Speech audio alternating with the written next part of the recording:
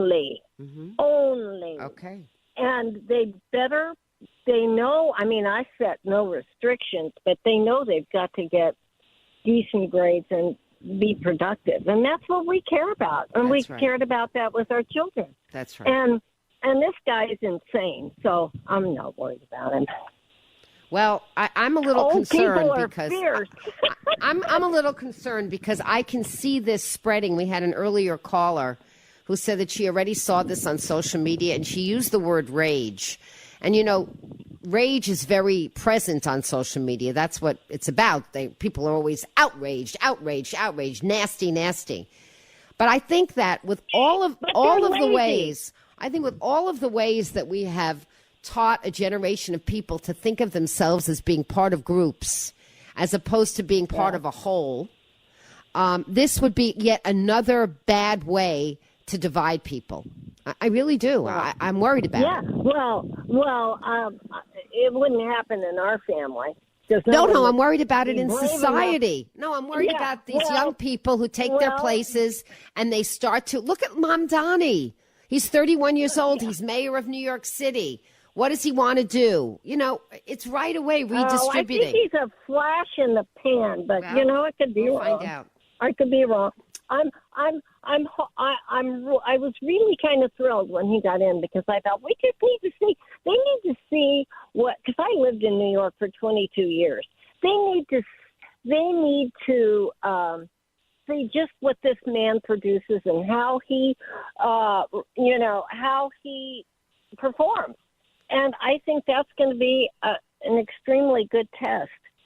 And that's what I'm banking on. Well, we'll see. And you know, I said banking. Yes, I hear that. Thank you. Go back to sitting on your pile of cash, Jay. Thanks for calling. Okay, who else do we have, Christian?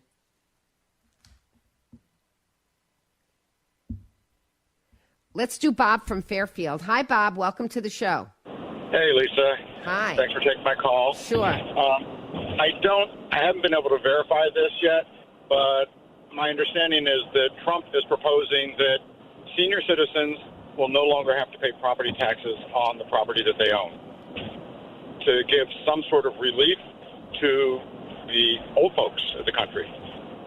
I had heard he wanted to give some kind of a break. I'm not sure he will have the power to do that, though, for real estate taxes. What he has done for income taxes is there is a new temporary $6,000 additional tax deduction, $12,000 for married joint filers for seniors age 65 and older. The deduction is referred to as a no tax on Social Security initiative, and it's supposed to be in place for 3 years only. And it will be phased out, apparently, in 3 years unless Congress decides they like it. But that's the only thing that I've seen that, he won't have authority over property taxes. Just doesn't. It's federal. Yeah, it'd be nice if it came to be. But yeah, the likelihood, I don't know. But he did give seniors a break in the big, beautiful bill. He did. Yep. Well, from what I've been able to find out from the IRS, the only people that are actually required to pay federal income taxes are federal employees and people who live in Washington, D.C. Everybody else, it's voluntary. Yeah, they just don't understand how they volunteer. Be careful about the voluntary piece because it's really not really voluntary, because if you don't do it, we've got lots of penalties for you. So we say it's voluntary. Yeah. Only if you've agreed to do business with the IRS, because they're registered business out of Puerto Rico. The 16th Amendment, any amendment requires 2/3 of the states to ratify it. The 16th Amendment only has 2 states that have ratified it. It sits there on the books looking like it's part of the Constitution, but it is not. Okay, well, you know what? I would be very wary of, number one, what you're saying, and number two, testing it. I wouldn't want anybody listening to the Lisa Wexler Show to think that paying taxes is anything but required, because even though we call it voluntary, because we don't confiscate the money The truth of the matter is we have very severe penalties, including jail, if you don't pay your taxes. Let's go to the next caller. We have Harding from Norwalk. Hi, Harding. Welcome to the show. Hi, Lisa. Hi. I had a similar discussion with someone on a train coming back from D.C. this weekend, and I said, well, listen, the young people, that's nice. How about they earn it? Well, that's what this entire article is again, missing. like one of the previous callers, I said, I wonder how much of his he's giving away. Yeah. But the kid didn't really understand what I was saying, and I said, okay, what are you into sports? Oh, yeah. Are you into football? Yeah. Okay. Let's take the draft and throw out all the top 100 players, and they cannot be drafted, and we start at 101. And he's a Giants fan, and he went nuts. I said, but those top 100 have earned it. 101 is not even in the draft. Well, actually he is, but this kid didn't know that. Not even in the draft, so just give it to him. He could be lousy at quarterback, but then the number one guy just doesn't get drafted. And he said, yeah, but he's good. He's earned it. I said, what did you say? Yeah. And all of a sudden, it sort of dawned on him that. And then I went through my background, which is, the service and grad school and all that, which I paid for myself. And I said, so I worked hard. And as far as my money is concerned, I'm giving it to kids, my 3 kids and my grandson. That's where the money goes. Of course. Well, and that's your pleasure and your privilege, but you don't need the government to say, because you've reached the age of 70, 75, 80, 85, now we're going to lop it off. But that's what this guy says. I work in the Masons, and we give a lot of money back to the community, especially that's what for I young said. Who do we think is children. volunteering? It's all older people Yes, that are ma'am. volunteering. I know. Thanks, Harding. Anyway, We're going to be thank back. you. I want to get to the rest of the calls. 203-333-9422. The topic has been older Americans are hoarding America's potential, which is literally what is being taught to Yale Law School kids who will graduate Yale Law School, and they will think, ooh, I've got another way to begin thinking about society. It's an us versus them mentality. And even though I may get there one day, right now, I don't think I'm getting a fair enough shake. I'm entitled to more by virtue of my age. We'll be right back. WICC 695.9, the voice of Connecticut. Weather update. Partly sunny, warm and windy this afternoon with a high in the upper 70s. Partly cloudy overnight in the mid-50s. Rain by late morning or midday tomorrow with a high in the mid-60s. I'm meteorologist Paul Piorek on WICC. Now, let's take a look back with Norman. Let's hear what happened today in WICC history. It's May 5th, Cinco de Mayo. On this day in 1990, Crocodile Dundee Paul Hogan marries co-star Linda Kozlowski, 1976 graduate of Fairfield's Andrew Ward. Michael J. Crocodile Dundee. Sir Charles Newsday. The number one TV show on this day in 1997 was Married with Children. Son, have I told you not to marry? Yeah, Dad. Have I told you not to be a shoe salesman? Yeah, Dad. Oh, I guess I've told you everything I know then. Love and marriage, love and... The number one movie at the box office in 1989 on May 5th was Field of Dreams. I have just created something totally illogical. If you build it, he will come. May 5th. That was today in WICC history. Every day just before 2 on the voice of Connecticut. WICC 695.9. You're listening to WICC, the voice of Connecticut. WICC AM Bridgeport, WICC FM Southport, WEBE HD2 Westport, WPLR HD2 New Haven, locally owned by Connoisseur Media. This is CBS News on the Hour, your home for original reporting.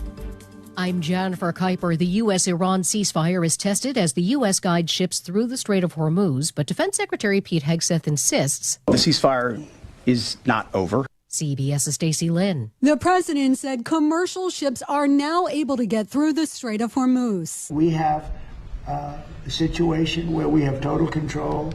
As you know, the blockade's been amazing. And he insists there are positive talks with Iran. They'll talk to me with such great respect. And then they'll go on television, they'll say, we did not speak to the president. He said they play games, but Iran wants to make a deal. Stacey Lynn, CBS News, Washington. CBS Pentagon reporter Eleanor Watson with more on Project Freedom, the U.S. effort to guide ships through the strait. There are still risks in the strait. And so far, it's been quiet, but there are still those risks, and that includes mines, because during the briefing this morning, one of the graphics the Pentagon put up said that on April 23rd, Iran had laid new mines in the Strait of Hormuz. Medical officials are racing to a cruise ship amid an outbreak of a rare virus. So far, 3 of the 147 passengers on the MV Hondias cruise ship have died. 1 is in intensive care, and 2 others are seriously ill. Maria Van Kerkhoff at the WHO says. Our highest priority is to medically evacuate these 2 individuals to make sure that they have the care that they receive. She says Spanish authorities will do a full epidemiological investigation, disinfect the ship, and assess the risk to the passengers still aboard. Allison Keyes, CBS News. Voters in Ohio hit the polls today in a Senate primary. CBS's Finn Gomez has details about the frontrunners. We're expecting to see Republican John Husted, who's the appointed incumbent. Again, this is to fill the vacancy left by Vice President Vance when he left to become Vice President. On the Democratic side is former Senator Sherrod Brown, a progressive. President Trump's presence looms large over Indiana State Senate primary elections. He wants 8 GOP lawmakers ousted for defying his push for redistricting. Vice President J.D. Vance heads to Iowa for a campaign event on primary day as concerns over the economy grow amid the war with Iran. Get your licks on Route 66. The U.S. Postal Service has just unveiled 8 new stamps commemorating the famous highway. They bear images captured by Ohio photographer David J. Schwartz on his many trips along that road. I see Route 66 as a living road. It's not a museum piece where it's tucked into glass or got a velvet rope blocking it off. You can step into it, you can experience it, and become part of it. Stocks are up on Wall Street. This is CBS News. What is going on? What's going on here? How is this possible? Great storytelling starts here. Oh, come on. Why? It's time for 60 Minutes. We all hear the radio ads about the IRS. They tell you to be afraid, to be scared, and they try to frighten you into calling. I'm not here to do that. Tax Relief Advocates is different. TRA is here to tell you that if you owe money to the IRS, whether it's $5,000, $50,000, or $500,000, we have a solution. It doesn't matter if you're sitting in your car, at work, or with your kids. No matter where you are, call now. 800-518-3899. Don't lose hope. TRA can eliminate or reduce what you owe to the IRS. Generous programs are now available that can give you a fresh start. Our passion is taxes and helping individuals fix their IRS problems. We have over 1,000 5-star reviews on Google and an A+ with the Better Business Bureau. You don't need to be afraid of the IRS any longer. End your tax nightmare today by visiting us online at TRA.com or call 800-518-3899. That's 800-518-3899. Tax Relief Advocates. Real solutions for real people. WICC 695.9. Voice of Connecticut Local News Update. Bridgeport's Beardsley Zoo is closed today after an alleged bomb threat. Police say the threat occurred just after 10:20 this morning. Officials closed the zoo after the threatening calls were received and no active threat was detected after a thorough sweep of the zoo grounds. Zoo officials say the safety of visitors, staff, and the animals is their top priority and said this afternoon that all visitors, staff, and animals are safe and accounted for. The zoo will reopen when officials deem it safe. Stanley Black & Decker is laying off half its workforce in Connecticut. The company started the process by cutting 300 workers on Monday. Most of the layoffs were performed during the first day and are expected to continue through May 18th. The facility in New Britain opened in 1963, and many employees are second or third generations of their families at the company. Stanley provided the laid-off employees with gold-plated tape measures as a parting gift. And David Zanelli is officially New Haven's police chief. The New Haven Board of Alders approved the permanent appointment of Zanelli last night. Zanelli had served as acting police chief since January following the departure of former police chief Carl Jacobson. Jacobson was arrested and charged with larceny after he allegedly embezzled $85,000 in city funds. I'm Chris Williams with WICC News. WICC Smart MLS Right Now traffic. Merritt Parkway northbound tree trimming, exits 4 and 5 stay left to get through. Further ahead on the Parkway northbound construction, exits 20 through 27 in the left lane. On the southbound side, road work from exit 13 down to 10, stay right to get through.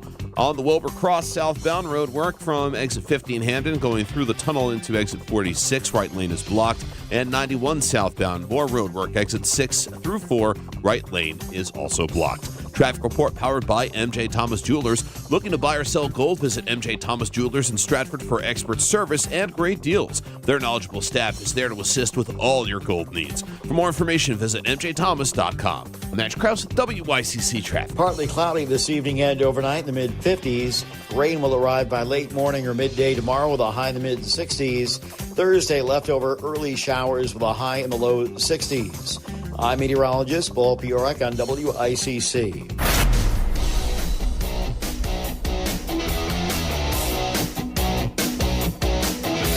You're listening to Connecticut Today with Paul Piselli on WICC 600 and 95.9, the voice of Connecticut.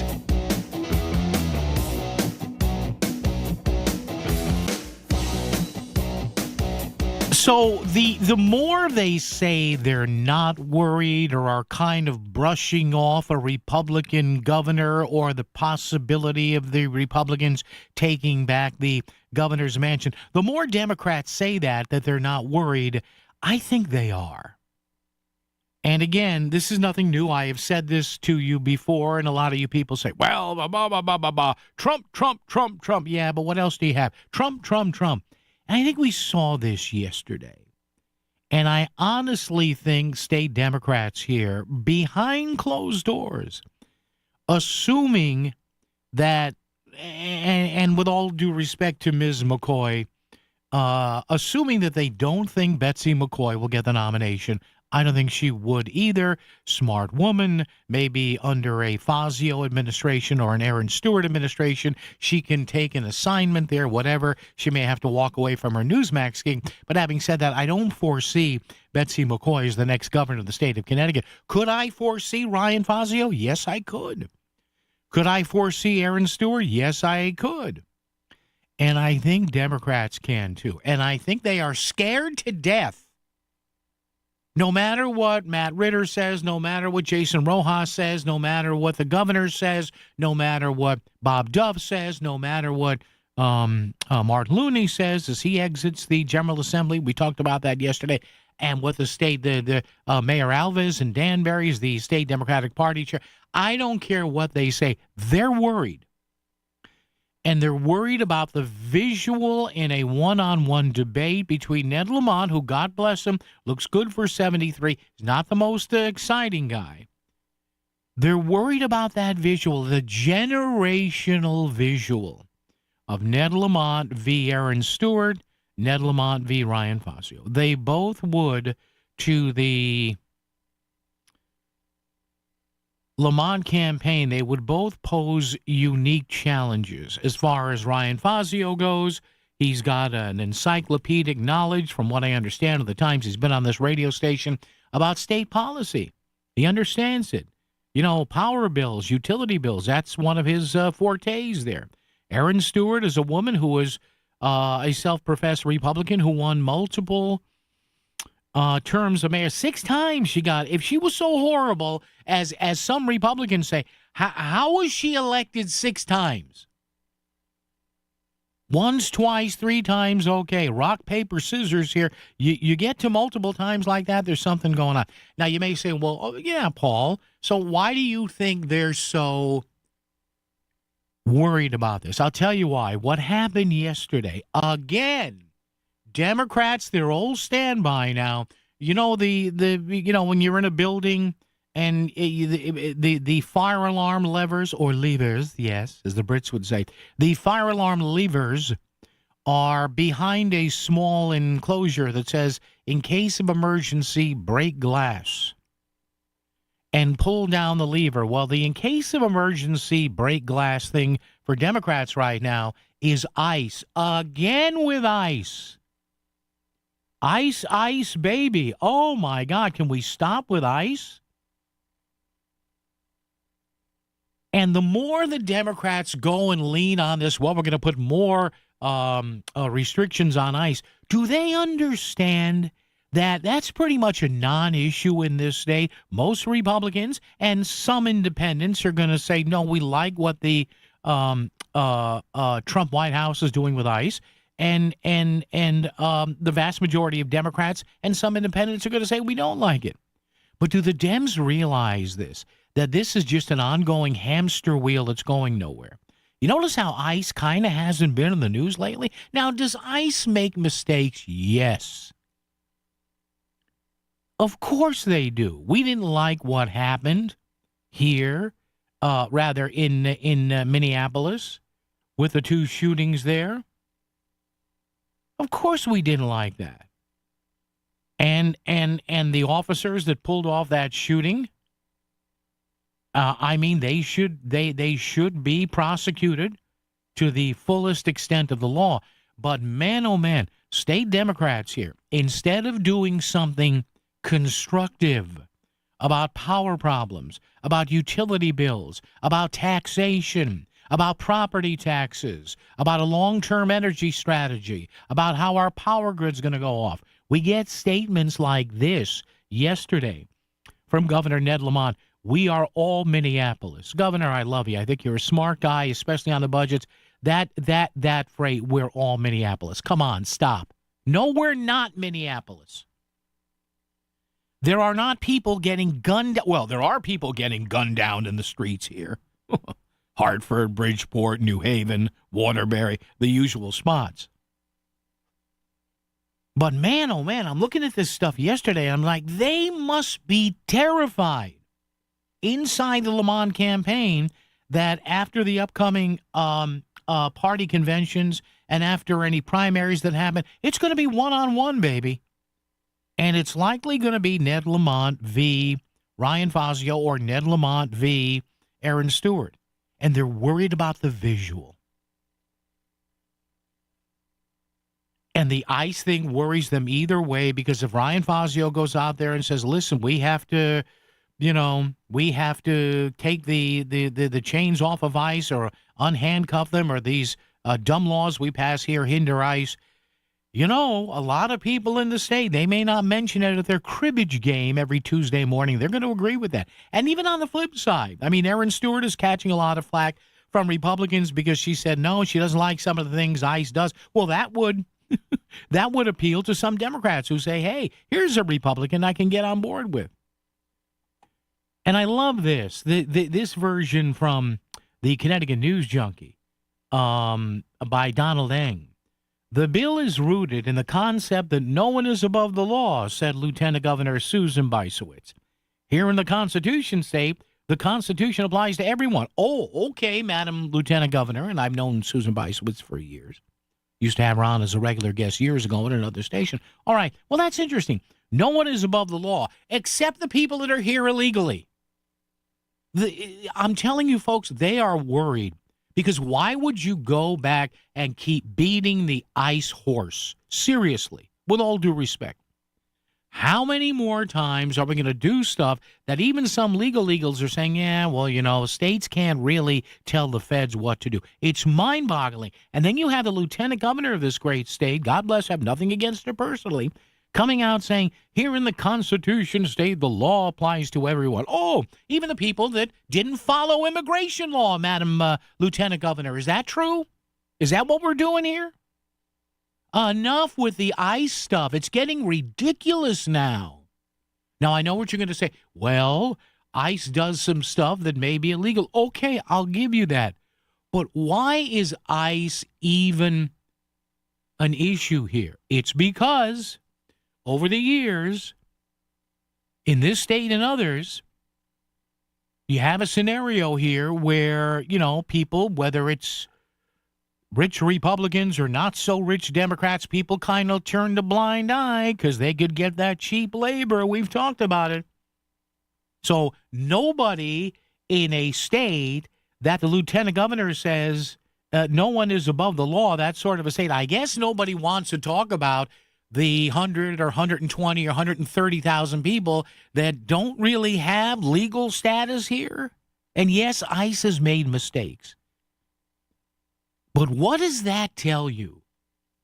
Heading into an election season where people are ticked off about energy prices, about the public benefits charge, about their property taxes, about homeschooling bills, and we go back to the ICE well again and again and again and again and again. Enough. Enough. If you cared so much about the law and the Constitution state, you wouldn't be genuflecting at this issue every freaking week. Again, remember, this is a state where most of the time they won't even honor an ICE detainer. So wait a minute now, you're doing this, but in a roundabout way, you won't even honor ICE detainers most of the time. Well, it's got to be a special circumstance. Oh, there's law breaking and there's a special circumstance of law breaking. My God, we open up today with this question, which is already getting a lot of responses. Do you approve of a new Connecticut law allowing state residents to sue federal immigration agents for civil rights violations? Again, they go back to the ICE well over and over and over. You know why? Because if you don't have any fresh ideas about policy, you just mention ICE. You listen to the voice of Connecticut whenever you're in the car. You stream us on your computer at work. And when you get home, you can listen through your Amazon Echo. Just say, Alexa, play WICC. Hear all your favorite Fairfield County news and talk on the voice of Connecticut anytime, wherever you have your smart speaker. Say, Alexa, play WICC. Repair your car with confidence at Sono Collision, Fairfield County's premier destination for top-notch collision repairs. Our expert team uses state-of-the-art equipment to restore your vehicle to pre-loss perfection. We prioritize your family's safety when it comes to fixing your car. Trust the care and precision of Sono Collision. Because after a collision, you deserve quality repairs and peace of mind. Visit us today at sonocollision.com. That's sonocollision.com. Your car will thank you.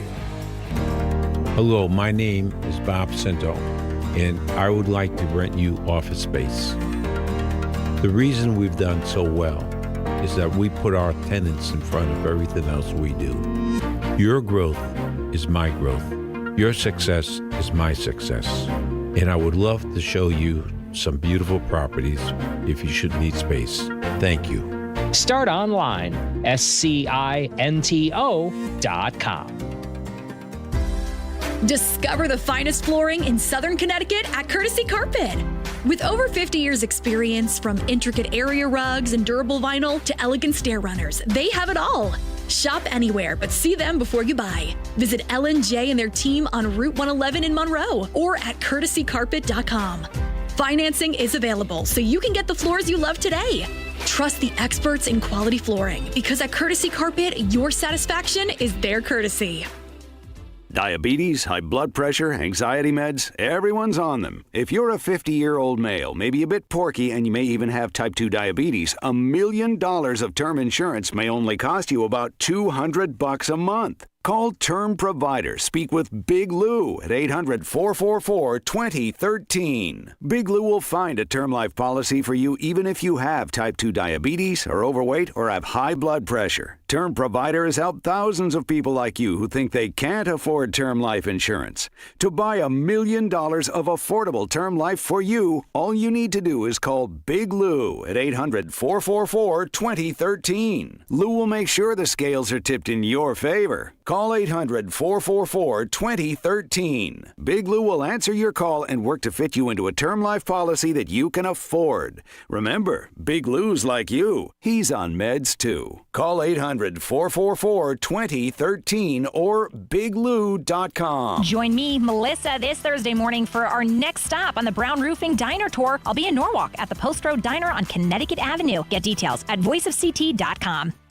WICC Smart MLS Right Now Traffic. Merritt Parkway northbound tree trimming. Exits 4 and 5 stay left to get through. Further ahead on the Parkway northbound construction. Exits 20 through 27 in the left lane. On the southbound side, road work from exit 13 down to 10. Stay right to get through. On the Wilbur Cross southbound, road work from exit 15 Hamden going through the tunnel into exit 46. Right lane is blocked. And 91 southbound, more road work. Exit 6 through 4. Right lane is also blocked. Traffic report powered by MJ Thomas Jewelers. Looking to buy or sell gold? Visit MJ Thomas Jewelers in Stratford for expert service and great deals. Their knowledgeable staff is there to assist with all your gold needs. For more information, visit mjthomas.com. I'm Max Krause with WICC Traffic. For this evening and tonight, partly cloudy in the mid-50s. Rain will arrive by late morning or midday tomorrow with a high in the mid-60s. Thursday, leftover early showers with a high in the low 60s. I'm meteorologist Paul Piorek on WICC. We're celebrating 100 years as the voice for Southern Connecticut. WICC 695.9, the voice of Connecticut. So again, maybe I'm the jerk here. Yeah, Paul, we know you're the jerk. We listen to you every freaking day, 5 days a week. No, seriously. Again with another ICE bill in Connecticut. How many? And we have the Trust Act. Is there ever enough here? Can we talk about real issues? Well, they do real issues, Paul. Yeah, you tell me what.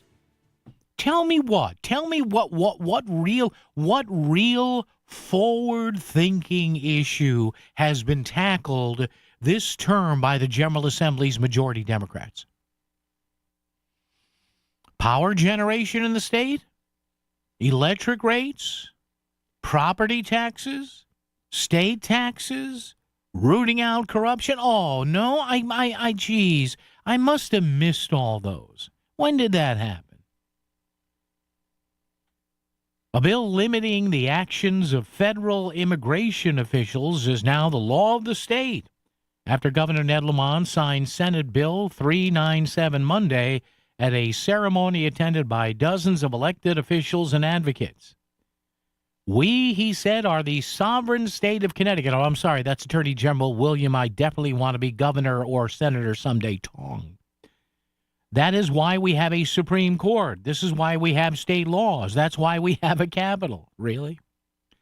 The bill is rooted in the concept that no one is above the law, said Lieutenant Governor Susan Bysowitz. Here in the Constitution state, the Constitution applies to everyone. I guess even the illegals. And again, I have nothing against somebody who wants to come here and escape a bad situation and sees America as a beacon of freedom. That's not the issue. You can't pick and choose what laws you defend and what laws you don't. That's what the Democratic majority keeps doing in this state. I'm sorry, the picking and choosing is ridiculous. The bill passed the Senate 24-10 along party lines and the House 91-54. Some Democrats voted against it. I'm trying to find out who said no to this. Maybe you can always tell on the no votes here which state legislators, when they vote against a bill that their entire caucus virtually is for, that can tell you if they're worried about getting reelected. So I'm checking on that as we speak. Democratic leaders in the Senate cited the 250th anniversary of the nation and called the bill another example of Connecticut, quote, firing a shot in the fight for freedom against tyranny. Oh, come on. My God, you look foolish. If you're so concerned about laws, are you not concerned about proper immigration law? Are you concerned that by some estimates, and I'm not saying you have to throw everybody out, but after a while, can you at least acknowledge that the fact that there are estimated to be 120 to 140 or 150,000 folks who, all right, I won't say illegal, they are undocumented in the state. Is that a problem? Does any progressive Democrat ever come out and just say, well, yeah, that, we've got to fix this thing? But no, everything is a battle with Trump because that's all they have. Tell me 203-333-9422, 333-WICC, talk or text. You tell me, what is the forward-thinking momentum that we have any reason to be optimistic on? Tell me, what is it? I don't know. It is mind-numbing that we keep going down this road over and over again with the Trust Act, the 15 different versions we have of the Trust Act that won't even allow an immigration detainer to be honored by anybody who works for the state of Connecticut or as a law enforcement officer. It is mind-boggling, but they do it again and again and again, especially this time around, because they are scared. They know that nothing is really done about taxes, about the public benefits charge, about costs of doing business in this state. So let's go to the immigrant. And they're the immigrant thing in a blue state. I don't get it. Maybe it's their flailing. I don't know. Before news and traffic and weather together, Ken in Fairfield. Ken, how are you? What's up? I'm good. I just like to weigh in. Yeah. There's something within the Democratic Party that it's like, it's like a guy that roots against his own family, or I've met Jewish people that are against Israel. Mm-hmm. I don't understand how you could want all these illegal aliens coming here. And there's a million things wrong in Connecticut. Unfunded liabilities is a big one nobody likes to talk about. I'll tell you this, if they come to me for money, if I'm still alive, they could have it, but they have to kill me to get it. We wouldn't like that to happen. Thank you, Ken. Appreciate it. Yeah, Ken, I'm sorry, I got to go. But no, your point is well taken. There are just some tropes here. I mean, my God, they're going back to the ice bucket, or the ice trough again. Instead of looking forward, thinking and saying, wow, look at the progress we made on this issue.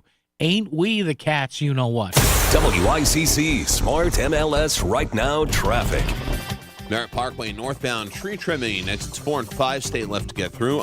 Further ahead on the Parkway northbound construction, exits 20 through 27 in the left lane. On the southbound side, road work from exit 13 down to 10, stay right to get through.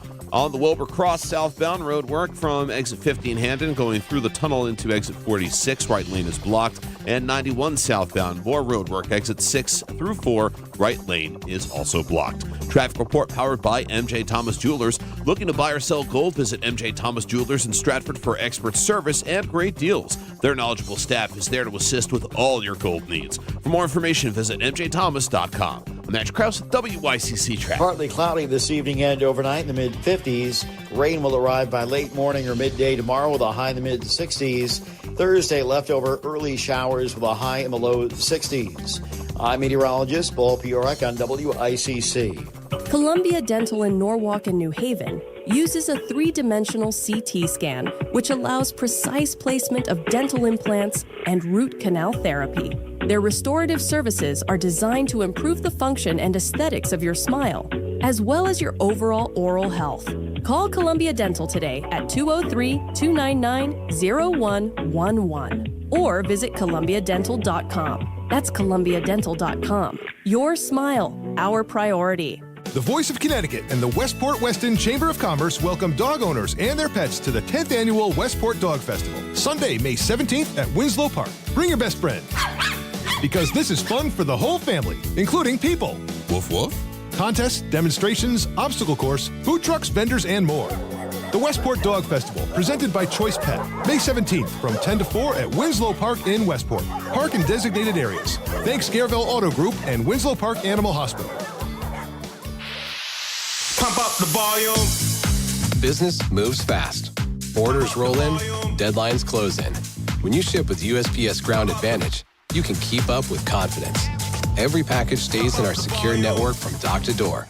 And with nationwide reach, dependable tracking, and upfront affordable pricing, you get built-in peace of mind.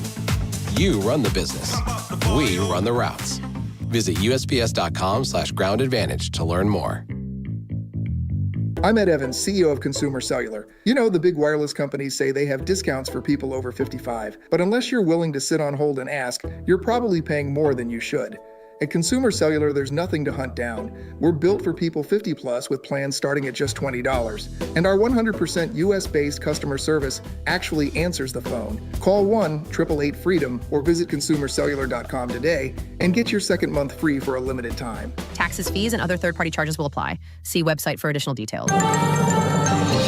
This is WICC 695.9, the voice of Connecticut. CBS News Brief. Defense Secretary Pete Hegseth says the ceasefire with Iran remains despite the U.S. guiding boats through the Strait of Hormuz. This operation is separate and distinct from Operation Epic Fury. Project Freedom is defensive in nature, focused in scope, and temporary in duration, with one mission: protecting innocent commercial shipping from Iranian aggression. They're heading to the polls today in Louisiana, despite the governor's decision to suspend the congressional vote. Lawsuits are challenging that, and the ACLU is encouraging voters to cast ballots. It is an attempt to disenfranchise our voters. President Trump signed on for student fitness today. Today I sign a proclamation recognizing National Youth Sports and Fitness, and I'll also sign the very first copy of the new revitalized Presidential Fitness Test Award. On Wall Street at this hour, stocks are higher. The Dow up 318. CBS News Brief. I'm Cammie McCormick.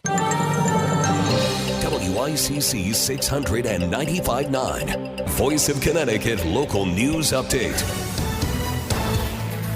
Stanley Black & Decker is laying off half its workforce in Connecticut. The company started the process by cutting 300 workers on Monday. Most of the layoffs were performed during the first day and are expected to continue through May 18th. The facility in New Britain opened in 1963, and many employees are second or third generations of their families at the company. Stanley provided the laid-off employees with gold-plated tape measures as a parting gift. Bridgeport's Beardsley Zoo is closed today after an alleged bomb threat. Police say the threat occurred just after 10:20 this morning. Officials closed the zoo after the threatening calls were received, and no active threat was detected after a thorough sweep of the zoo grounds. Zoo officials say the safety of visitors, staff, and the animals is their top priority, and said this afternoon that all visitors, staff, and animals are safe and accounted for.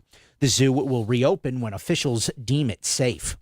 A new bill will allow residents to sue federal immigration agents for civil rights violations. Governor Ned Lamont signed the bill outside of the Connecticut State Supreme Court on Monday as he was surrounded by other top state leaders. We didn't waste any time. We signed the bill. It is the law of the land here in the state of Connecticut. We're standing up and fighting for each and every one of you, and we're not going to forget it. And that's what Connecticut is all about. And Senator Blumenthal, go tell Washington, D.C., this is what Connecticut's all about. Let's see what you can do in Washington. The bill also restricts the ability of ICE to wear masks except for limited situations. It's designed to combat an increase of citizens being detained across the nation, and the governor said he hopes the bill demonstrates a tone of defiance to officials in Washington. Republicans spoke out against the bill during the legislative debate and believe the law will be overturned in federal court. Lawmakers have approved sweeping consumer data protections as the state house overwhelmingly passed a bill giving residents more control over their personal information. The legislation would create a one-stop system, allowing people to request deletion of their data from large-scale brokers while requiring those companies to register with the Connecticut Department of Consumer Protection, disclose what they collect, and comply with deletion requests. Supporters say the measure strengthens privacy in an era of widespread data collection, while opponents argue it could create new regulatory burdens. The bill now heads to the governor, who, when asked, said he is likely to sign it. I think I am. Let me read the fine print. A controversial homeschooling oversight bill in Connecticut is heading to the governor's desk after passing the state legislature following hours of debate. The measure requires parents to formally declare homeschooling and undergo checks with the Department of Children and Families when withdrawing a child from school, aiming to prevent abuse after several high-profile cases. Supporters say the bill is designed to protect vulnerable children who may otherwise fall off the radar, while critics, particularly among homeschooling parents and some Republicans like Senate Minority Leader Steve Harding, argue it places unnecessary burdens on parents and raises concerns about DCF's capacity and oversight. Instead of focusing on actually addressing that issue, saving children's lives, improving DCF, instead of taking those necessary steps to protect children in the state, the Democrats in this building have made it a targeted effort for whatever reason on homeschooling parents. This is a politically targeted effort in an election year on a group of individuals that I think Democrats generally don't see as voting for them. And that's wrong. This morning, Governor Ned Lamont and Attorney General William Tong, alongside advocates and state legislators, held a news conference in Hartford regarding the latest developments in the legal battle over mifepristone, the commonly used abortion medication. On Monday, the Attorney General filed a brief on behalf of the state of Connecticut urging the Supreme Court to stay a ruling by the U.S. Court of Appeals for the Fifth Circuit that abruptly restricted access to the medication nationwide. Supreme Court Justice Samuel Alito granted a temporary stay, and there's currently no change to Connecticut patients' access to mifepristone. And back-to-school shopping is anticipated to be more affordable for families in Connecticut this year, as new changes to the state's tax-free week expand savings on clothing and school supplies. Under the updated budget, the price limit for tax-free clothing and footwear will increase from $100 to $300 per item, and newly eligible items will include backpacks, cleats, and a range of school essentials like notebooks, pens, and lunchboxes. The tax holiday will run from August 16th through the 22nd.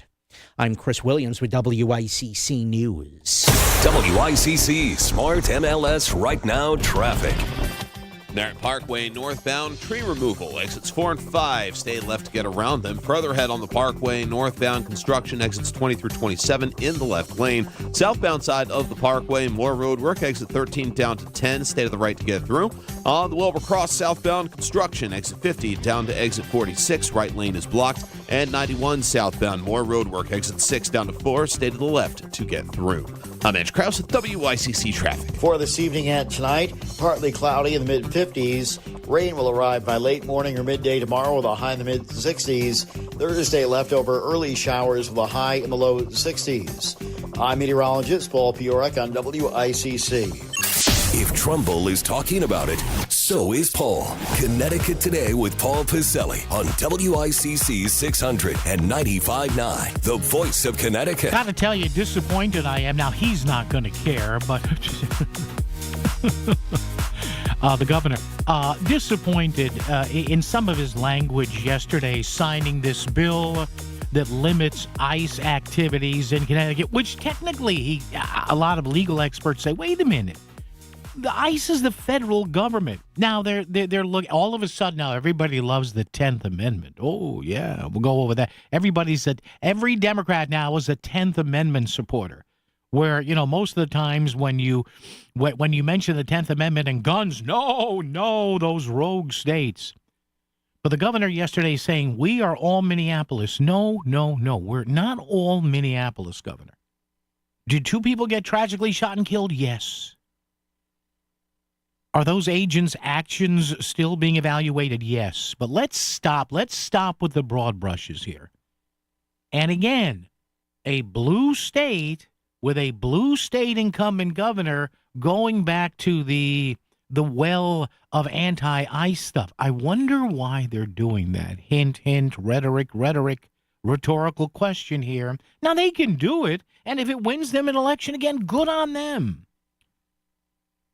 But with all the stuff we have to worry about now in the General Assembly and some stuff that still might even not get done, they do this. Why? Because they know there's a lot more support, even when ICE screws up to where it kills people. And if anybody kills somebody, they should be dropped down a big hole for the rest of their foreseeable lives. See you later. Bye-bye. Goodbye. But this notion that ICE seems to be our number one enemy here, why do we never hear, even in benign terms, from the governor, from the lieutenant governor, from the attorney general, Why do we never hear anything critically said regarding the 100-and-something thousand undocumented folks in this state who may have good reason to be here? Maybe emotionally they want to be here. They were brought over here when they were dreamers, whatever. We never hear on the other side. Why? Well, because Trump. 203-333-9422, 333-WICC. And if because Trump is going to win them something, then you know what? All more power to him. But my God, how many more versions of the Trust Act are we going to have where this state actually has documentedly, there's documentation, I should say, they've released sex offenders on the street after they got out of jail because the state won't hold them for an ICE detainer. That's ridiculous. That is idiotic to an Olympic level. I've recounted those. I get the press releases from ICE, and they say, hey, we asked people in Connecticut, hold this guy or hold this gal till we can get there. We can't get to every criminal illegal that's being released. And the state says, no, sorry. So they went ahead last year and released a guy with child sexual charges back into the community in Hartford. But again, ICE is the problem. James in West Haven's here. James, good afternoon. How are you? Yeah, thanks for taking my call. Yes, sir. You said you seemed confused of why he signed that bill. Oh, no, I'm not confused. No, I'm not confused because he wants to get reelected. And they got to mobilize the base. Have ICE, since they've been active, yeah, have they ever done anything above board in your eyes? Yeah, sure. Going after criminal illegals, yeah. Yeah, the worst of the worst, right? Yeah. But they've screwed up. But James, they've screwed up too, and I have said that on this radio station. You cannot regain public trust by doing some of the stuff that ICE does. My only argument here, James, is they're saying stuff that just, like, come on, man. We know you don't like ICE. But again, they have to win the election. I get it. I understand it. Well, he shouldn't have had to sign that bill. But the reason why he signed it is because ICE never does anything legal that I've seen. Okay, I would dispute that because if ICE never did anything, and look, James, they have screwed up. I'm not going to say they haven't, my friend. But in a lot of other states, even some bluish states and some purplish states, and by the way, ICE, James, they operate almost every day here in the state. You don't hear that because, as you say, you hear about it when they do stuff that's not above board. I've been watching them since this began, and all I've seen them do are things that I consider illegal, that I would get arrested for. I live in Connecticut. I don't trust ICE. Okay. And he had to sign that for my behalf, and I'm glad he did. Okay. James, I thank you for the call. Appreciate it. Listen, this is a very divisive issue. I understand that. And as I said to James, when ICE screws up, they should be under the maximum microscope here because whether it's ICE or somebody like James maybe working for an employer he works for or whatever, it's like, hey, don't do something stupid to reflect poorly on us. And I think even the president realized that, and when he sent Tom Holman in there and he got rid of Kristi Noem and all that lip filler. Jeez, look with those fish lips there, you know what I'm saying? Yeah, she screwed up. But to me, and a lot of legal people saying, wait a minute, the state has no legal standing here. But again, my point is, why are they doing this? It's an election year. They could have done this last year, but they didn't. I understand it was a different timeline. But listen, Immigration and Customs Enforcement, they've been around a long time. Now, did Mr. Trump give them another mission here? Did he crank stuff up? Yeah, I mean, I get the news releases from Immigration and Customs Enforcement out of the Boston office. Connecticut's in the Boston office, and they say, hey, these people are out there walking around, and nobody kicked them out of the country. And by the way, you see what a lot of people are begrudgingly starting to say about the violent crime rate dropping in the country? Could be the ICE enforcement. Listen, we'll never really know. But again, my point here is they keep going back to the well with ICE here. But then I wonder, it's a blue state. So they may know. And listen, the Attorney General likely knows. His staff likely knows. They've briefed the governor on this. They've briefed the lieutenant governor on this. They've briefed the Democratic leaders in the State House and Senate on it. They probably say, well, yeah, the U.S. Supreme Court could knock this down, or a federal appellate court could knock this down. But we need this because one of the two likely candidates on the other side is young. They're telegenic, both of them. They're very articulate. And we just might have our hands full come this November. The winter may be behind us, but did you see that windstorm earlier in March and how many branches and tree limbs came down? I know I saw it in my neighborhood here in Milford. Hey, Melissa Sheketoff here. And it's another reminder that we live in New England and storms happen all throughout the year. And I don't want you to have property damage. That's why I want you to check out my friends at K&J Tree Service. I am a proud customer of K&J, and boy, did I have a great experience. Check out kjtreeservice.com for more information and to book that free tree risk assessment. A collision on a motorcycle isn't like any other accident. A lot of lawyers don't understand that, probably because they've never been on a bike. At the law firm of Trantolo & Trantolo, we ride, and we get it. If you're hurt on your bike, you need somebody who understands what you're going through, who knows how to get you the money you deserve and how to get you back on the road.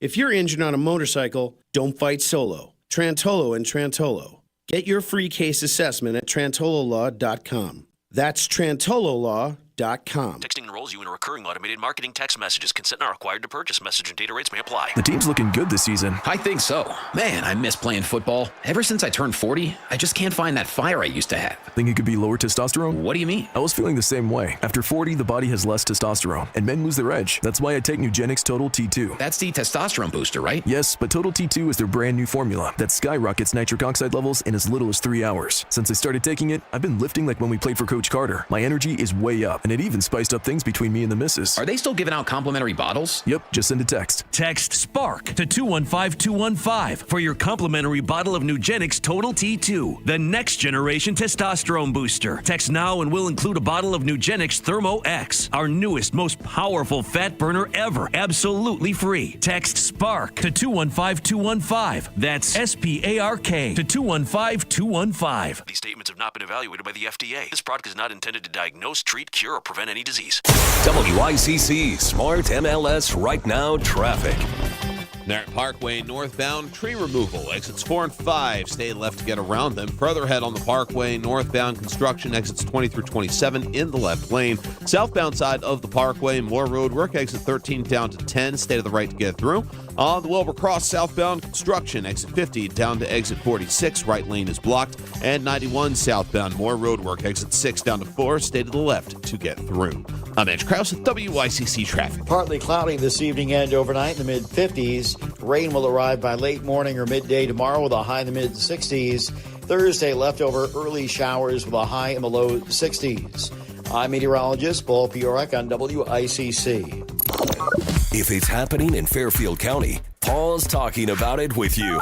203-333-9422. Connecticut Today with Paul Piselli on WICC 600 and 95.9, the voice of Connecticut.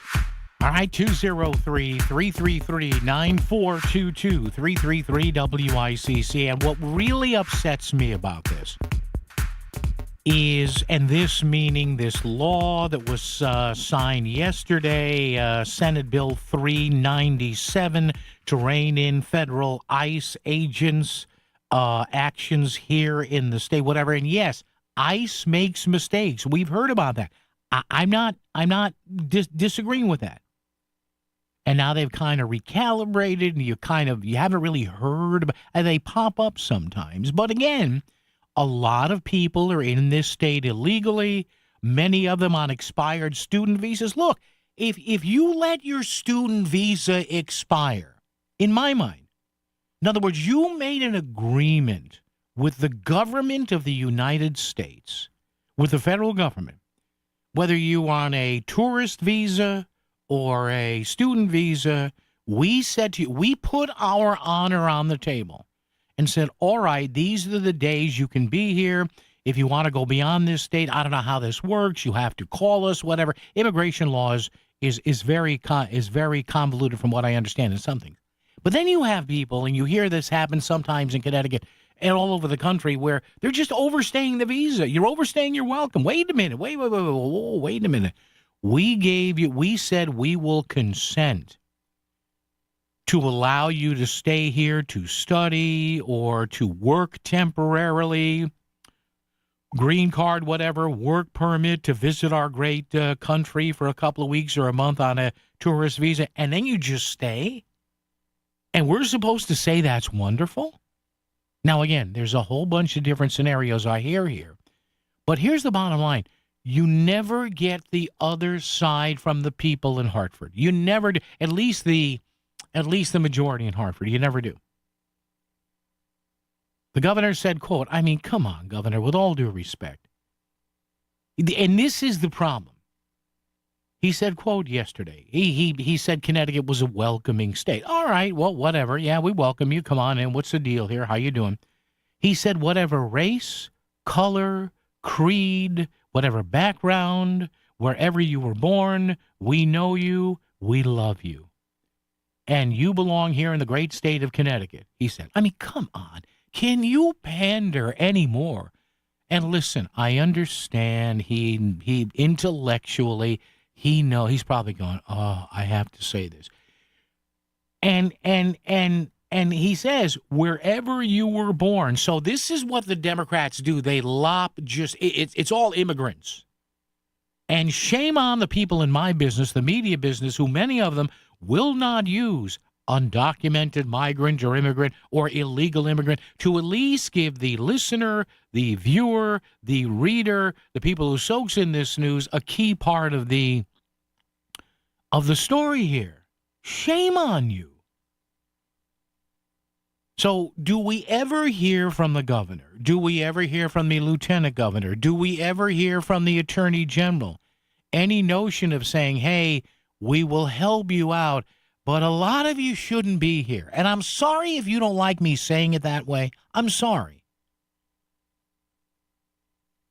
But the tacit approval of all this and the added burden on Connecticut taxpayers here of certain people who are here for whatever reason, while there are likely thousands of people trying to do this the right way, waiting in line, waiting months or years, paying thousands of dollars for legal fees and immigration attorneys to come to this great country and to come to this great state, which we are, and we are, country and state.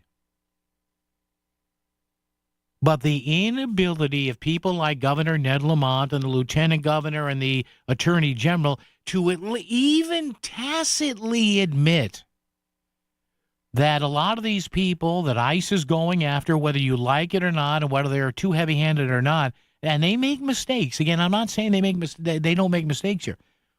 But a lot of these people, we find out, are not legal citizens. And by the tacit approval that we get from our elected officials, you know what that does? It devalues being a citizen. You're a citizen. She's not a citizen. He's not a citizen. You're a citizen. Screw it all. Open borders. I mean, that's what that sounds like. And I'm telling you, you folks who listen, I know you may not vote for a Republican or a Democrat, whatever.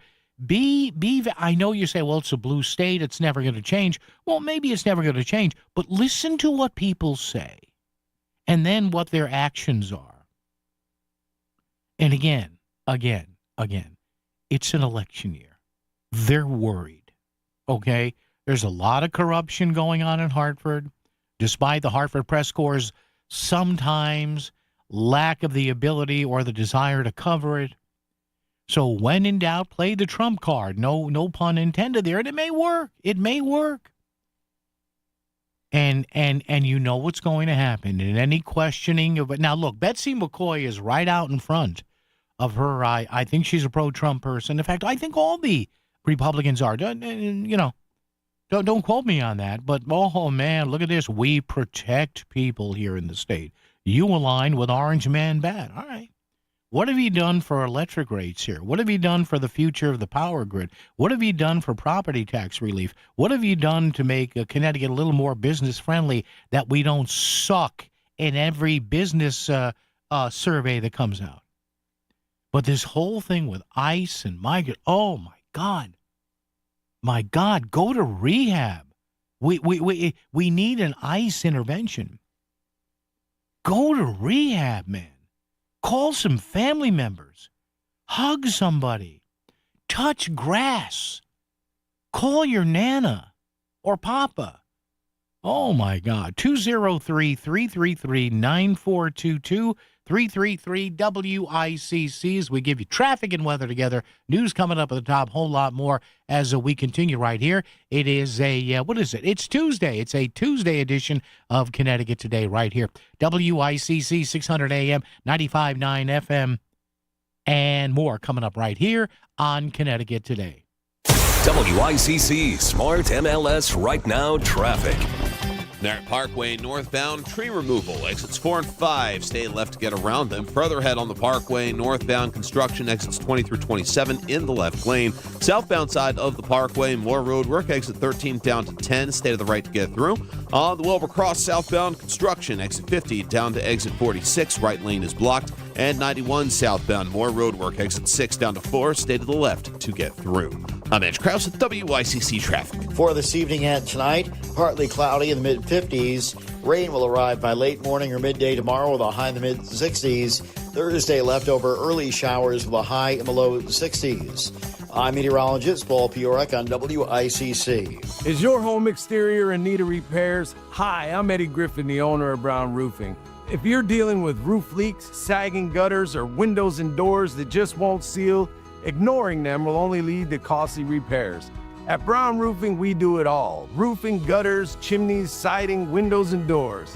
And you can get your new roof, siding, or windows as low as $99 a month. Call Brown Roofing today for your free estimate. Brown won't let you down.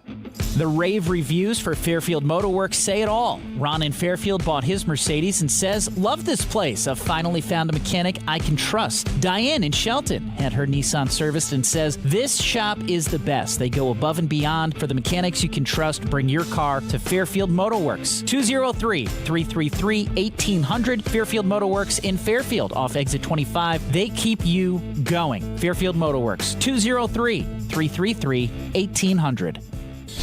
Back to the news and talk. Thanks to Smart MLS. Smart sellers ask, is my home on Smart MLS? The voice of Connecticut. WICC's 695.9. It's Connecticut Today with Paul Piselli. By the way, there were 4 Democrats who voted against this bill that puts more limits or tries to on ICE. Now, why they voted against it, there might be some stuff. I think there was a law enforcement training provision in this bill, too. So I will tell you on the other side of the news at the top of the hour at 3, which 4 Democrats broke ranks with their party brethren up there and sided with Republicans on this no vote again. Maybe they think it would help them in their reelection. I don't know. I cannot get inside their heads. News coming up, traffic and weather all together and all that. Bill in Bridgeport is here. Bill, good afternoon. How are you? Oh, I'm feeling okay. I'm just gets so aggravating. Yeah. My people are here before everybody else, and we still get treated like garbage and especially since Blumenthal and Malloy and a few of the Democrats who are still in office made it illegal for us not to be in the state because we're not from the casinos. Yeah. Well. And there's your answer, Bill, right? Everybody else can come here and get their butts kissed by all the politicians. Yeah, well, because, and Bill, thank you for the call. Appreciate it. Listen, they know, these, and again, Bill, that's a good point. Yeah, but you've got the 2030 census aspect here. They know that there's an outflow from blue states in the Northeast down to Florida and to Texas and to the Dakotas. So there's that aspect of it. There's, federal dollars aspect of it, too. But again, how many more bills in this state? I mean, when was the last time you heard of an ice problem anywhere in Connecticut? WICC AM Bridgeport, WICC FM Southport, WEBE HD2 Westport, WPLR HD2 New Haven. Locally owned by Connoisseur Media. This is CBS News on the Hour, your home for original reporting. I'm Jennifer Kuiper. A man has shot 5 people in Texas, killing 2 of them in Carrollton, which is north of Dallas. Carrollton Police Chief Roberto Arredondo says it happened at the K-Town Plaza in an area known as Koreatown. Currently, there is no immediate threat to the public. Victims were meeting with the suspect for a business purpose. This is not a random act of gunfire. The suspect is in custody. Tennessee becomes the latest southern state to consider redrawing its congressional map after the U.S. Supreme Court severely weakened the Voting Rights Act. CBS's Nicole Valdez with more. These are hundreds of people that have come from all across the state of Tennessee to protest this special session, one they say they were given just days' notice of, to redraw the congressional maps here in Tennessee and essentially break up Tennessee's 9th congressional district. That includes the city of Memphis. It's the only Democratic district left in the state of Tennessee, and it is a majority-minority district. The Alabama legislature has held a special session to plan for a redistricting proposal if the U.S. Supreme Court approves it. Republican Senator Chris Elliott. We are here to preserve the option to go back to the maps that this elected body passed overwhelmingly in both chambers, and the governor signed into law. Democratic Alabama Senator Bobby Singleton. We should not be here. The court has already ruled on what they're going to do in these particular cases. Now the state of Alabama just trying to get ahead just because they've been told by the President of the United States to go out and do some redistricting. The Alabama effort comes as the U.S. Supreme Court struck down a majority black congressional district in Louisiana. Vice President J.D. Vance returned to his hometown of Cincinnati today to cast his ballot in the Ohio primary. His young son was with him, the vice president telling staff and press after he voted. He voted for the Easter Bunny over the Tooth Fairy, which is a risky choice because he's got a loose tooth. So that's a man of principle. President Trump is touting big progress in the war with Iran. He said the U.S. has total control of the Strait of Hormuz, and commercial ships are now able to get through. As for oil prices, he says, I look today, it's like at 102, and that's a very small price to pay for getting rid of a nuclear weapon from people that are really mentally deranged. And he insists that despite what Iran says, they want to make a deal. Stocks are up on Wall Street. The Dow has jumped 355 points. The Nasdaq up 269. This is CBS News. It's one of the most successful law and justice programs in television history that continues to uncover the truth 48 hours, Saturday on CBS and streaming on Paramount Plus. Straight Talk Wireless presents Pickup Truck Wisdom. Trust is earned. That's why I've stuck with Straight Talk. Same price since 2009 on Verizon's 5G network. Because shoot, anyone can make a promise. Keeping it for years, that means something. Now plans starting at $25 a month with 4 lines. Find us at straighttalk.com and Walmart. Straight Talk Wireless. Straightforward. Always. Same price claim applies only to the base monthly price of our $45 plan from October 2009 to present. Hey, Joy. Oh, you are glowing. Oh, hey. More like Mira joyed that Miralax helped me go. I was so backed up. Tried mega coffees, prune juice, everything. Then Miralax. And hello, gentle relief without the harsh side effects. Ooh, how does it work? It works naturally with the water in your body for constipation relief. Find Miralax today at your local retailer. Use as directed for occasional constipation. WICC 695.9, Voice of Connecticut Local News Update. A fire in Bridgeport has 7 people looking for a new home. The fire erupted at a structure on Coleman Street around 3 p.m. and was brought under control within 15 minutes. The 7 people who have been displaced are being helped by the American Red Cross. The cause of the fire is under investigation. No other details have been released. 1 person is dead after a car went off I-91 South near Exit 4 in New Haven last night. State police said the vehicle went down an embankment and landed at an underpass on East Street, resulting in the closure of I-91 for several hours. A second person was hospitalized with serious injuries. The cause of the accident is under investigation. And officials in Stamford continue to make cuts to the city's proposed budget, with the Board of Representatives targeting both municipal spending and education costs. Recent reductions include savings in employee benefits and park maintenance, while additional cuts to the school budget are expected following an earlier multi-million-dollar reduction by the Board of Finance. Leaders say they are working to find savings without impacting students, though the proposals remain under review. I'm Chris Williams with WICC News. WICC Smart MLS Right Now Traffic. 95 northbound, about an hour. Stamford through Fairfield. The Parkway northbound is only slightly easier. New Haven, 95 south. Jen and through Long Wharf into West Haven. Traffic report powered by Columbia Dental in Norwalk and New Haven, offering cleanings, implants, even oral surgery all under one roof. Call 203-299-0111 or visit columbiadental.com today. Mitch Krause, WICC traffic. Partly cloudy this evening and overnight in the mid-50s. Rain will arrive by late morning or midday tomorrow with a high in the mid-60s. Thursday, leftover early showers with a high in the low 60s. I'm meteorologist Paul Piorek on WICC.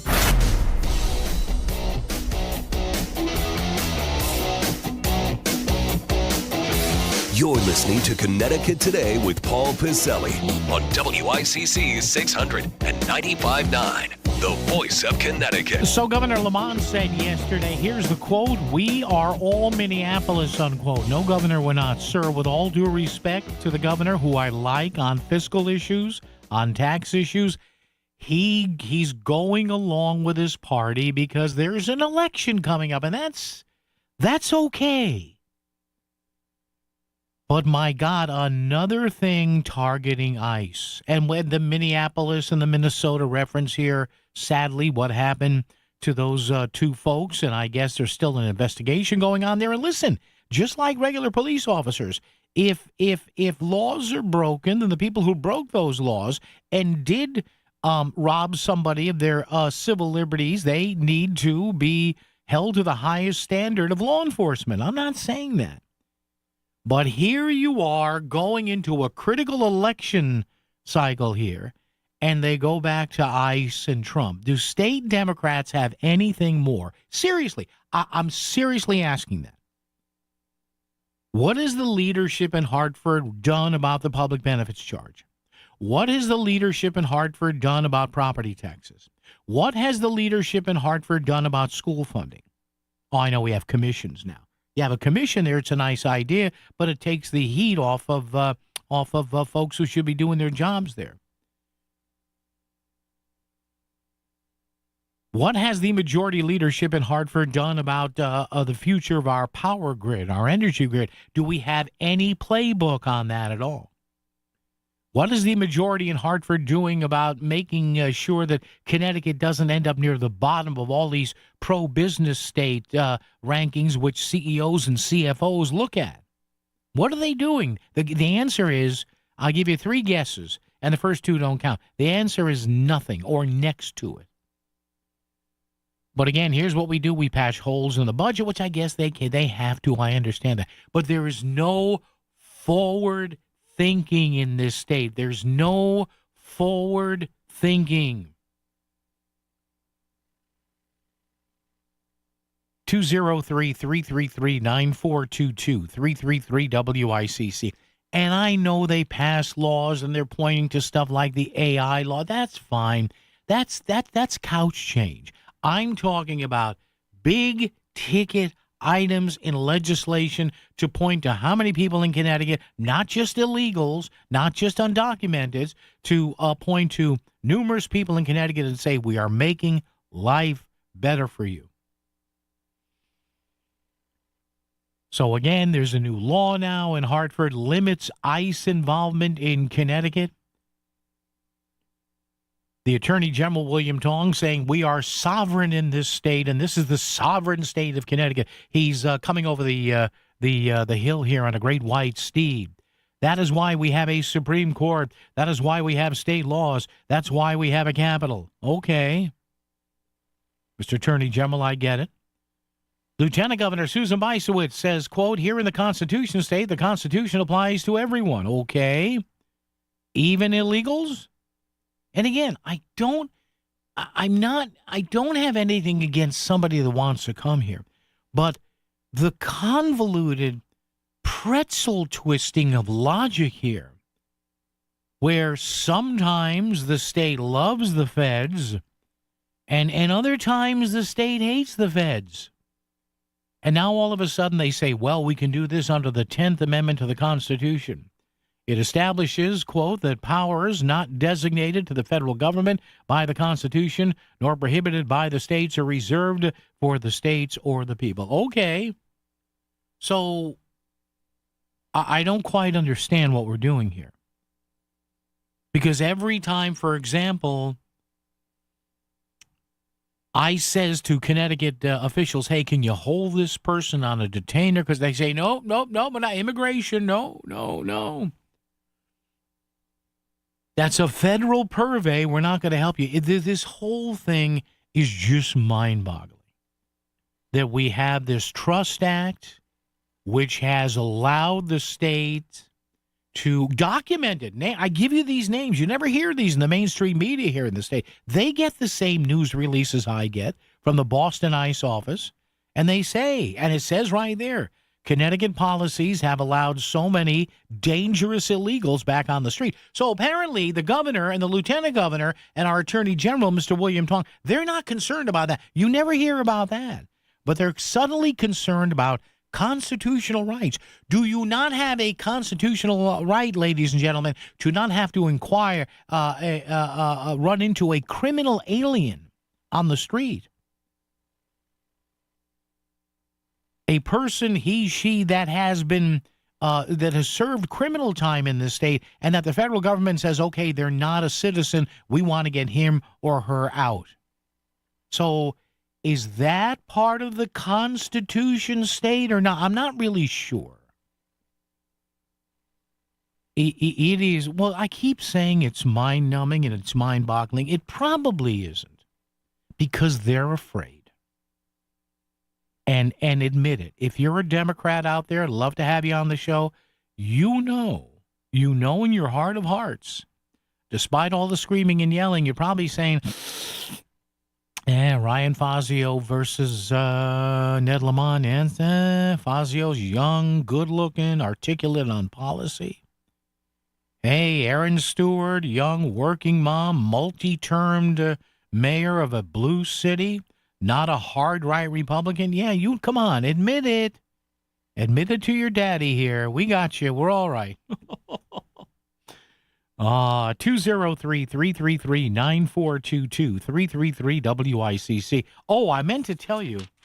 You know what? Let's do the break here. I will tell you, you folks, by the way, in Waterbury, West Haven, Glastonbury, and Southington, there are 4 state legislators who voted against this new ICE bill, this new ICE baby bill.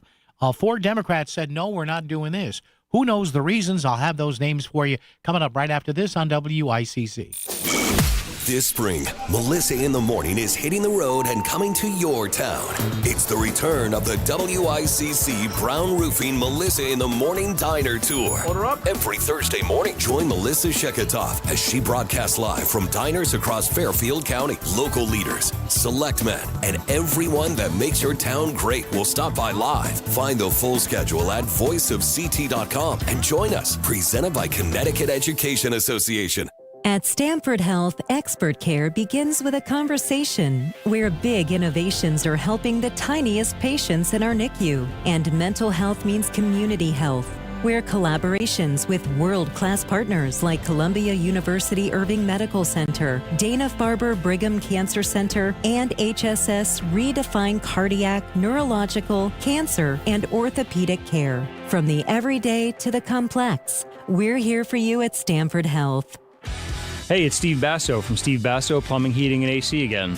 There's no better time than right now to service or repair that AC system. Even install new or replace your existing system. Did you know high-efficiency ductless systems use up to 50% less electricity? Call us today at 203-335-0224. That's 203-335-0224. On the web at bassophac.com. And remember, everything's better with Basso. In the real estate ecosystem, trust and transparency create harmony. But one elusive species disrupts this balance: the rogue agent. Their secrecy with off-market listings leave home buyers confused, frustrated, and inventory-starved. And that's bad news for sellers too. With Smart MLS, over 20,000 realtors unite, creating more demand, offers, and better results. Ask your agent if your home is on Smart MLS. The Connecticut Lottery reminds you that gambling can be a fun form of entertainment, but it's not risk-free, so it's important to play responsibly. Make sure you understand how the games work. Know the odds, set time limits, and take breaks. To find out more, visit ctlottery.org or responsibleplayct.org. Must be 18 or older to purchase lottery and 21 or older to place sports wagers. Help is available for problem gambling. Call 888-789-7777 or visit ccpg.org. Hi, I'm Lori Molnar, Director of Development at the Bridgeport Rescue Mission. I'd like to invite you to our Inspiring Hope Luncheon on May 7th from 12 to 2 p.m. at the Patterson Club in Fairfield. Join us to support the mission's vital work, providing housing, hunger relief, health care, and recovery services to those in need. Our keynote speaker, NBA legend Chris Herron, will share his powerful story of resilience, recovery, and transformation. Together we can make a difference. Reserve your seat or sponsor a table today at bridgeportrescuemission.org. Some people reach a line and stop. Some hit a wall and turn around. Then there are the ones who cross the line, climb the wall, face obstacles, and turn them to their advantage. That's where we come in. We're the Next Rodeo. We design bold marketing that drives real growth. A creative partner for businesses ready to push forward beyond what's expected. The Next Rodeo. Learn more at thenextrodeo.com. WICC Smart MLS Right Now Traffic. 95 northbound, about an hour. Stanford through Fairfield. The Parkway northbound is only slightly easier. New Haven, 95 south, jamming through Long Wharf into West Haven. Traffic report powered by Columbia Dental in Norwalk and New Haven, offering cleanings, implants, even oral surgery all under one roof. Call 203-299-0111 or visit columbiadental.com today. Mitch Krause, WICC traffic. For this evening and tonight, partly cloudy in the mid-50s. Rain will arrive by late morning or midday tomorrow with a high in the mid-60s. Thursday, leftover early showers with a high in the low 60s. I'm meteorologist Paul Piorek on WICC. Fairfield's live and local news source for 100 years. The voice of Connecticut, WICC 695.9. All right, be careful, because if you're an ICE person, you might end up being sued by the state of Connecticut. And listen, we already have civil rights laws in this state. We already have federal civil rights laws as well. Okay, but again, this needless electioneering by Governor Lamont, to whom listen, he knows he's going to be in with a battle. Everybody says, well, Lamont's going to win in a walkaway. No, he's not. No, he's not. I still think he wins, but it's going to be a little on the itchy side for him. Would I be shocked if Aaron Stewart won? No. Would I be shocked if Ryan Fazio won? No. Would I be shocked if Betsy McCoy won? Yes. Would I be shocked? Would I be totally shocked if by some Mamdani-like occurrence Josh Elliott was the nominee? Would I be totally shocked? Slightly. Would I be surprised? No. So again, you go back to when interactions with the feds are already covered under laws. Oh, my God. And now they're couching it in the 10th Amendment. So, you know, you have some Democrats here who would scoff at gun owners who point to the 10th Amendment for their purposes, and the Fed and the 10th Amendment and the Second Amendment and all that. But now the 10th Amendment's great. Oh, it's great. Hey, honey, did you see this new 10th Amendment thing we've had? Yeah. And meantime, you have Democrats saying those right-wingers who point to the 10th Amendment, no, that's a federal government thing. Jeez. Jerry in beautiful downtown Stratford. Jerry, what's up with you, sir? Paul, I was going to call about Senator Bernie Sanders and his wealth confiscation versus Senator Richard Blumenthal and his wealth accumulation, but we'll save that for another day. And I just got to tell you a couple things about this law that puts American citizens dead last. First and foremost, the Democratic Party, almost all of them, including Governor Lamont, if he signs it, are siding with the Mexican drug cartels who want to out ICE for the specific purpose of making it easier to smuggle people into the country and to be coyotes and human traffickers. So the Democratic Party, by their vote, is on the side of human traffickers, no question about it. Secondly, where I disagree with you is I do not accept the idea that elected official like Governor Lamont, like anybody in the state house, like you can embrace terrible policy just because it helps you in an upcoming election. No, that becomes a law in the books. Yeah. That if it follows its logical course will lead to somebody losing their life because somebody who wasn't deported ended up killing. And how often, Jerry, how often do we see that? The numerous illegals, some of whom were devoid, and car accidents, armed robberies, and then you read down to like the second to last paragraph, the suspect was said to be not a legal resident of the U.S. I'm shocked, Jerry. I'm just shocked. Well, I mean, in a perfect world, they would only commit violent crimes against those that enable them to be here. But that's not the way it works. The people who get their brains bashed in and gang raped and children who get molested and people who lose their jobs, none of that seems to impact elected Democratic leadership. And that's unfortunate because in a perfect world, people would live with the consequences of their policies, but they never seem to do. So let's say it right here. Democrats in Connecticut are in bed with human traffickers, human smugglers, and the American citizen, the Connecticut citizen, is dead last. But they will never pay a political price as long as people say, I can't vote for a Republican because it's empowering Trump. Yeah. So your communities, and remember, if there's another Democrat president, that border will get reopened. Yeah, and the problems we have today will be 10 times worse. And Jerry, thank you for the call. That is fascinating to me. And I've already read in the New York Times and other places that the Democrat, power brokers here, the consultants folks, I read this to you about 5 or 6 months ago. There was a column from a New York Times writer who said, and I know everybody, once Trump is gone, the Democrats are going to come marching back. No, they're not. No, they're not. They may win more. But there was a story in the New York Times where they're already panicking about what Jerry said. What happens? Seriously, think about this. What happens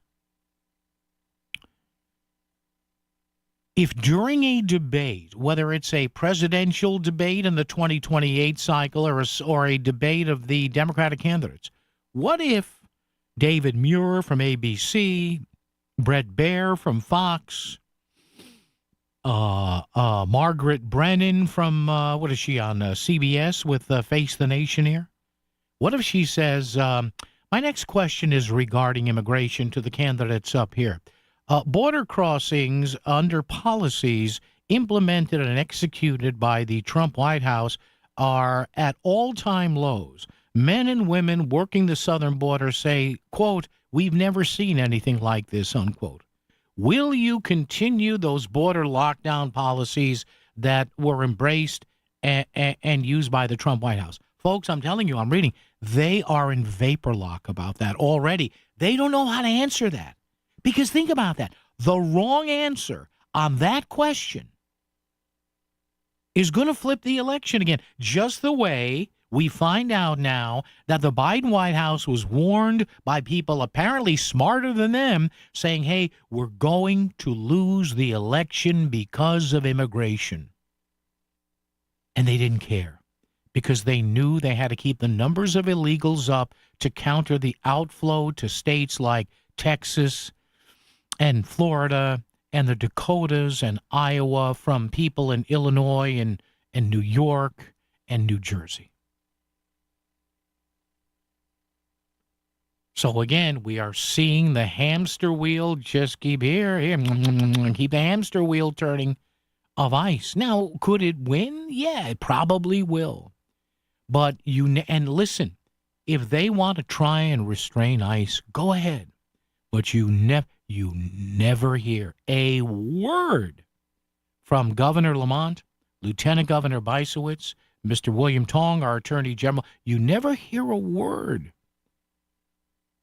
saying, hey, we understand, people who want to come here illegally, we would ask you to understand that there are people who have waited in line being air quotes, for years and years and have spent thousands of dollars to get here, and you're considering doing something that does not follow our predetermined path to citizenship under immigration law. You'll never hear that. They don't have the political courage to say that. They don't. Because elections. And yet, when you find out after survey, some of the most virulent anti-illegal immigration people are Hispanic, who came here the right way. But instead of representing all of Connecticut in this ICE fiasco here of another ICE bill, our leadership only represents those of a certain party affiliation. It's really sad. It's really, really, really sad that probably a third to a half of the state who could collectively and respectfully say to the governor, and lieutenant governor, Mr. Tong, we don't agree with you. But if you don't agree with him, it doesn't matter. It just doesn't matter. Traffic and weather together right here, right now on WICC. WICC Smart MLS Right Now Traffic.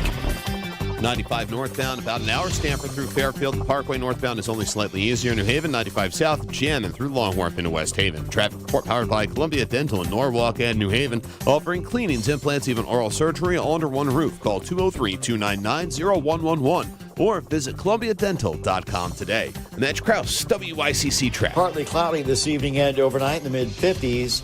Rain will arrive by Thursday. Leftover early showers with a high in the low 60s. I'm meteorologist Paul Piorek on WICC. If you're in the market for Michelin tires, get to Town Fair Tire and get them at the guaranteed lowest price. With Michelin's innovative technologies designed for durability and performance, you can trust you're getting high-quality tires over all the toughest of road conditions. Plus, at Town Fair, you get free services for life. So, if you're looking for the best deal on Michelin tires, get to Town Fair. Nobody beats Town Fair Tire. Nobody. Name brands at discount prices. Town Fair Tire. Hi, I'm Lee Gainham, that garden guy from Gainham's Garden Center and Florist in Fairfield. Do you have questions about your garden? Tune into that garden guy Sunday mornings at 9 for an hour of lively talk about your favorite pastimes. We'll have weekly do's and don'ts and gardening tips of the week for our specific area, and we'll take your phone calls so we can offer solutions to problems you may be having in your lawn and garden right now. Call in and talk with me, that garden guy, Sunday mornings at 9 on WICC 600 and 95.9. Hey, John, why so glum? I just got let go. The company's downsizing. This is the third time in the last 2 years. I'm done with this. Have you thought about My Computer Career? I've heard they can train you for a career in IT in just a few months, including cybersecurity and the basics of AI. And you don't need prior training or experience. Now that's a recession-resistant career. Wow, thanks. I'll check them out. Go to mycomputercareer.edu and take the free career evaluation. mycomputercareer.edu, an elite CompTIA certification partner. Financial aid is available to those who qualify, including VA benefits. At Audion Hearing, our mission is simple: to make better hearing affordable for everyone. We're proud to offer high-quality, rechargeable hearing aids starting at just $98. Clear, comfortable, and ready to use right out of the box. And here's a study worth hearing. Research shows that wearing hearing aids can reduce your risk of dementia by up to 61%. Join over 1 million happy customers and hear the difference today by going to audionhearing.com. That's AUDIEN hearing.com. At Abriola Parkview Funeral Home in Trumbull, we understand that planning for life's milestones is important. But what about planning for your funeral? While it may be difficult to consider, pre-planning can ease the burden on your loved ones during a challenging time. By planning now, you can ensure that your wishes are honored without leaving emotional or financial strain on your family. Visit Abriola.com to learn more about our compassionate pre-planning services. Plan today for peace of mind tomorrow. In the real estate ecosystem, trust and transparency create harmony. But one elusive species disrupts this balance: the rogue agent. Their secrecy with off-market listings leave home buyers confused, frustrated, and inventory-starved. And that's bad news for sellers too.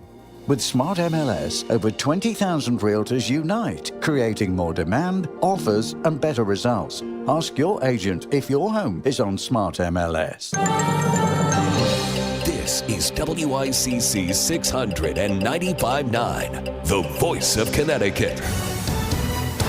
CBS News Brief. Just in, deadly shooting at a shopping center in Carrollton, Texas, north of Dallas. Police Chief Roberto Arredondo. Upon arrival, officers located victims of apparent gunshot wounds.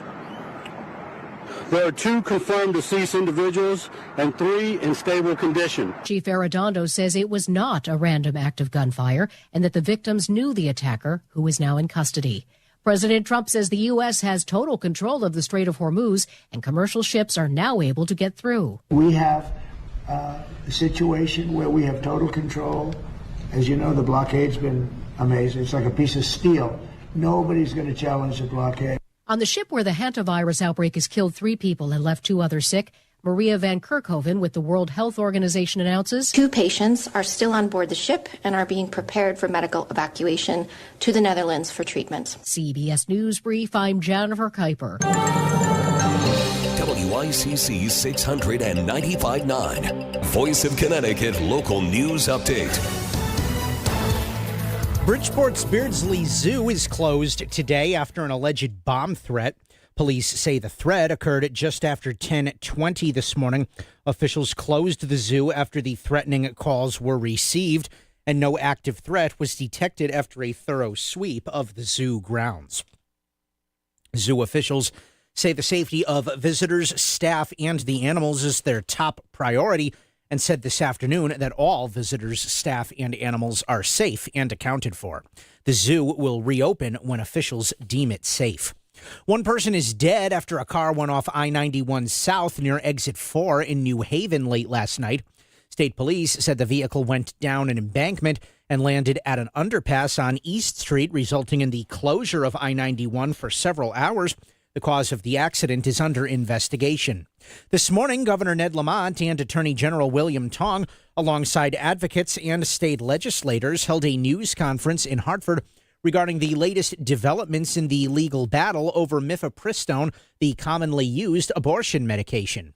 On Monday, the Attorney General filed a brief on behalf of the state of Connecticut, urging the Supreme Court to stay a ruling by the U.S. Court of Appeals for the Fifth Circuit that abruptly restricted access to the medication nationwide.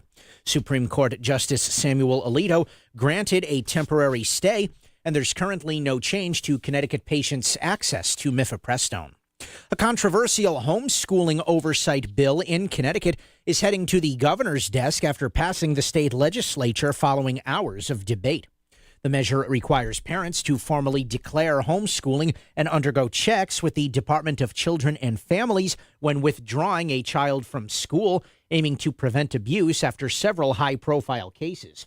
Supporters say the bill is designed to protect vulnerable children who may otherwise fall off the radar, while critics, particularly among homeschooling parents and some Republicans like Senate Minority Leader Steve Harding, argue it places unnecessary burdens on parents and raises concerns about DCF's capacity and oversight. Instead of focusing on actually addressing that issue, saving children's lives, improving DCF, instead of taking those necessary steps to protect children in the state, the Democrats in this building have made it a targeted effort for whatever reason on homeschooling parents.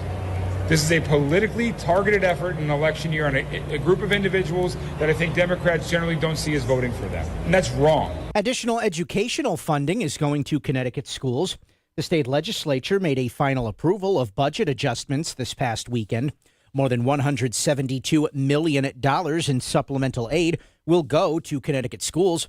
The funding is part of the $28.6 billion state budget for the fiscal year 2027. Stanley Black & Decker is laying off half of its workforce in Connecticut. The company started the process by cutting 300 workers on Monday. Most of the layoffs were performed during the first day and are expected to continue through May 18th.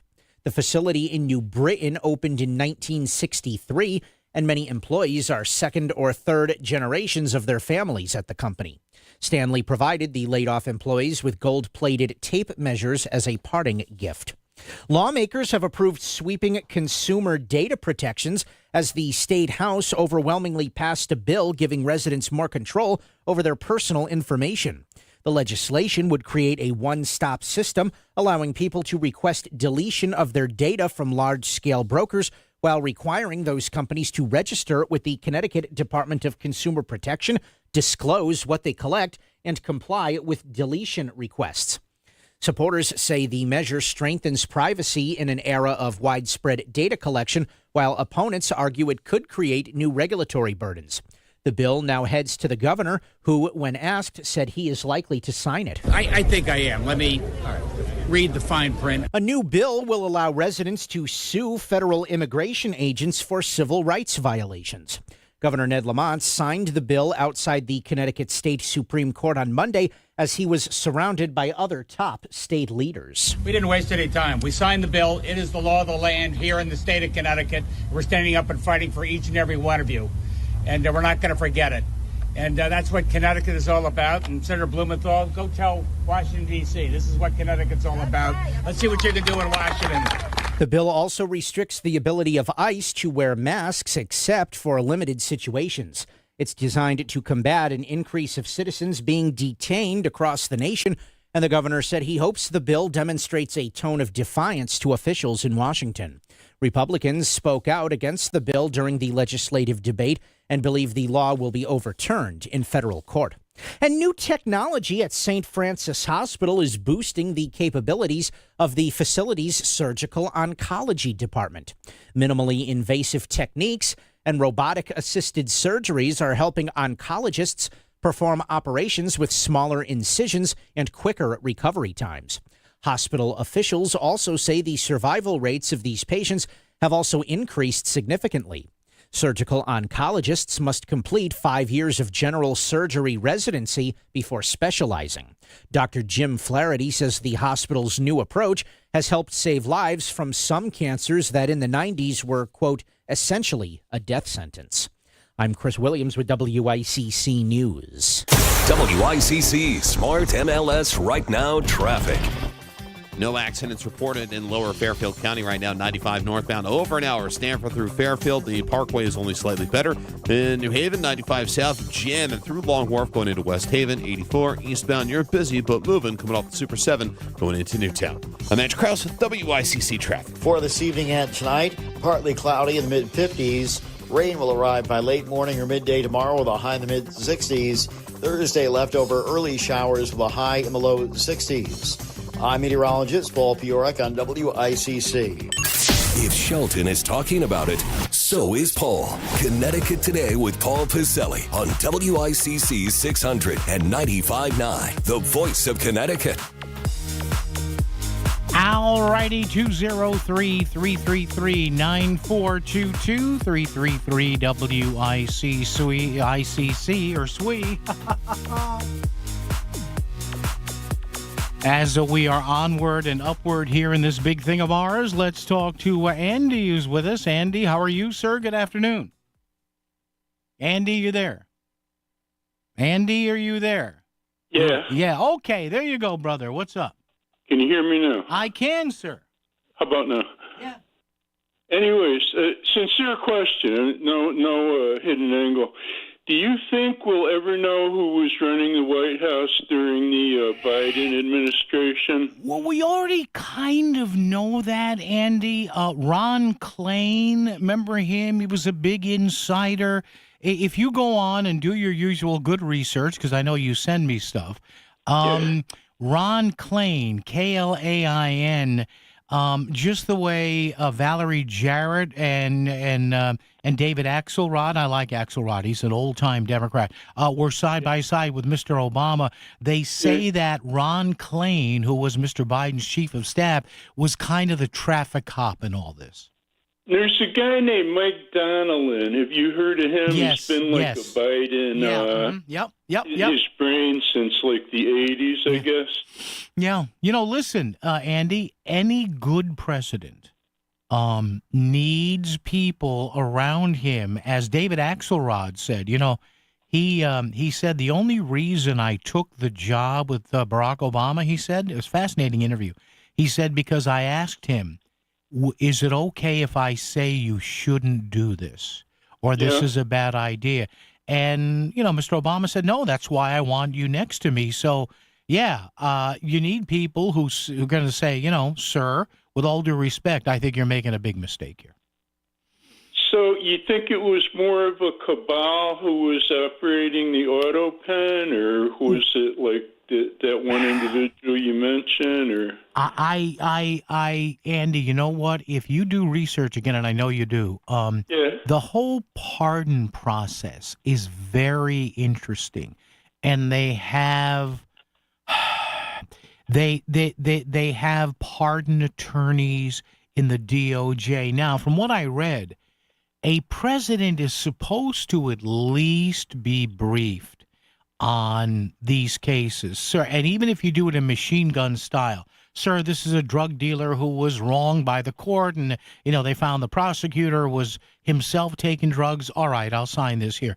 They say, Andy, that auto pens have been used in the past, but again, as you mentioned, we've never quite gotten a straight answer on that one. We haven't. No, it's kind of frightening that it actually happened. The whole way it was kind of orchestrated to get him in there and to have whoever took over taken over. And I just thought of Kamala Harris. She's leading in the popularity polls at this point. Could you even imagine? Well, that's going to be interesting. And, Andy, good to hear from you, my friend, out there in Centerbrook. Andy, thank you. Yeah, 2028 is going to be interesting. Because, as our friend Andy just said, Kamala Harris is doing well. So listen. She got thrown into a tough situation last time. Pretty much, and again, I got to be careful how I say this.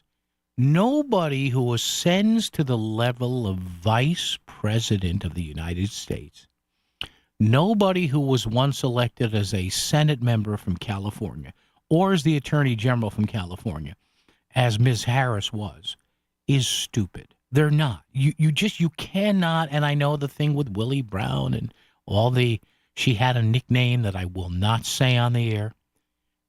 But you gotta have some smarts, you gotta have some smarts.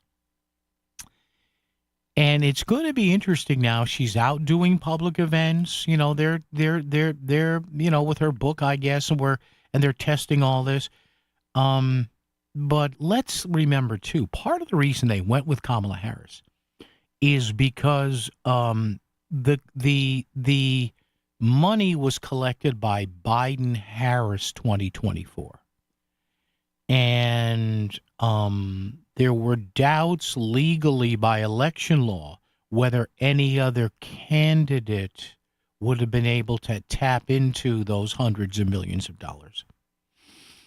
So there you go. And remember, they were going to have 3 or 4 candidate forums in arenas and all these, and then they were going to be regional primaries, and then somebody just said, look, they probably said, there's no way Trump's going to win again.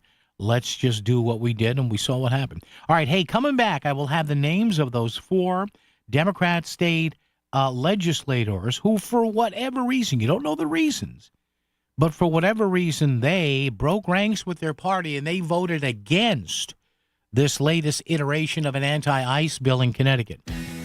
Hi, this is Leo Carl from Carl Chevrolet in New Canaan.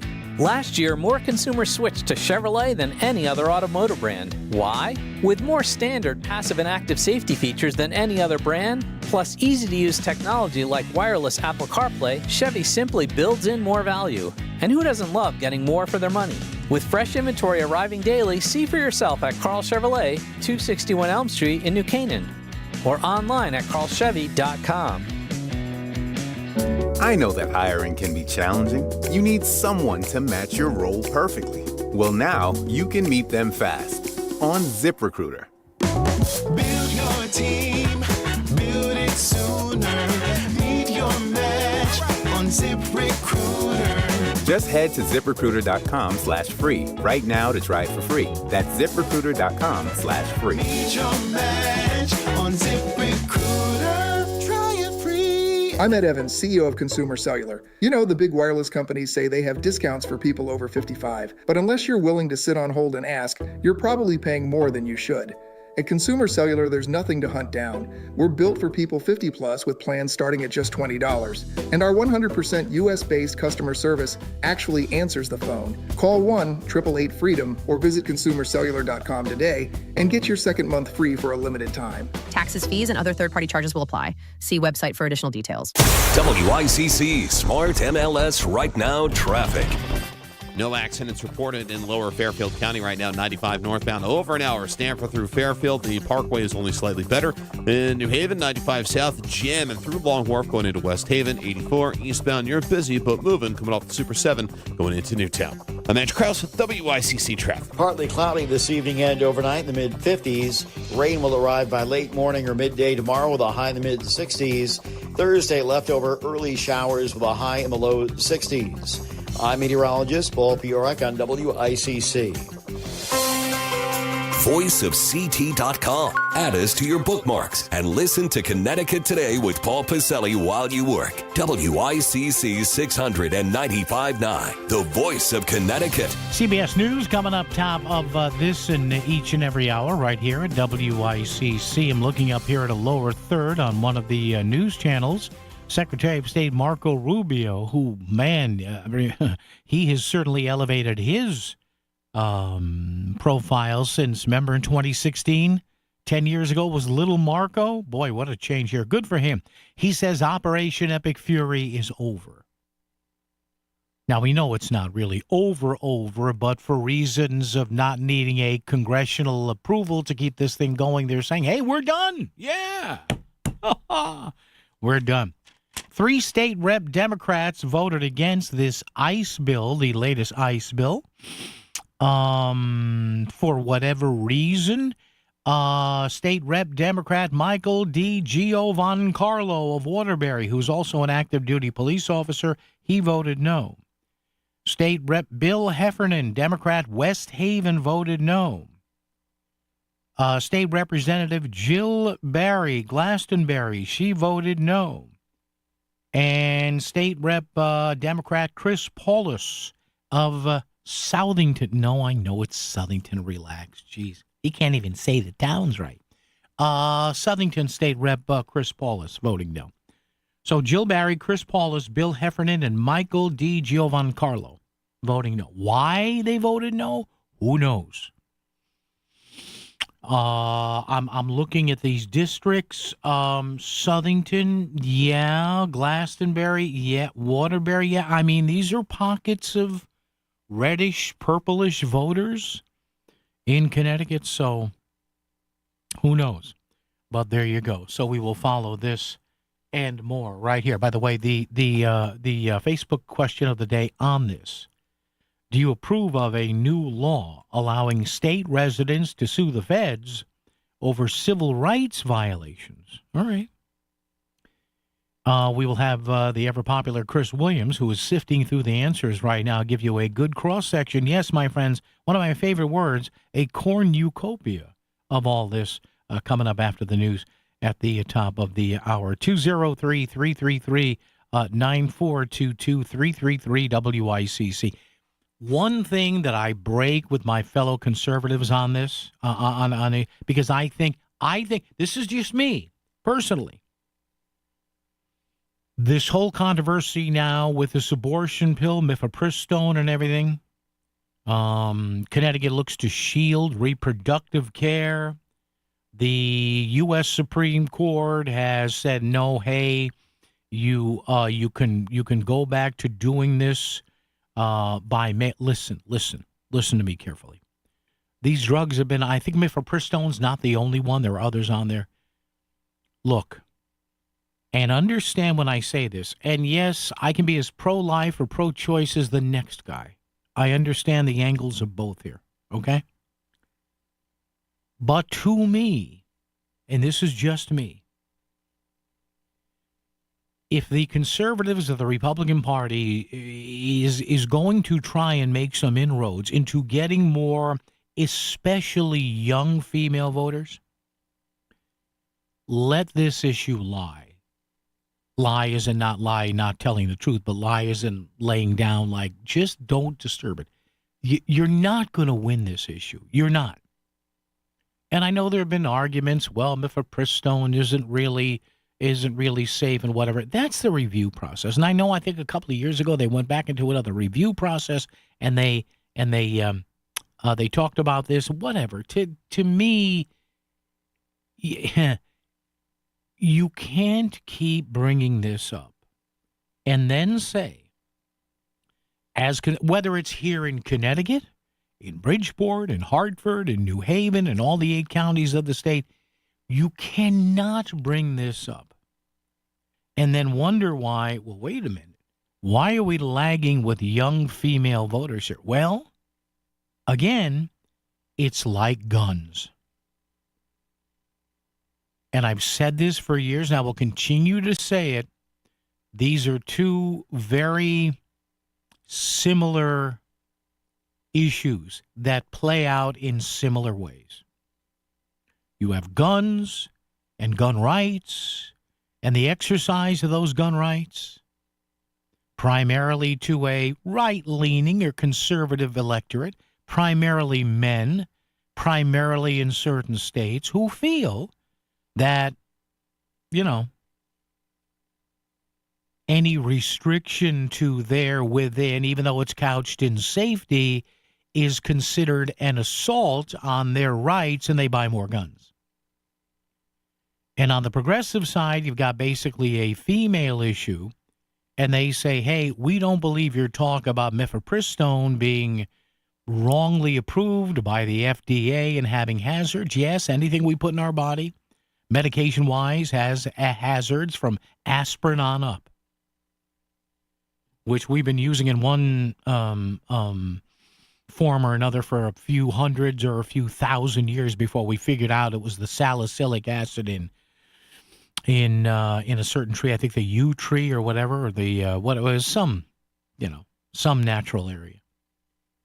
But again, Connecticut officials decrying the chaos, calling for stronger state laws protecting doctors with less than 48 hours to go in legislative session. We'll see if that all washes out. But again, this is one of those situations where a lot of times, and I say this with all sincerity, and I'm only talking rhetorically here, a lot of times conservatives in this country put themselves in the middle of a circular firing squad. Let it be. Let it be between a doctor and a woman, and if it's going to, and this is only my opinion, you can disagree with me. But, and I'm listen, if you disagree with me, come on in, the water's fine, lots of chlorine here, no flesh-eating amoebas, trust me on that.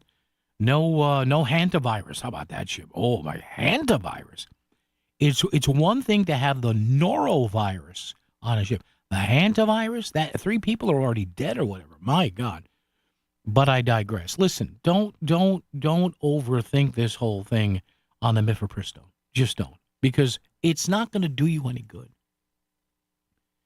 It's just not. 203-333-9422, 333-WICC. Connecticut's elected officials, says here in the Connecticut Mirror, gathered this morning, to strengthen state laws that protect reproductive health care providers. And again, yes, this is about the doctors. Now, personally, if I was ever a physician, well, number one, stay away from me because you don't want to trust me with anything. But if I was a physician, ending a pregnancy would be the last thing that I would ever want to be party to as a physician. That's just me. I'm not going to impose my values on anyone else. That's why as much as I really was into this issue 5, 10, 15, 20 years ago, it's like, listen, let people make their own decisions. Because I would imagine this is not done lightly. By the way, over half of all abortions in the U.S. right now are medication abortions. Nearly 2/3 of medication abortions use mifepristone taken with another drug, misoprostol. And mifepristone is also used to manage miscarriages. So the state, by the time the legislative session is over, when tomorrow at midnight, we may have something to say on that as well. All right, let's get to what you care about right now. Traffic and weather together right here on WICC. WICC Smart MLS Right Now Traffic. No accidents reported in lower Fairfield County right now. 95 northbound, over an hour. Stanford through Fairfield. The Parkway is only slightly better. In New Haven, 95 south, jamming through Long Wharf going into West Haven. 84 eastbound, you're busy but moving, coming off the Super 7 going into Newtown. I'm Andrew Krause with WICC Traffic. For this evening and tonight, partly cloudy in the mid-50s. Rain will arrive by late morning or midday tomorrow with a high in the mid-60s. Thursday, leftover early showers with a high in the low 60s. I'm meteorologist Paul Piorek on WICC. This is the sound of captivity. This is the sound of rescue. And this is the sound of freedom. Give Armenia's captive bears a second chance by supporting International Animal Rescue. Call 508-826-1083 or search The Great Bear Rescue to learn more. Staples presents Celebrations Made Easy. I was throwing a party for the twins and had custom invites and a banner printed at Staples. And that's when I saw Party City is now at Staples. Party City? No way! Yep. So now Staples has all your printing needs and everything you need for a party. Everything times 2. Yeah, and now at Staples, save 40% on custom cards, photo gifts, wrapping paper, banners, and more. Big news! Party City is now at Staples. That was easy. Shop Staples in-store, online, or on the app. In 613, exclusions apply. Back to the news and talk, thanks to Smart MLS. Smart sellers ask, is my home on Smart MLS? The voice of Connecticut, WICC's 695.9. It's Connecticut Today with Paul Pacelli. And by the way, only in Connecticut. Remember that guy, Terrence Cheng, Cheng, who was the chancellor of the Connecticut State Colleges and Universities system? That is Southern Connecticut, Central, Eastern, WestCon, and a couple of other schools. That's not UConn. UConn is different. Remember that guy Terrence Cheng? It turned out that we were paying him, I guess still are, in a make-believe job, $440,000 a year. He was still living in New York. He was having $60 steaks, buying concert and game tickets with his state P card, his purchasing card. So they ran that guy out in a rail, although they just gave him another office. They don't want to terminate him for fear of a lawsuit, all right? So you figure, right?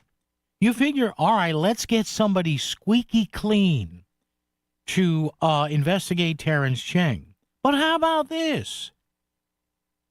Another guy is in trouble now. What is wrong with this state? Who are they hiring? A consulting firm will review the conduct and the state's response to figure out what more harm should be addressed. Harm? The State Board of Regents this week voted to hire an outside consulting firm to conduct an independent review of the behavior of former interim chancellor John Maduco. So the interim guy who replaced Terrence Cheng, this guy's a bag of peaches too. He resigned on April 24th. He began the job last year. 4 days before his resignation, Maduco was informed he was being investigated in response to a complaint that he violated policy. At the time, the state university system did not say what policy he was accused of violating. State Comptroller Sean Scanlon, who was aware of the matter, said the allegations were not fiscal. Okay. Wait, what? 2 in a row here? Are we doing the right background checks? I mean, Mr. Cheng was using that P card like a, the old saying, like a drunken sailor. I'm not going to finish it, but you know what I mean. And now this guy? There'll be an official look at whether or not the state university system responded appropriately when claims of his misconduct were brought forward and whether more should have been done. Boy, I'll be shocked on this one, huh? All right, your answers to that question about ICE coming up and more right here as we continue. WICC AM Bridgeport, WICC FM Southport, WEBE HD2 Westport, WPLR HD2 New Haven, locally owned by Connoisseur Media. This is CBS News on the Hour, your home for original reporting. I'm Jennifer Kuiper. Tennessee and Alabama become the latest southern states to consider redrawing congressional maps. First, Republican Governor Bill Lee has called Tennessee lawmakers into a special session to consider a plan that could break up the state's lone Democratic-held U.S. House district centered on the majority black city of Memphis. CBS's Nicole Valdez has more. One of the main concerns here is what impact this will have on the upcoming midterm elections, recognizing that those candidates who have already qualified and that qualification deadline has long passed will now have to re-qualify, and their campaigns will now have to extend to a much different group of people. The governor of Alabama is also making a push for redistricting. CBS's Shauna Mizell in Montgomery says of those opposed to the effort, they say that this is going to be voter disenfranchisement, and not any voters, but specifically black voters here in the state of Alabama, which makes up about 20% of voters here. They say that they deserve and earned 2 seats to represent those voters in Congress. Texas police say at least 2 people are dead and 3 others are hurt after a shooting at a shopping mall in Carrollton, north of Dallas. CBS's Allison Keyes. Police say the shooting at Carrollton's K-Town Plaza was not a random act of gunfire and that the victims knew the suspect. The attacker was later arrested after a short foot chase. The FBI and other federal agents are investigating at the scene. Secretary of State Marco Rubio says of the current operation in the Strait of Hormuz, this is a defensive operation. And what that means is very simple. There's no shooting unless we're shot at first. Okay, we're not attacking them. But if they're attacking us or they're attacking a ship, you need to respond to that. Secretary Rubio has called for Iran's leaders to negotiate an end to the war with U.S. Senate Republicans are pushing $1 billion in White House security upgrades for President Trump's ballroom project. Democrats oppose funding for the ballroom, and the National Trust for Historic Preservation has sued to stop it. Mick Jagger, Keith Richards, and Ronnie Wood have been in the kitchen, so to speak, and now we know what they've been cooking up. A new album from the Rolling Stones. CBS's Matt Wolf. 1, 2, 3, and... It's called Foreign Tongues, the Rolling Stones' 25th studio album, set to hit July 10th. The follow-up to their Grammy-winning album, Hackneyed Diamonds. 2 tracks already out, including In the Stars. The band's re-teaming with producer Andrew Watt. The Stones say there will be a performance from their late drummer Charlie Watts from one of his last recording sessions. Other guests on the album include Paul McCartney and Steve Winwood. Matt Wolf, CBS News. Stocks have closed up on Wall Street. This is CBS News. The stars shine brighter on CBS Morning. This is a slam dunk. So cute. Gail came in singing for me today. On CBS Mornings.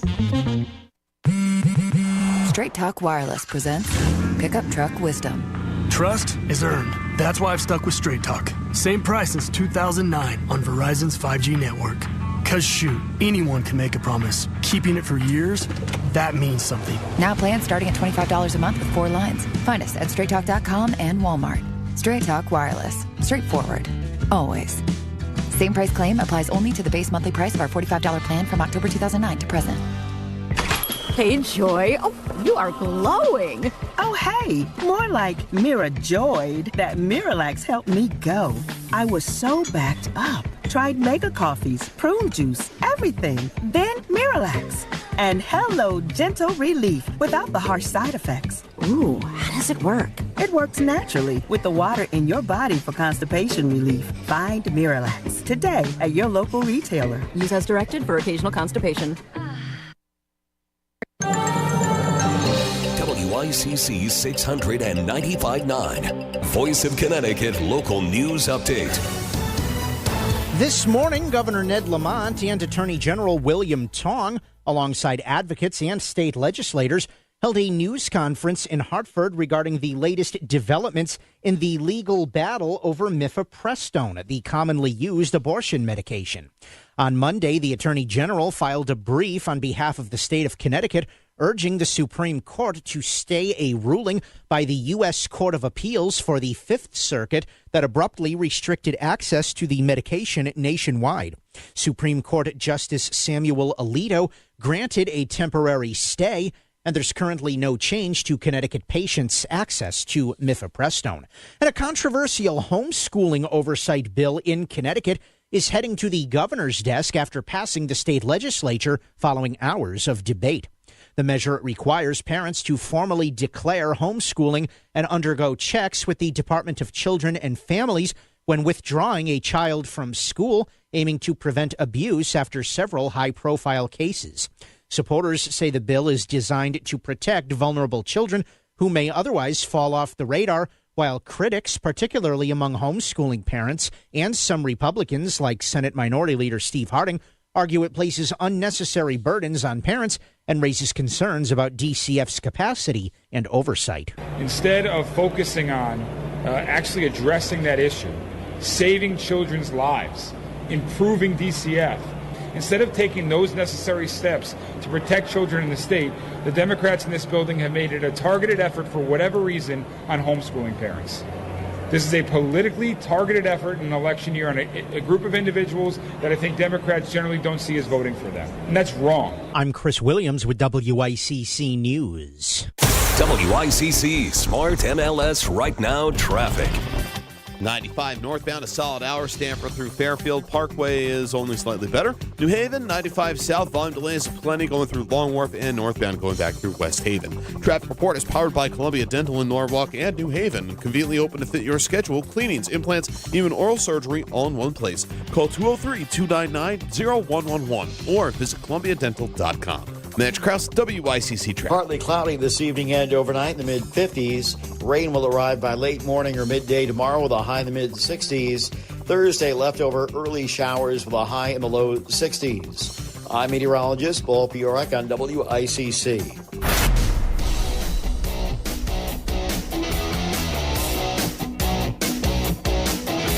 You're listening to Connecticut Today with Paul Piselli on WICC 695.9, the voice of Connecticut. Yes. 203-333-9422-333 WICC. Yeah, we'll have more on that homeschooling bill in just a moment, but we get up and underway right now for hour number 3 of our daily 4-hour get-together. We started with this. Do you think Democrats are scared in Hartford of a match between, frankly, Governor Ned Lamont, who looks to be the Democratic nominee? You never know. Josh Elliott could pull a Zohran Mamdani. I really think he could. Will he? No, he won't, but he could. I don't think Betsy McCoy has a real shot. Might she make a Republican primary? Maybe, but I think with all due respect, her age is the biggest thing working against her. Listen. She's a good policy person. I interviewed her years ago on health policy, but listen, we are what we are. You are what your record says you are, says the great Bill Parcells. She's 78 years old. But Aaron Stewart v. Ned Lamont, interesting. Ryan Fazio v. Ned Lamont, interesting as well. And is this why the Democrats have gone out and done yet another anti-ICE bill, declaration? Governor Ned Lamont, waxing poetic. What's the line he used yesterday? We are all Minneapolis. No, we're not, Governor. With all due respect, sir, Your Excellency, Governor Lamont, we're not. We are not. Nobody here is getting gunned down in the streets here. But again, are Democrats doing this because they've got to shift the one-on-one matchup from whatever that might be to Trump and ICE? The governor signed Senate Bill 397 Monday at a ceremony. saying that it would restrict the actions of federal immigration officials now in the state here. How they do that, I don't know. They're pointing to the 10th Amendment. The left makes me laugh. They love the 10th Amendment when it works for them, but they hate it when they have to go up against it. Just the way the Electoral College. You never hear about Democrats bitch and moan about the Electoral College when they're in the White House. Oh, but when a Republican wins, this Electoral College thing, it's slaves in origin. We got to get rid of it. Oh, my God. So I ask this question. With all the warmth and sincerity in my heart, do you approve of a new Connecticut law allowing state residents to sue the feds for civil rights violations, immigration agents, ICE agents? There are some people saying, hey, this is long overdue. And there are other people saying, wait, you can't do this. You can't sue the feds. So our erstwhile guy, Chris Williams, has been looking at quite a few answers we got on this one. And, pardon me, on that, easy there, Killer. Yeah, wow. A little hard, strong coffee there. Chris, I'll clear the pipes here. What do you have for us? Thank you. From Susan, I'd like to be able to use my federal representation for poor work performance. Nicole says, yes, anything that provides protections for the people is a good thing. This is the Constitution state. No due process for them is no due process for us. A lot of people being targeted had documentation that was revoked, or they're in the literal constant process of fulfilling. Immigration was a non-issue before people in charge made it one to distract from skeletons spilling out of their closets. Todd says it's only going to help out the people who sit there and fight the cops and interfere with the cops and then claim they didn't do anything wrong. Steve says no, Taylor had no rights under APE law. Laura says nope. Robert says absolutely not. It is ridiculous. Wait till something happens to their families. Then they will have a wake-up call. Plus, the governor and the attorney general keep giving the false information. They say immigrants when the people are actually illegals. And David says Connecticut has no standing.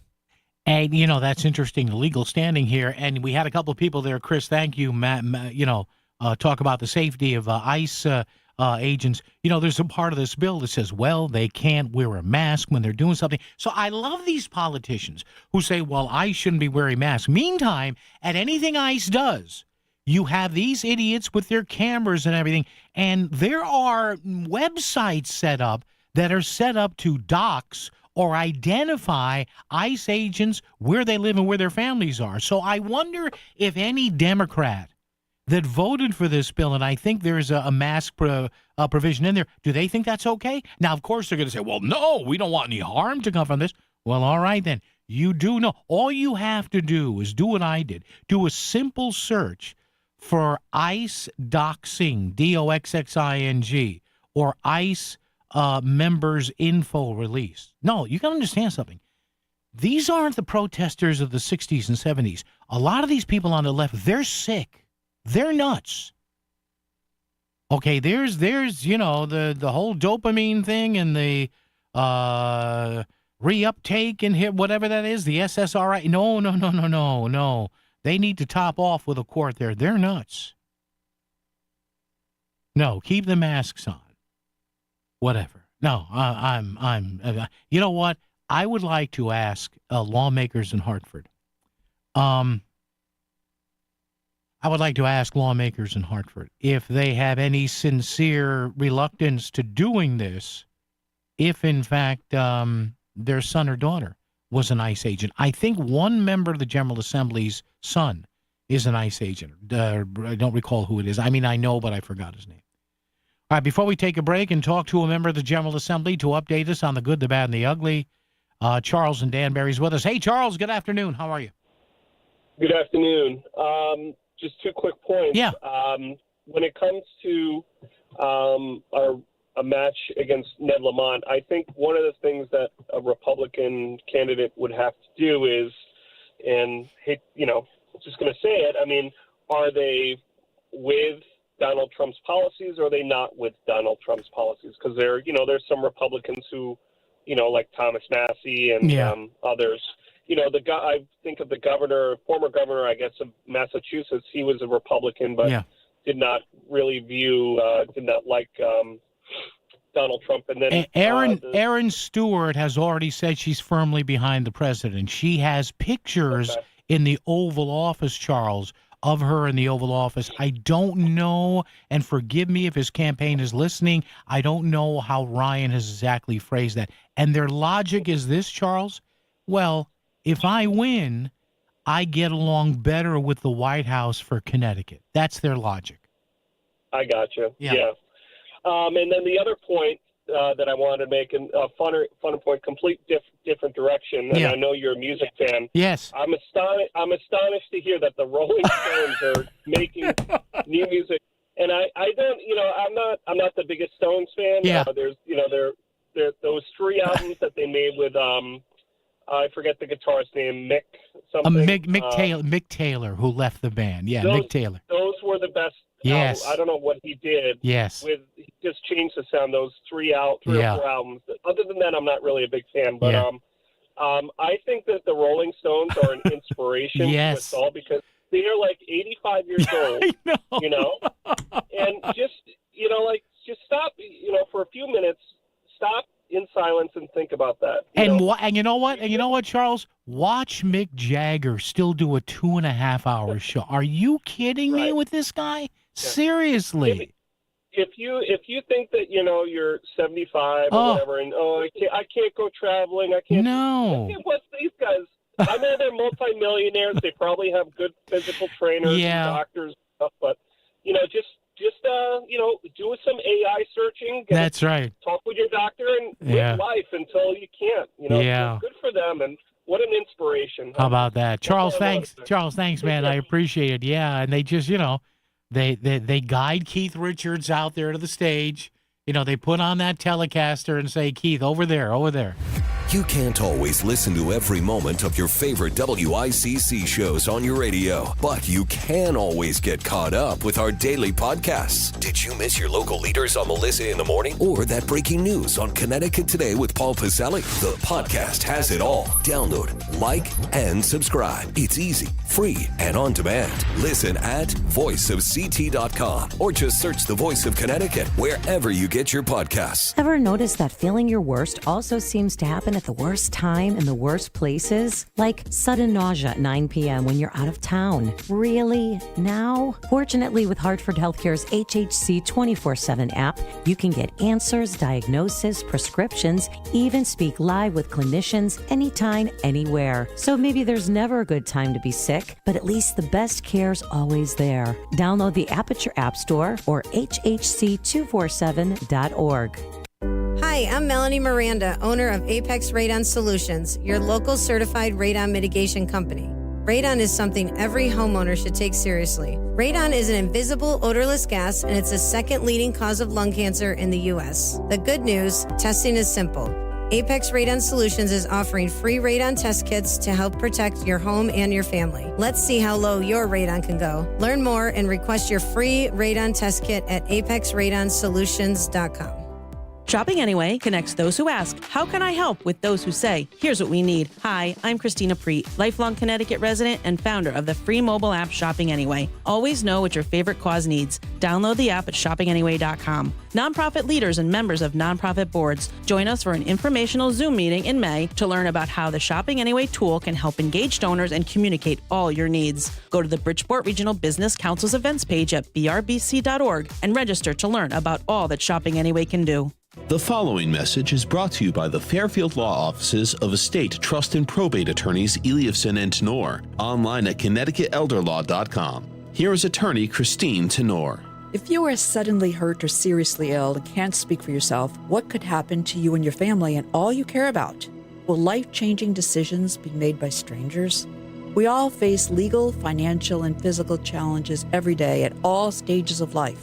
Don't leave important matters to chance. And don't wait until you are elderly. No one can predict what the future holds for us. So even young adults and young couples, everyone, should be prepared for the unexpected. Give your family and yourself the most important gift you can give, the gift of peace of mind. Visit ConnecticutElderLaw.com. Eliafson and Tenor, 203-336-2566. Protecting your family's future. Eliafson and Tenor, for peace of mind. 203-336-2566. Pain, injury, illness. When your body won't. Will you? Will you do whatever it takes to get back to your life? You will. Because we will. Outpatient rehabilitation from Gaylord Specialty Healthcare. From physical therapy and sports medicine to neurological rehab and interventional pain services. Choose the only rehab with the will of Gaylord Specialty Healthcare. Think possible. Visit Gaylord.org. WICC Smart MLS Right Now Traffic. 95 northbound, a solid hour. Stanford through Fairfield Parkway is only slightly better. New Haven, 95 south, volume delays plenty going through Long Wharf and northbound going back through West Haven. Traffic report is powered by Columbia Dental in Norwalk and New Haven. Conveniently open to fit your schedule. Cleanings, implants, even oral surgery all in one place. Call 203-299-0111 or visit columbiadental.com.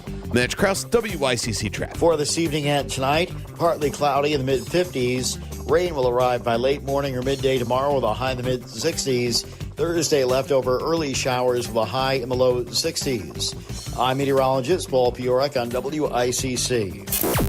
WICC 695.9, the voice of Connecticut for 100 years.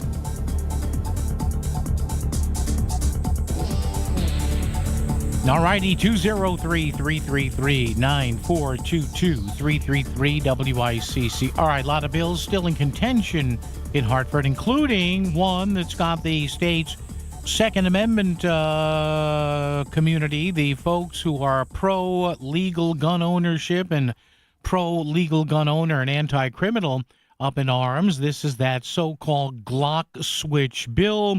It would mandate that certain kinds of firearms, including a Glock handgun, which I understand is very, very, very popular among civilians and law enforcement, could not be sold here, and that would mandate that Glock would have to make modifications to its future guns. Is still up for debate here, or whether it's up and underway, I don't know. And what would that portend for future gun sales here? Is it misguided?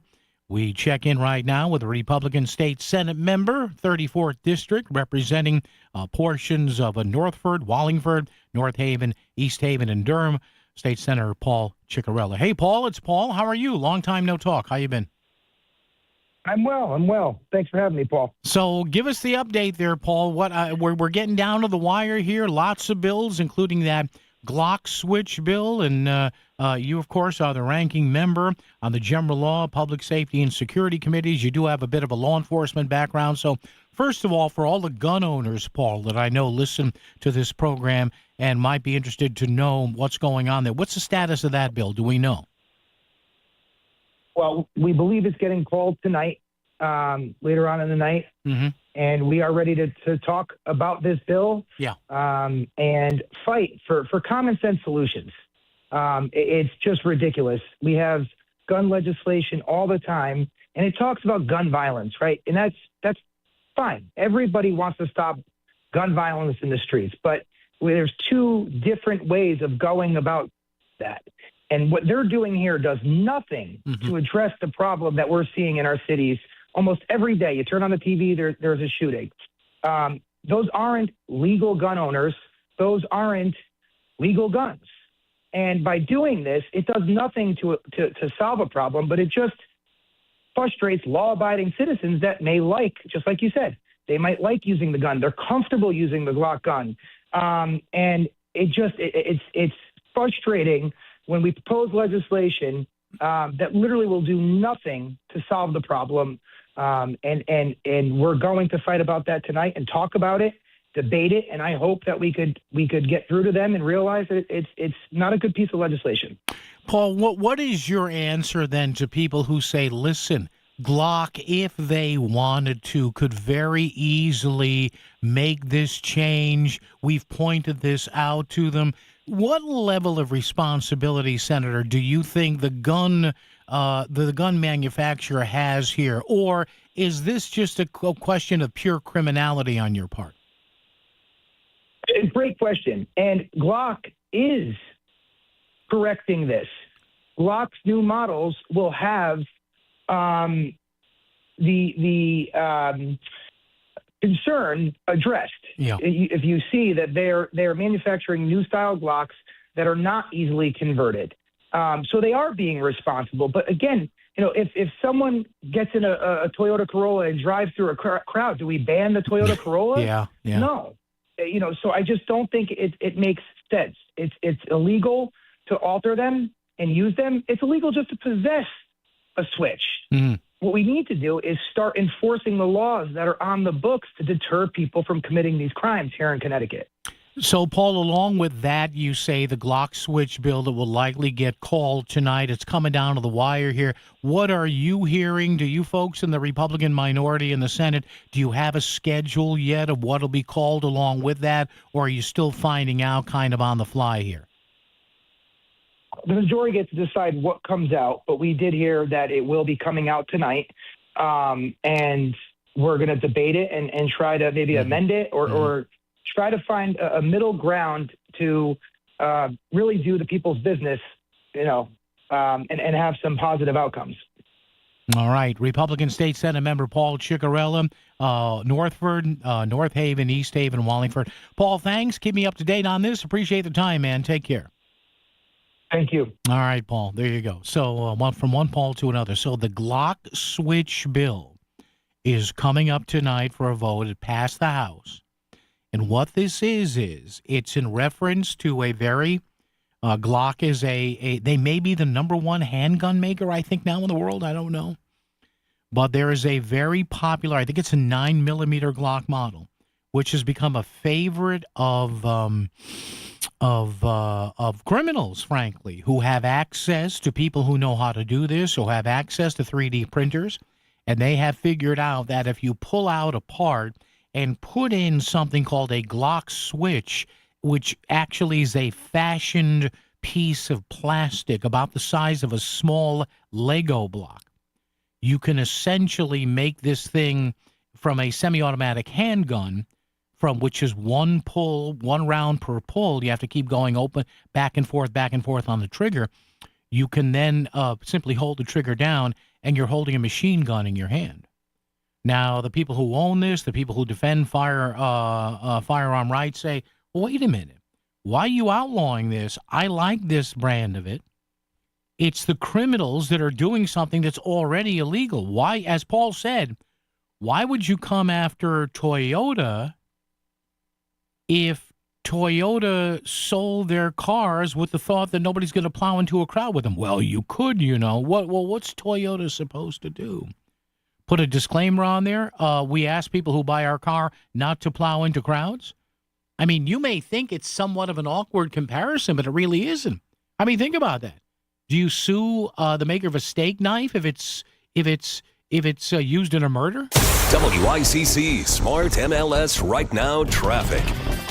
95 northbound, a solid hour. Stamford through Fairfield Parkway is only slightly better. New Haven, 95 south, volume delays plenty going through Long Wharf, and northbound going back through West Haven.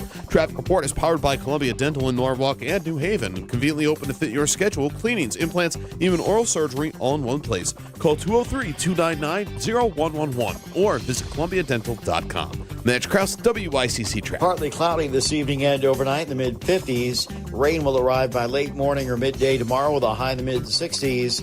Thursday, leftover early showers with a high in the low 60s. I'm meteorologist Paul Piorek on WICC. Is your home exterior in need of repairs? Hi, I'm Eddie Griffin, the owner of Brown Roofing.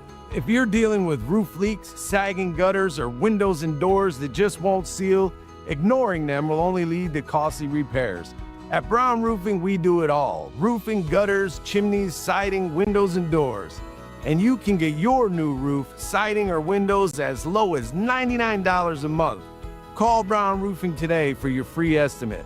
Brown won't let you down. If you get injured in an accident, it can feel like you're out there all by yourself. Insurance companies send an army of lawyers after you to lowball your claim, deny coverage, and force you to settle. At Trantolo & Trantolo, we've been standing up to the insurance companies for more than 85 years. We're on your side, and we'll get you what you're entitled to. We don't get paid until you do. If you're injured, don't fight solo. Trantolo & Trantolo. Get your free case assessment at TrantoloLaw.com. That's TrantoloLaw.com. Texting enroll enrolls you in a recurring automated marketing text messages. Consent not required to purchase. Message and data rates may apply. The team's looking good this season. I think so. Man, I miss playing football. Ever since I turned 40, I just can't find that fire I used to have. Think it could be lower testosterone? What do you mean? I was feeling the same way. After 40, the body has less testosterone, and men lose their edge. That's why I take Nugenix Total T2. That's the testosterone booster, right? Yes, but Total T2 is their brand new formula that skyrockets nitric oxide levels in as little as 3 hours. Since I started taking it, I've been lifting like when we played for Coach Carter. My energy is way up, and it even spiced up things between me and the missus. Are they still giving out complimentary bottles? Yep, just send a text. Text SPARK to 215-215 for your complimentary bottle of Nugenix Total T2, the next generation testosterone booster. Text now and we'll include a bottle of Nugenix Thermo X, our newest, most powerful fat burner ever, absolutely free. Text SPARK to 215-215. That's SPARK to 215-215. These statements have not been evaluated by the FDA. This product is not intended to diagnose, treat, cure, or prevent any disease. Ever notice that feeling your worst also seems to happen at the worst time in the worst places? Like sudden nausea at 9 p.m. when you're out of town. Really? Now? Fortunately, with Hartford Healthcare's HHC 24/7 app, you can get answers, diagnosis, prescriptions, even speak live with clinicians anytime, anywhere. So maybe there's never a good time to be sick, but at least the best care's always there. Download the app at your app store or hhc247.org. This is WICC 695.9, the voice of Connecticut. CBS News brief. Texas police say a man has killed 2 people and wounded 3 others in a shooting at a shopping mall north of Dallas. Carrollton Police Chief Roberto Arredondo. The suspect was identified as Sung Han Ho, Asian male, 69. And officers have successfully taken him into custody. Tennessee and Alabama are the latest states to consider congressional redistricting. CBS's Shauna Mizell in Montgomery, Alabama, says of State House demonstrators who gathered before a special session. They are very upset about this effort from the Alabama governor and Republicans here to bring back some old congressional maps that were previously struck down. Defense Secretary Pete Hegseth says the Iran ceasefire is holding for now. As for Iran, President Trump says they have no radar, they have no leaders. The leaders are what, the whole thing. And then I read the papers and they say how well they're doing. They're not doing well. CBS News Brief, I'm Jennifer Kuiper. WICC 695.9, Voice of Connecticut Local News Update. A new bill will allow residents to sue federal immigration agents for civil rights violations. Governor Ned Lamont signed the bill outside of the Connecticut State Supreme Court on Monday as he was surrounded by other top state leaders. We didn't waste any time. We signed the bill. It is the law of the land here in the state of Connecticut. We're standing up and fighting for each and every one of you, and we're not going to forget it. And that's what Connecticut is all about. And Senator Blumenthal, go tell Washington, D.C. this is what Connecticut's all about. Let's see what you can do in Washington. The bill also restricts the ability of ICE to wear masks except for limited situations. It's designed to combat an increase of citizens being detained across the nation. And the governor said he hopes the bill demonstrates a tone of defiance to officials in Washington. Republicans spoke out against the bill during the legislative debate and believe the law will be overturned in federal court. Lawmakers have approved sweeping consumer data protections as the state house overwhelmingly passed a bill giving residents more control over their personal information. The legislation would create a one-stop system, allowing people to request deletion of their data from large-scale brokers while requiring those companies to register with the Connecticut Department of Consumer Protection, disclose what they collect, and comply with deletion requests. Supporters say the measure strengthens privacy in an era of widespread data collection, while opponents argue it could create new regulatory burdens. The bill now heads to the governor, who, when asked, said he is likely to sign it. I think I am. Let me read the fine print. Stanley Black & Decker is laying off half its workforce in Connecticut. The company started the process by cutting 300 workers on Monday. Most of the layoffs were performed during the first day and are expected to continue through May 18th. The facility in New Britain opened in 1963, and many employees are second or third generations of their families at the company. Stanley provided the laid-off employees with gold-plated tape measures as a parting gift. Bridgeport's Beardsley Zoo was closed today after an alleged bomb threat. Police say the threat occurred just after 10:20 this morning. Officials closed the zoo after the threatening calls were received, and no active threat was detected after a thorough sweep of the zoo grounds. Zoo officials say the safety of visitors, staff, and the animals is their top priority, and said this afternoon that all visitors, staff, and animals are safe and accounted for. The zoo will reopen when officials deem it safe. There is an elevated risk of brush fires today in Connecticut. It's due to wind gusts up to 45 miles per hour, low humidity, and a lack of rainfall. Extreme caution is advised with any ignition sources outdoors. Officials in Stamford are continuing to make cuts to the city's proposed budget, with the Board of Representatives targeting both municipal spending and education costs.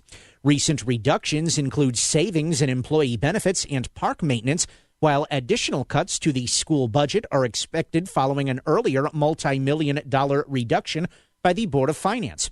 Leaders say they are working to find savings without impacting students, though the proposals would remain under review. Additional educational funding is going to Connecticut schools. The state legislature made a final approval of budget adjustments this past weekend. More than $172 million in supplemental aid will go to Connecticut schools. The funding is part of the $28.6 billion state budget for the fiscal year 2027. And back to school shopping is anticipated to be more affordable for families in Connecticut this year, as new changes to the state's tax-free week expand savings on clothing and school supplies. Under the updated budget, the price limit for tax-free clothing and footwear will increase from $100 to $300 per item, and newly eligible items will include backpacks, cleats, and a range of school essentials like notebooks, pens, and lunchboxes. The tax holiday will run from August 16th through the 22nd. I'm Chris Williams with WICC News. WICC Smart MLS Right Now Traffic. 95 over an hour. Greenwich through Fairfield. The lower Merritt is the way to go. Heaviest congestion coming off Route 7 going into no man's land in Fairfield. New Haven 95 south, you are jamming through Long Wharf going into West Haven. And on 84 eastbound side, just extra cars off the Super 7 going into Newtown. Traffic report powered by the Connecticut Lottery. Now play your favorite draw games at ctilottery.org. Odds vary by game. Must be 18 or older to purchase. Help is available per problem gambling. Call 888-789-7777 or visit ccpg.org. Match Krause, WICC Traffic. For this evening and tonight, partly cloudy in the mid-50s. Rain will arrive by late morning or midday tomorrow with a high in the mid-60s. Thursday, leftover early showers with a high in the low 60s. I'm meteorologist Paul Piorek on WICC. Got something to say? Give Paul a call. 203-333-9422. Connecticut Today with Paul Piselli on WICC 600 and 95.9. The voice of Connecticut. Yeah, that's the number, 203-333-9422, 333 WICC. All right, take my advice on this. Please, I'm begging you. And I have the utmost respect for people who homeschool. I've met some homeschooled kids before. They're wonderful. Listen, I have my thoughts on homeschooling and socialization. Having said that, listen to me carefully here, because I know what's going on here. Having said that, don't overreact to this. Now, you have to understand, it is shocking how little or how few regulations a deep blue state of, or even a center-left state, let's call, even if Connecticut is center-left or far-lefty or full communist, I'm kidding. I kid. But don't overreact to this like it's the end of the world. Here's why this is happening now. There's two reasons why this is happening. And again, we go back to the young gentleman who is alleging a home confinement for 20 years for that woman in Waterbury. That case goes on. There's the Jacqueline Mimi Torres case. There's another case here in Enfield. So there are 3 or 4 cases over the past several years that we've talked about here. I have, Lisa has, Melissa has, to the point where people are like, oh, these homeschoolers are all crazy. No. They're not. Just the way that old axiom goes, well, not every Italian's in the mob, but every mobster is Italian, right? We've heard that. So you do have there's some precedent for using the excuse of being homeschooled to do ill on your kids. It doesn't mean you as a homeschooler are a bad person, but there are people that adopt a way of life and then try to use it as a shield. So there's two things here. And the bill was approved Monday night, 22-14. It looks like the governor's going to sign it. There are two new rules here. Now, hear me out on this, and I'll explain these. All families, not just homeschoolers, must submit a form each year identifying how their kids will be educated, be that through public, non-public, or homeschooling. So I guess this applies to charter schools, Catholic schools, yeshivas, madrasas. In other words, if you're not in the public school system, or even if you are, you have to tell the state how your child is being educated. All right? The second is that anyone removing a child from school to provide homeschooling may not be under investigation by the State Department of Children and Families or the State Child Abuse and Neglect Registry. Those already homeschooling are grandfathered in. Now, that's according to the law here. So I know there's a lot of misinformation here being bandied about online, or they're coming for our kids. No, I will read this again. Here's what the law says. All families, not just homeschoolers, must submit a form each year, once a year. I don't think that's too crazy if it stops here at identifying how your kids are being educated, either through a public school, a non-public school, or homeschooling. I guess those are the three avenues, right? The public school system, anything that's in the non-public school system, or homeschooling. Did we miss one? I don't think so. The second aspect of this law is that anybody taking a child from school to homeschool may not be under investigation by DCF or the state. Those already homeschooled or grandfathered in. I don't have a problem with that. I know there's a lot of people that say, well, if you give them an inch, they'll take a mile. Here's an idea. If they want to take a mile, they'll take a mile anyway. So a lot of you homeschool folks, here's what you do, and I know you're going to hate when I hear this, but comply with this. Say, yeah, once a year I'm homeschooling my kid. And they say that you won't be allowed to do that if you are under an active investigation by DCF or you're already in the State Child Abuse and Neglect Registry. What's wrong with that? No, I mean, seriously. Be happy they're not coming after curriculum, which they still might do. I'm warning you on that. Well, we won't let you homeschool, or you won't get a proper certificate, or we're going to investigate you if you don't do gender education of tsetse flies. You know what I mean? Or teach your kid there are 15 different genders, and gender and sex are two different things. You see what I'm saying here? Now, the reason they're doing this, there's two reasons, all right? I'll tell you what they are, and when you look at these two reasons I'm going to give you, it makes perfect sense. And at this point, it's not a curriculum thing. I don't think it is. We'll tell you what it is coming up. Speaking of money, we'll do that and more on WICC.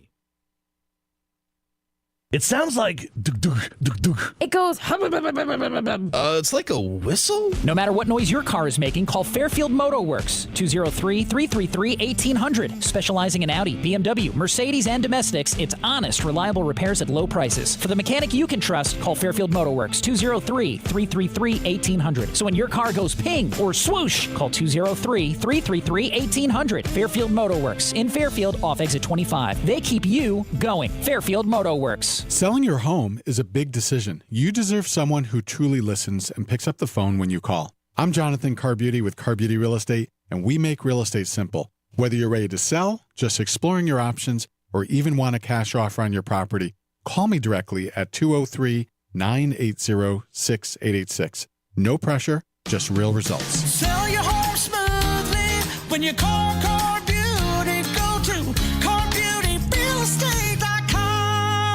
I'm Ed Evans, CEO of Consumer Cellular. You know, the big wireless companies say they have discounts for people over 55, but unless you're willing to sit on hold and ask, you're probably paying more than you should.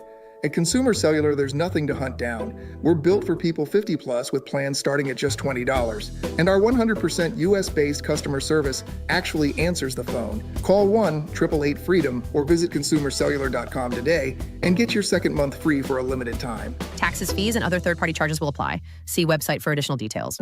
I know that hiring can be challenging. You need someone to match your role perfectly. Well, now you can meet them fast on ZipRecruiter. Build your team, build it sooner. Meet your match on ZipRecruiter. Just head to ZipRecruiter.com/free right now to try it for free. That's ZipRecruiter.com/free. Meet your match on ZipRecruiter. Try it free. It's time for the Market Scoreboard Report with Ron and Sana. Now on WICC's 695.9, the voice of Connecticut. I'm Frank Miller for Ron and Sana. Well, stocks showed a rebound today and finished higher. The Dow Jones finishing above the 49,000 mark. The S&P and NASDAQ both touching record highs today as investors shrugged off geopolitical uncertainty. Investors continue to eye oil prices today, although those were down a bit. The declines came after shipping giant Maersk said that one of its vessels did successfully navigate the Strait of Hormuz under U.S. military escort. In economic news, the Commerce Department said the trade deficit expanded to $60.3 billion in March from a revised $57.8 billion in February, those numbers coming in line with analyst expectations. The Institute for Supply Management, meanwhile, reported a slight slowdown in the pace of service sector growth last month in a separate report. Elsewhere, the Labor Department said there was a modest drop in job openings in the month of March. Those were down to 6.8 million from an upwardly revised 6.9 million in February. And elsewhere on the economic front, the Commerce Department said that new home sales saw a substantial increase in March. Those were up over 7%. I know that hiring can be challenging. You sort through tons of resumes and you get too many so-so applicants. You're just waiting for someone to match your role perfectly. Well, now there's a place where you can meet them fast. ZipRecruiter. Need to hire right away. Start your search for strong candidates. The right fit awaits. Build your team, build it sooner. Meet your match on ZipRecruiter. Just head to ZipRecruiter.com/free right now to try it for free. And you're on your way to meeting your match. 4 out of 5 employers who post on ZipRecruiter get a quality candidate within the first day. So try it now. Go to ZipRecruiter.com/free. Once again, that's ZipRecruiter.com/free. Meet your match on ZipRecruiter. Try it free. WICC Smart MLS Right Now Traffic. 95 over an hour. Greenwich through Fairfield. The lower Merritt is the way to go. Heaviest congestion coming off Route 7 going into No Man's Land in Fairfield. New Haven 95 south. You are jamming through Long Wharf going into West Haven. And on 84 eastbound side, just extra cars off the Super 7 going into Newtown. Traffic report. Powered by the Connecticut Lottery. Now play your favorite draw games at ctilottery.org. Odds vary by game. Must be 18 or older to purchase. Help is available per problem gambling. Call 888-789-7777 or visit ccpg.org. Matt Krause, WICC Traffic. Partly cloudy this evening and overnight in the mid-50s. Rain will arrive by late morning or midday tomorrow with a high in the mid-60s. Thursday, leftover early showers with a high in the low 60s. I'm meteorologist Paul Piorek on WICC. Connecticut has a lot of problems. Here's the man who will solve them. Connecticut Today with Paul Pizzelli. WICC 695.9, the voice of Connecticut. All right, here is why the homeschooling bill went through. This is my opinion, but I'm looking at this saying, all right, what's the angle here? And again, you have the Mimi Torres case. You have the gentleman who says he was home in prison for 10 or 20 years in Waterbury. You have got the Enfield case, and there was another one or two cases here connected to homeschoolers. All right, listen, not homeschoolers, but the excuse that homeschooling was used as a cover-up. There's two issues here. And let's look at the two aspects of this bill. Now, if anybody will actually admit this, I doubt it. But to me, it's as clear as the nose on my face. Now, there's two new rules. Number one, the first is that every family, not just homeschoolers, every family has to submit a form each year identifying how their kids will be educated. The public school system, a non-public school like a parochial school or whatever, or homeschooling. Okay, so why are they doing that? Very simple. You ready? It's one word. You ready? Money. What do I mean by that? There is still no completely accurate count of homeschoolers. There isn't. I guess they get, the estimate is about 2,000 kids in the state. You say, well, that's 2,000 out of a state with 3.5 million people. All right, yeah. All right, I get you. So the average public school expenditure per student in Connecticut, if you go to various lists, know what it is? It's $23,000. All right? Times 2,000 kids. You know what that is? $46 million. So the teachers' unions, the municipalities, the state can look at this and say, well, wait a minute. There's a funding issue here. In other words, if these homeschool kids were all in the public school system, and who knows what the count is for parochial schools and day prep schools and whatever, and charter schools. So what this does is it allows the teachers' unions and boards of education or whatever to figure out how much more money they can ask for. Meaning, well, hey, if these 2,000 kids were in the real school system, the public school system, we would need, wink, wink, nod, nod, you have to give it to us. We're losing out another $46 million. That's a lot of money. Even for Chris Williams, $46 million is a lot of money. So number one, it allows them to get a grip on the lack of funding that is coming from either their town or city board of education or the state. All right? So I don't think it's a great cabal here against homeschoolers. Part of it's money. Well, you said there were two reasons, Paul. Okay?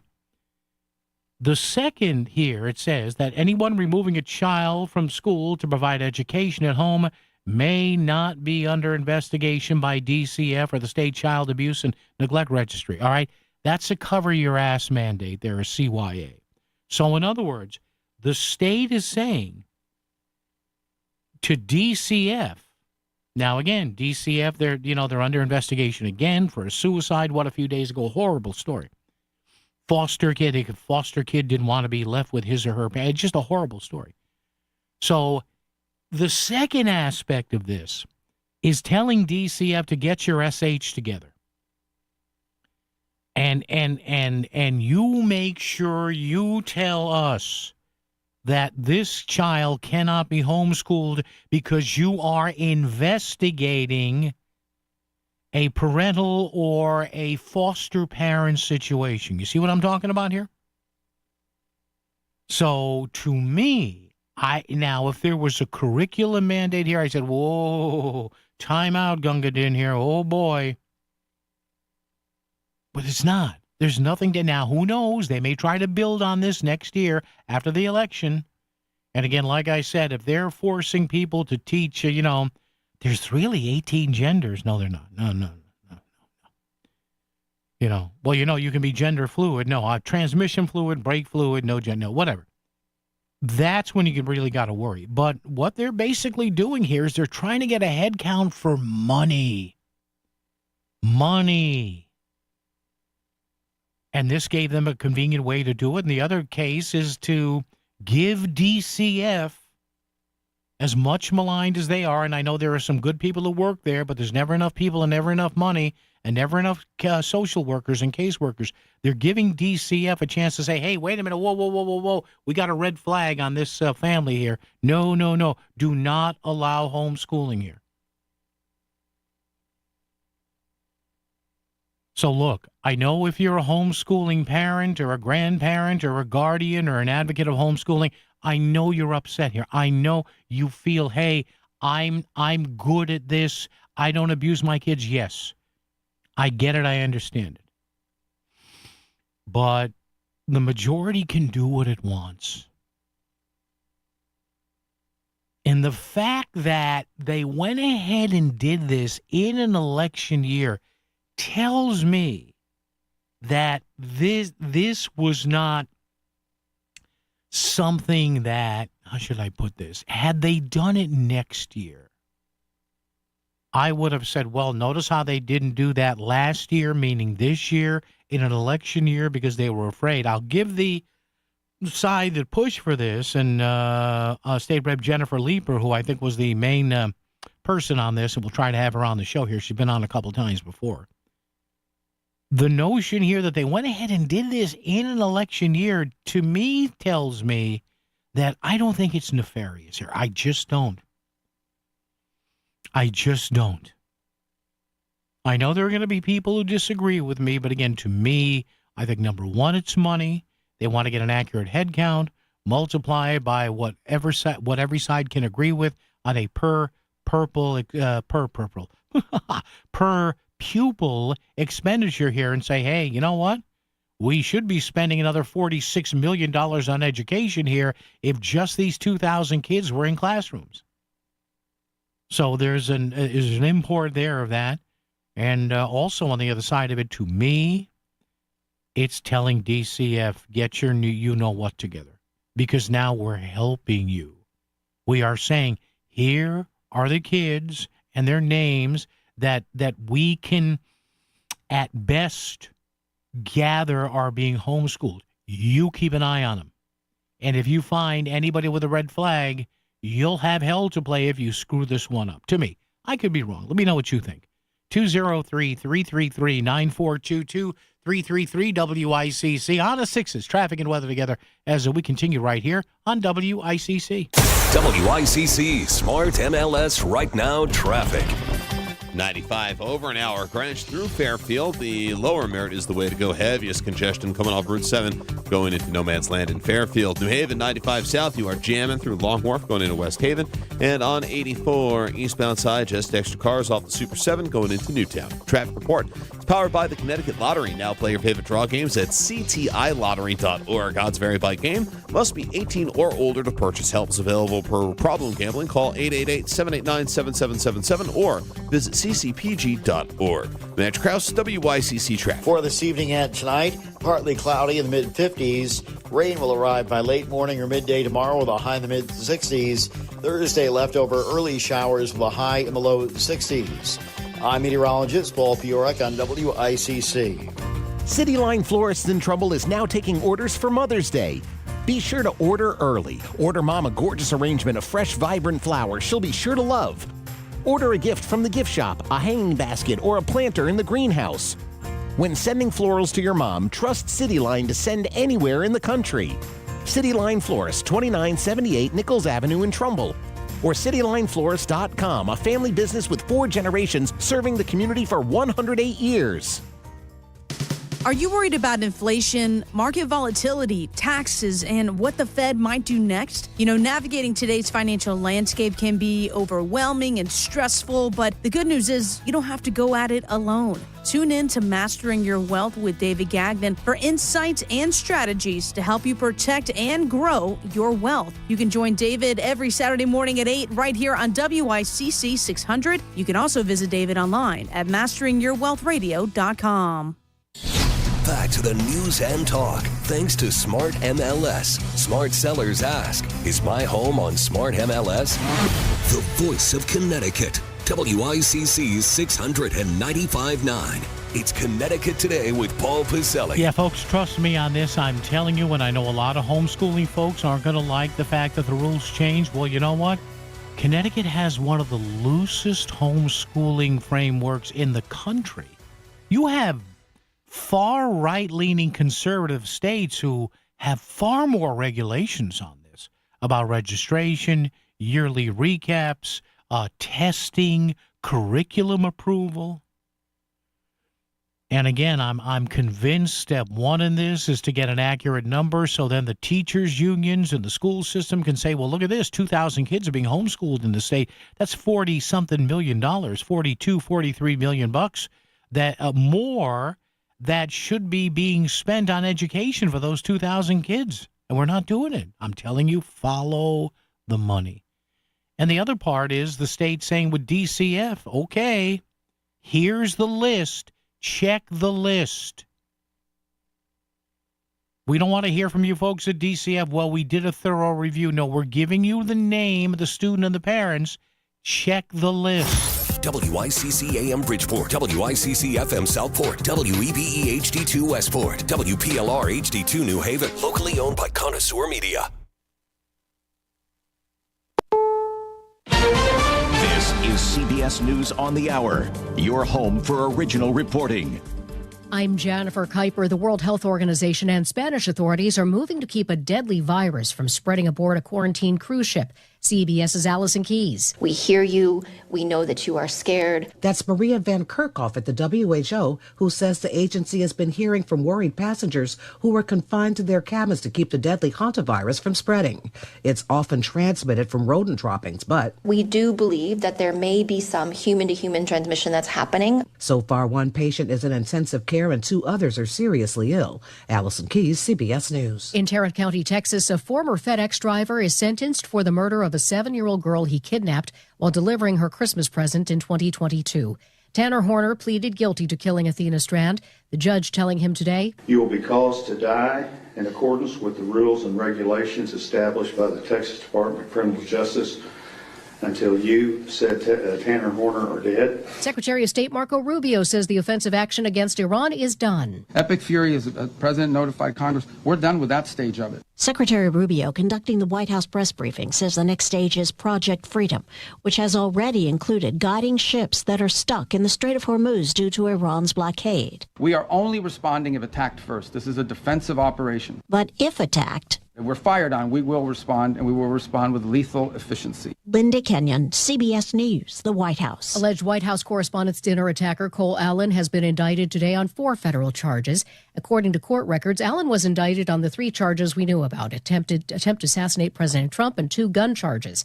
He has also been indicted on an additional charge of assaulting an officer or employee of the U.S. with a deadly weapon.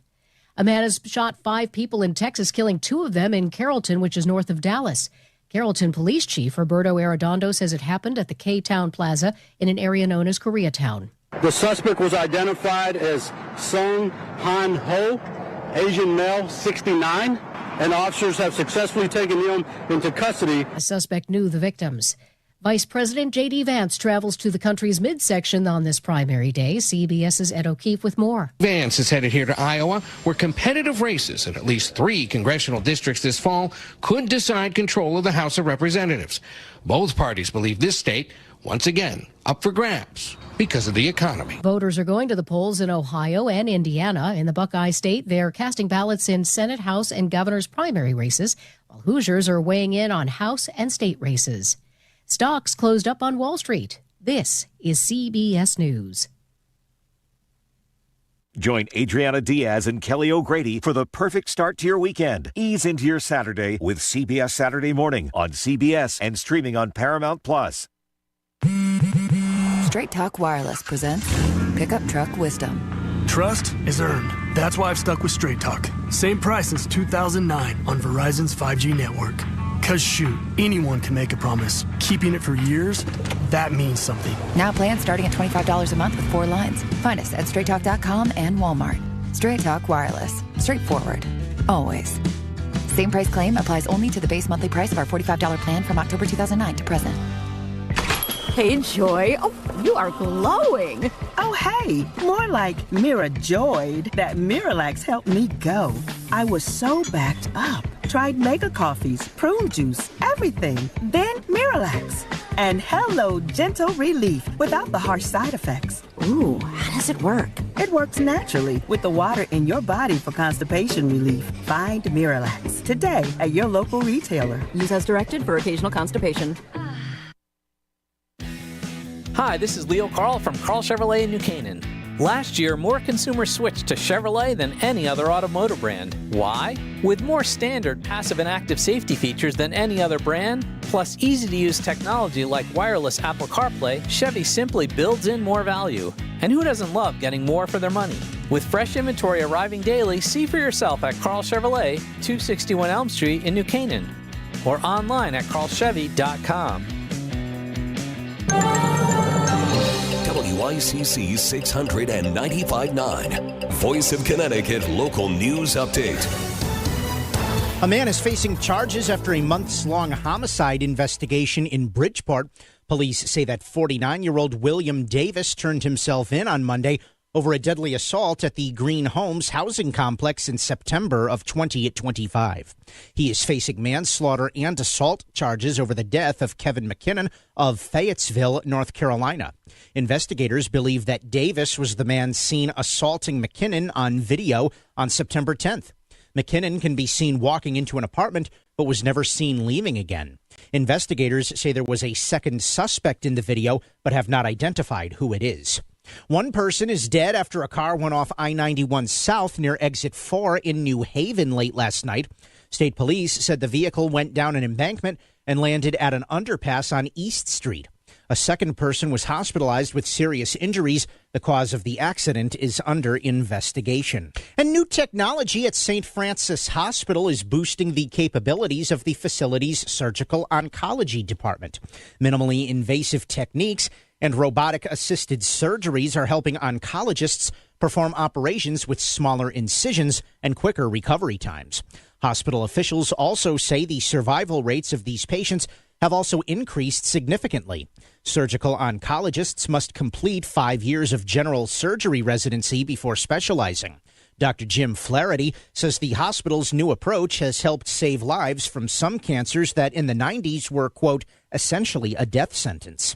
I'm Chris Williams with WICC News. WICC Smart MLS Right Now Traffic.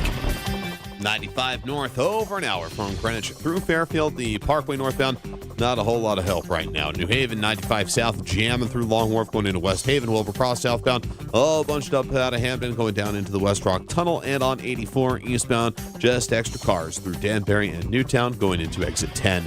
Traffic report is powered by Columbia Dental in Norwalk and New Haven. Using advanced 3D CT scans for precise dental care. Call 203-299-0111 or visit columbiadental.com. And that's Krause with WICC traffic. Partly cloudy this evening and overnight in the mid-50s. Rain will arrive by late morning or midday tomorrow with a high in the mid-60s. Thursday, leftover early showers with a high in the low 60s. I'm meteorologist Paul Piorek on WICC.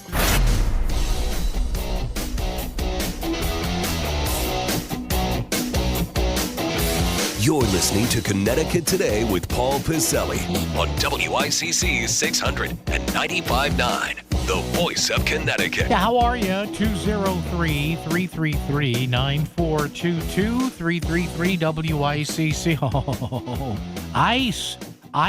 ice, baby. My question of the day here had something to do with a bill that was passed yesterday, signed by Governor Ned Lamont, as this continuing infatuation with, how should I put this, with at least not being even-handed when dealing with undocumented immigrants and migrants in this state. Now listen, you can be concerned, as I was and as millions of people were, when we saw what happened in Minneapolis to that woman, Rachel Good, who for some reason was in the middle of a protest with an SUV. I know she lived in the neighborhood, but you know what? If I have a bunch of guys in uniform telling me to let me see your hands or get out of the SUV, you know what I do? I show my hands and I get out of the SUV. I don't listen to what my girlfriend says about, floor it, baby, whatever. That's not me making it up. Drive, baby, whatever it is. Well, how did that work out? So, no, we're not Minneapolis in that case. And the case of Mr. Prelli, too. Listen, that was a horrible thing that happened. But again, he broke a cardinal rule of what have people told me? If you're going to carry, you have to have your license with you. But again, we are not Minneapolis. But those that rule us in Hartford, the majority of Democrats in Hartford, really have let me down on this one. And we're talking about a bill that was signed with great fanfare yesterday, and the governor's saying, we are all Minneapolis. No, we're not. Stop that. You know, words mean something. No, we are not. If anything, we're the opposite of Minneapolis. Now, we've got about 120,000 undocumenteds here that you don't want to talk about as far as a cost to the state and the taxpayer in some way, shape, or form. All right, I understand that, because if you do that, you're going to have hell to pay. I understand that. You'll catch it from the far left of your party. But it's a bill limiting ICE actions again in Connecticut. The lieutenant governor, who I've known for years, said, here in the Constitution state, the Constitution applies to everyone. Wait a minute. If we revere the Constitution, Madam Lieutenant Governor, don't we revere citizenship as well? Or at least making an effort to come to our great state within the boundaries of immigration law? Does anybody ever want to talk about that? Does anybody ever want to talk about the fact that whether you believe it or not, about 100 or 120,000 people in this state, for whatever their reasons, I don't think their reasons or their intentions are insincere, but there are at least thousands of them that have, to quote a phrase here, jumped the line.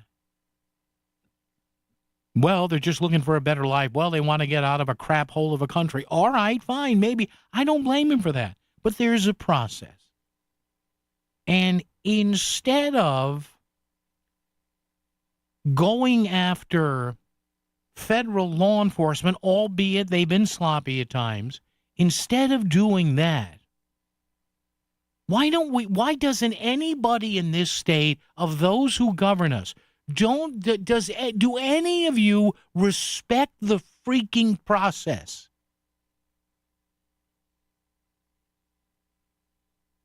Does anybody in the executive branch or in the legislative branch of the people that govern us, do you hear any of them say, hey, if you're here illegally, come forward and try to apply for citizenship? Does that even happen? Does the state make that attainable? Instead of battling the feds, why don't we work with the feds? But we can't, because we're the same state among many blue states that doesn't honor ICE detainers. There have been 2 or 3 high-profile cases over the past couple of years, violent criminals. One guy I keep talking about, I got to pull that case up again. Maybe I'll do it tomorrow. Got to find the info here. You had a guy with, sexual contact charges with a young girl. His sentence was up. ICE found out his sentence was up. They asked Connecticut prison officials, hey, can you hold the guy? We can't get there for a couple of days. Hold him. We want to deport this maggot. Guess what? Connecticut prison officials released him back into the public. Not a word from the governor, not a word from the lieutenant governor, not a word from legislative leaders, not a word from Mr. Tong. And I said we had to go back. I think they had to fan out ICE agents in Hartford and find this guy, which could have been a hazardous situation if he had a gun or a knife or a weapon. Thankfully, they got this maggot piece of filth out of here.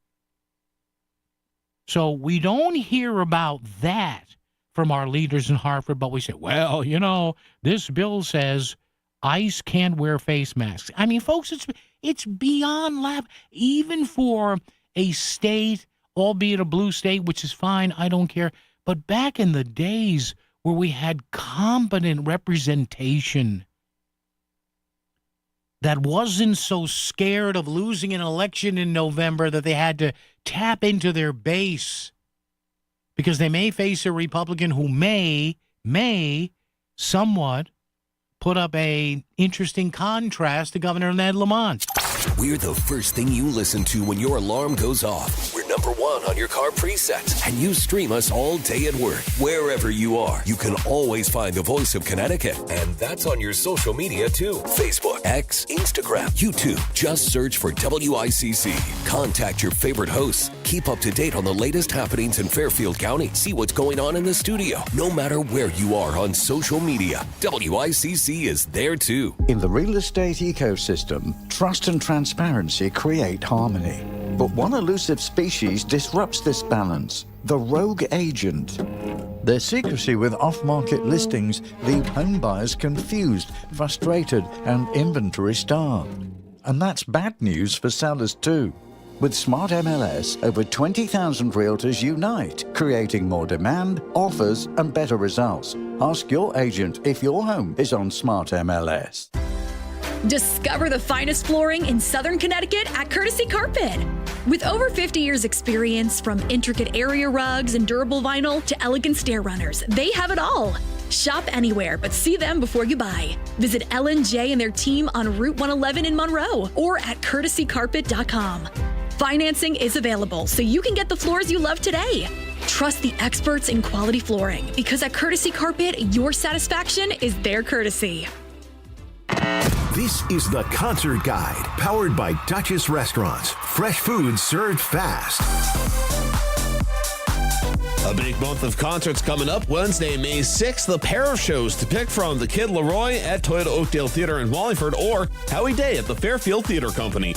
Sunday, May 17th, see Blackstreet at Mohegan Sun. Saturday, May 23rd, Charlie Puth brings down the Mohegan Sun Arena. Thursday, May 28th, another great pair of shows: Lou Graham at the Stanford Center for the Arts, Khaled at the Hartford Healthcare Amphitheater in Bridgeport, and kicking off June, Friday, June 5th, Jason Mraz at Foxwoods Casino, and on Saturday, June 6th, MGK at the Meadows Music Theater in Hartford. Monday, June 22nd, Post Malone and Jelly Roll come to Registler Field in Hartford. The Concert Guide. Whether it's breakfast, lunch, or dinner, get fresh food served fast at any one of Duchess restaurants located throughout Connecticut. Duchess Restaurants. Fresh food served fast.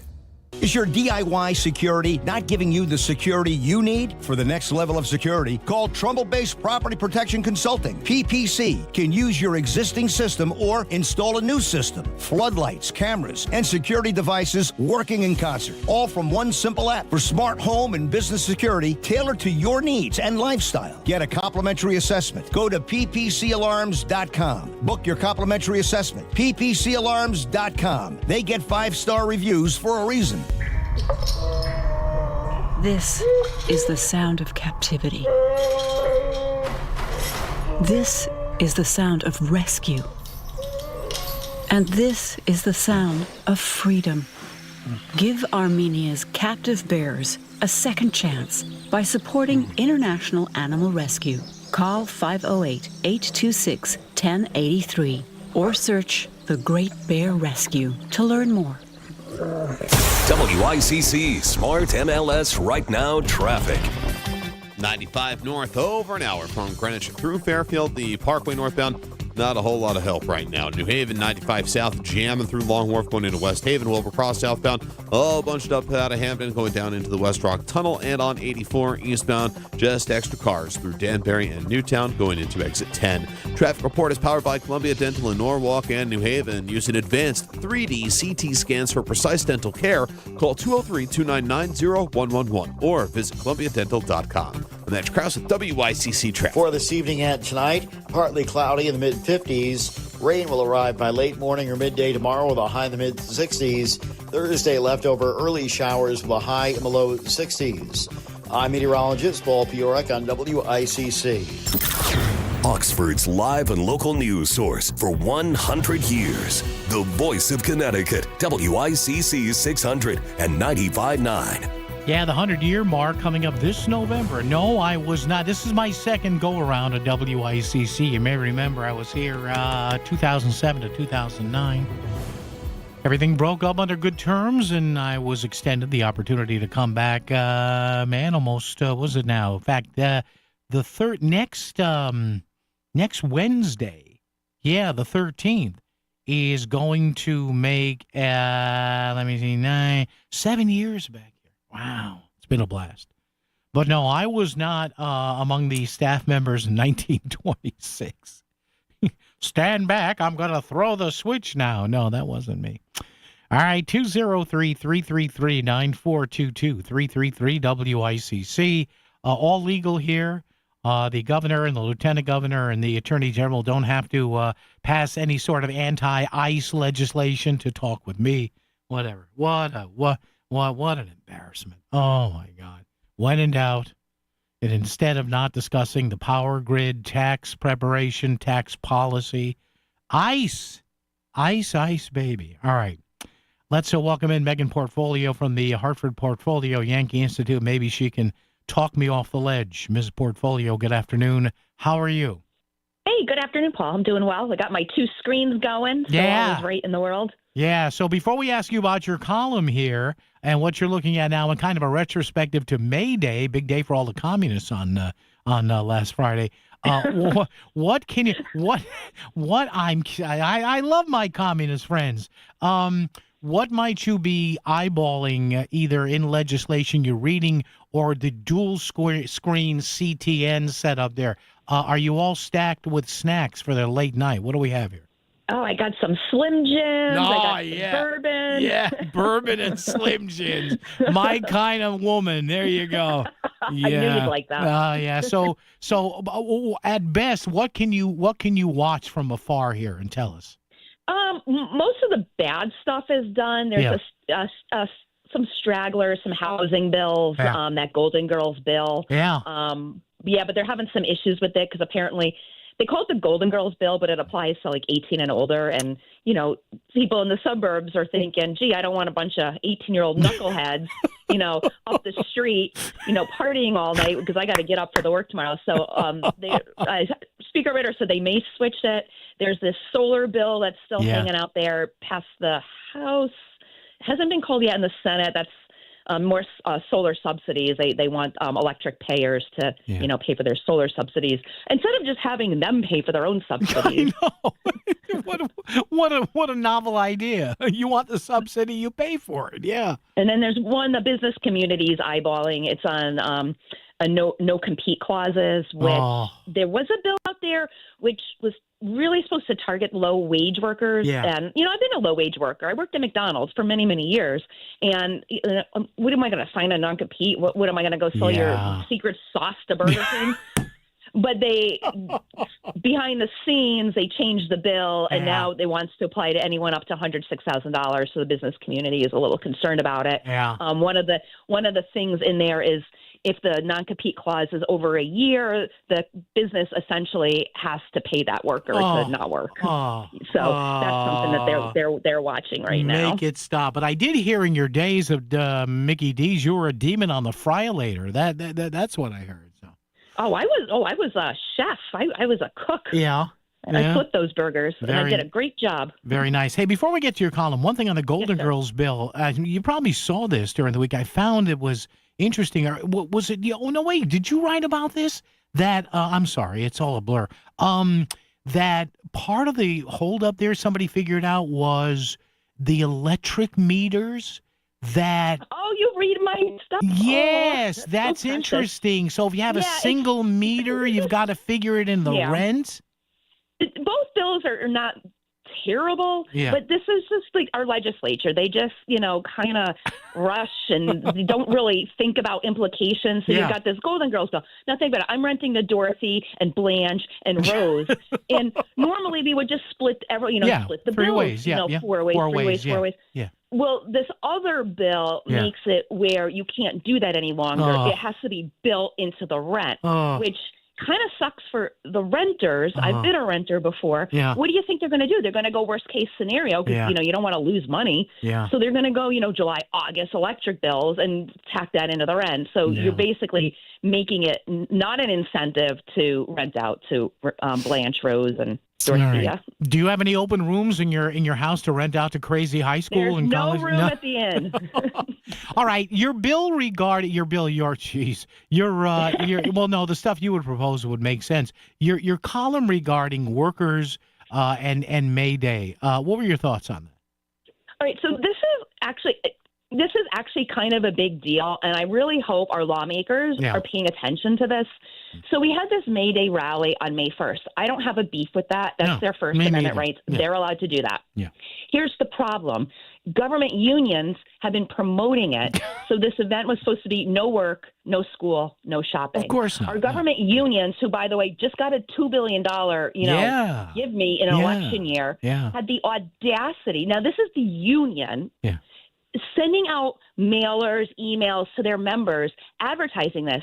These events took place 10 o'clock at Hartford, 12 o'clock in New Haven, 3 o'clock. So the union is actively telling its state employees, its teachers, its municipal employees to have a work stoppage. That's great. If you read the collective bargaining agreements, they're not allowed to do that. There's the reason why we have collective bargaining, which has been a nightmare for the state, and one of the reasons why we're in the situation we're in. They have collective bargaining rights. They can bargain for their pay, their pensions, health care, work conditions, because they are not supposed to go out on strike. So this is like an agreement we have with these unions. You don't go on strike, and you can have these rights. Well, they have broken that commitment, and they've broken their contract by actively encouraging their members to not show up for work. They didn't actually say don't show up for work, but when you're sending a flyer out, hey, these are the events, hope to see you there, it kind of implies, hey, ditch work and come to these rallies. Now, I watched a lot, and they post everyone posts everything on social media. I never even have to leave my house. Yeah.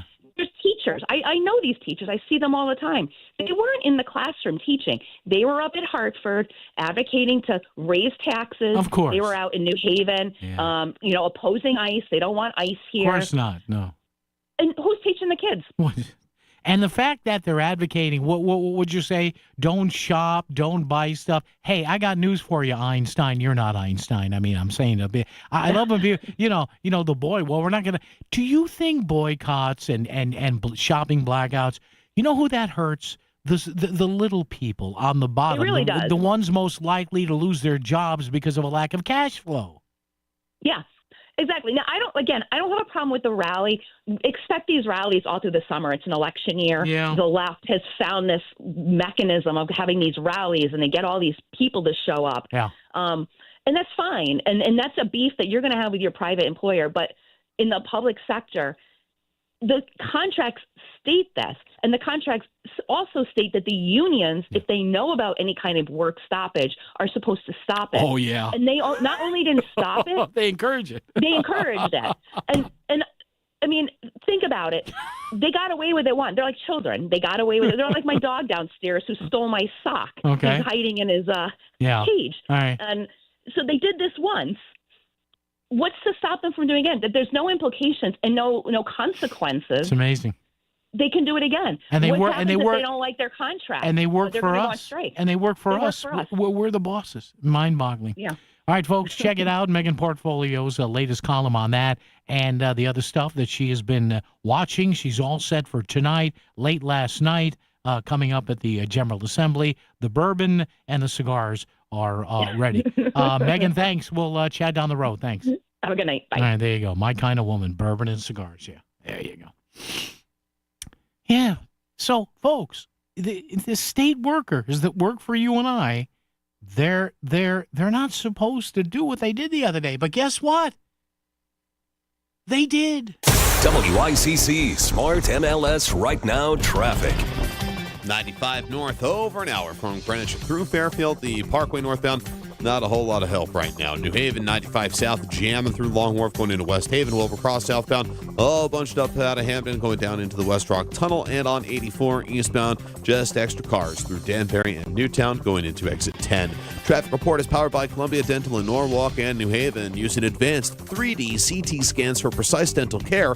Call 203-299-0111 or visit columbiadental.com. I'm Max Krause with WICC Traffic. Partly cloudy this evening and overnight in the mid-50s. Rain will arrive by late morning or midday tomorrow with a high in the mid-60s. Thursday, leftover early showers with a high in the low 60s. I'm meteorologist Paul Piorek on WICC. Most people want to spend their retirement years at home, but most seniors are not equipped to do it. In fact, according to AARP, 82% of adults ages 50 and up want to remain in their current homes as they age, but only about 10% of U.S. homes are considered aging ready. Hey, Melissa Sheketoff here, and I'm so grateful my grandmother lived with us for more than 20 years. And as she got older, my parents equipped their home in Fairfield to accommodate her needs, and they got in-home care, like Connecticut In-Home Assistance. I believe in-home care made my grandmother's final years comfortable, joyful, and actually made her feel more independent. It also helped my parents to have peace of mind that someone could get her to her appointments, make sure she didn't fall, and allow them to have a loving relationship with her instead of one filled with tension and resentment. Don't wait until it's too late to make your home ready for an aging parent. Get the help you need to keep your loved one at home safe and sound. Check out Connecticut In-Home Assistance at cthomecare.com. And right now, you can even download their free ebook online. Again, cthomecare.com. Texting enrolls you in a recurring automated marketing text messages. Consent not required to purchase. Message and data rates may apply. The team's looking good this season. I think so.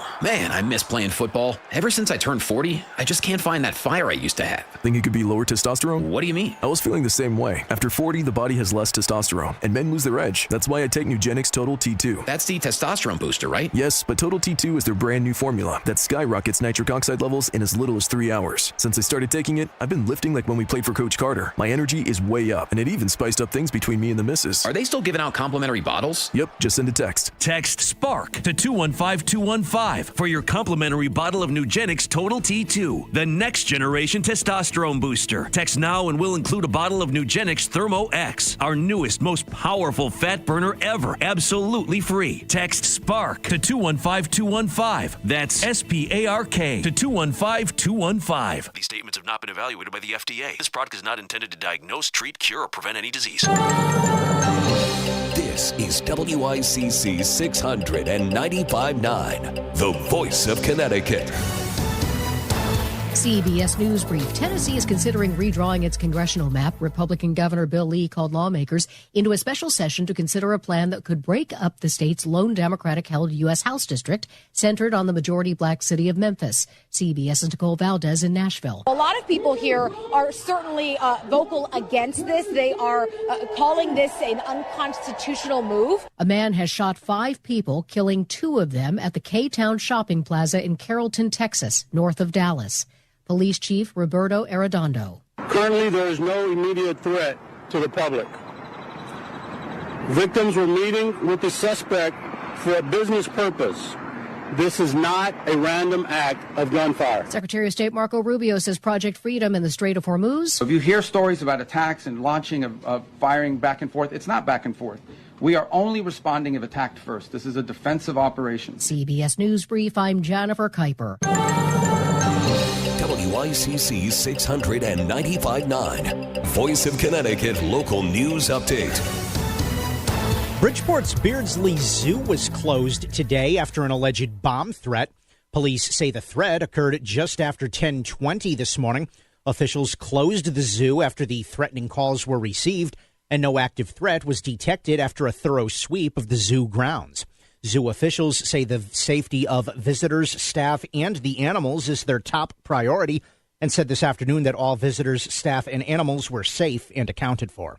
The zoo will reopen when officials deem it safe. A fire in Bridgeport has 7 people looking for a new home. The fire erupted at a structure on Coleman Street around 3 p.m. and was brought under control within 15 minutes. The 7 people who have been displaced are being helped by the American Red Cross. The cause of the fire is under investigation. No other details have been released. There is an elevated risk of brush fires today in Connecticut. It's due to wind gusts up to 45 miles per hour, low humidity, and a lack of rainfall. Extreme caution is advised with any ignition sources outdoors. Stanley Black & Decker is laying off half its workforce in Connecticut. The company started the process by cutting 300 workers on Monday. Most of the layoffs were performed during the first day and are expected to continue through May 18th. The facility in New Britain opened in 1963, and many employees are second or third generations of their families at the company. Stanley provided the laid-off employees with gold-plated tape measures as a parting gift. Officials in Stamford are continuing to make cuts to the city's proposed budget, with the Board of Representatives targeting both municipal spending and education costs. Recent reductions include savings in employee benefits and park maintenance, while additional cuts to the school budget are expected following an earlier multi-million-dollar reduction by the Board of Finance. Leaders say they are working to find savings without impacting students, though the proposals remain under review. This morning, Governor Ned Lamont and Attorney General William Tong, alongside advocates and state legislators, held a news conference in Hartford regarding the latest developments in the legal battle over mifepristone, the commonly used abortion medication. On Monday, the Attorney General filed a brief on behalf of the state of Connecticut urging the Supreme Court to stay a ruling by the U.S. Court of Appeals for the Fifth Circuit that abruptly restricted access to the medication nationwide. Supreme Court Justice Samuel Alito granted a temporary stay, and there's currently no change to Connecticut patients' access to mifepristone. A new bill would allow residents to sue federal immigration agents for civil rights violations. Governor Ned Lamont signed the bill outside of the Connecticut State Supreme Court on Monday as he was surrounded by other top state leaders. We didn't waste any time. We signed the bill. It is the law of the land here in the state of Connecticut. We're standing up and fighting for each and every one of you, and we're not going to forget it. And that's what Connecticut is all about. And Senator Blumenthal, go tell Washington, D.C. this is what Connecticut's all about. Let's see what you can do in Washington. The bill also restricts the ability of ICE to wear masks except for limited situations. It's designed to combat an increase of citizens being detained across the nation, and the governor said he hopes the bill demonstrates a tone of defiance to officials in Washington. Republicans spoke out against the bill during the legislative debate and believe the law will be overturned in federal court. Lawmakers have approved sweeping consumer data protections as the state house overwhelmingly passed a bill giving residents more control over their personal information. The legislation would create a one-stop system, allowing people to request deletion of their data from large-scale brokers while requiring those companies to register with the Connecticut Department of Consumer Protection, disclose what they collect, and comply with deletion requests. Supporters say the measure strengthens privacy in an era of widespread data collection, while opponents argue it could create new regulatory burdens. The bill now heads to the governor, who, when asked, said he is likely to sign it. I think I am. Let me read the fine print. A controversial homeschooling oversight bill in Connecticut is heading to the governor's desk after passing the state legislature following hours of debate. The measure requires parents to formally declare homeschooling and undergo checks with the Department of Children and Families when withdrawing a child from school, aiming to prevent abuse after several high-profile cases. Supporters say the bill is designed to protect vulnerable children who may otherwise fall off the radar, while critics, particularly among homeschooling parents, and some Republicans like Senate Minority Leader Steve Harding, argue it places unnecessary burdens on parents and raises concerns about DCF's capacity and oversight. Instead of focusing on actually addressing that issue, saving children's lives, improving DCF. Instead of taking those necessary steps to protect children in the state, the Democrats in this building have made it a targeted effort for whatever reason on homeschooling parents. This is a politically targeted effort in an election year on a group of individuals that I think Democrats generally don't see as voting for them. And that's wrong. Additional educational funding is going to Connecticut schools. The state legislature made a final approval of budget adjustments this past weekend. More than $172 million in supplemental aid will go to Connecticut schools. The funding is part of the $28.6 billion state budget for fiscal year 2027. Back to school shopping is anticipated to be more affordable for families in Connecticut this year, as new changes to the state's tax-free week expand savings on clothing and school supplies. Under the updated budget, the price limit for tax-free clothing and footwear will increase from $100 to $300 per item, and newly eligible items will include backpacks, cleats, and a range of school essentials like notebooks, pens, and lunchboxes. The tax holiday will run from August 16th through the 22nd. And David Zanelli is officially New Haven's police chief. The New Haven Board of Alders approved the permanent appointment of Zanelli last night. Zanelli had served as acting police chief since January following the departure of former police chief Carl Jacobson. Jacobson was arrested and charged with larceny after he allegedly embezzled $85,000 in city funds. I'm Chris Williams with WICC Smart MLS Right Now Traffic. 95 north, over an hour from Greenwich through Fairfield. The Parkway northbound, not a whole lot of help right now. New Haven, 95 south, jamming through Long Wharf going into West Haven. Wilbur Cross southbound, all bunched up out of Hampton going down into the West Rock Tunnel. And on 84 eastbound, just extra cars through Danbury and Newtown going into exit 10. Traffic report is powered by Columbia Dental in Norwalk and New Haven. Using advanced 3D CT scans for precise dental care. Call 203-299-0111 or visit columbiadental.com. And that's Krause with WICC Traffic. For this evening and tonight, partly cloudy in the mid-50s. Rain will arrive by late morning or midday tomorrow with a high in the mid-60s. Thursday, leftover early showers with a high in the low 60s. I'm meteorologist Paul Piorek on WICC. If Greenwich is talking about it, so is Paul. Connecticut Today with Paul Piselli on WICC 600 and 95.9, the voice of Connecticut. All righty. Hey, how are you? 203-333-9422, 333 WICC. All right, the deck is open and clear. Come on in. The water's fine. 21 minutes or 20 minutes and 15 seconds to go here before we bid you adieu. If you want to drop in, all comers welcome at 203-333-9422, 333 WICC. Speaking of deck, man, that cruise ship that's got the hantavirus on it, oh my God. You know, it's bad enough you hear, that these cruise ships are floating petri dishes for the norovirus, which, you know, as they say, I know people that have had the norovirus. I think I had it a few years ago. But, man, that can knock you for a loop. And it's, as they say, you say, how were you? Well, I'm better now because it was coming out of both ends, man. But the hantavirus from rodent droppings on, and now I guess one of those ships has 3 or 4 people injured and killed. And, you know, they tell you, like, we're not going to let you dock. Oh, my God. Can you imagine that? Now, look, I'd love to go on another cruise again before my days on this earth are done. But I enjoyed the 2 cruises I was on.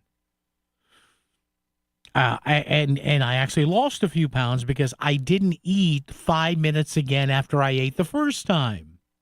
But, boy, you go on a cruise, you got people cruising in healthy situations like they never saw food before. Oh, my God.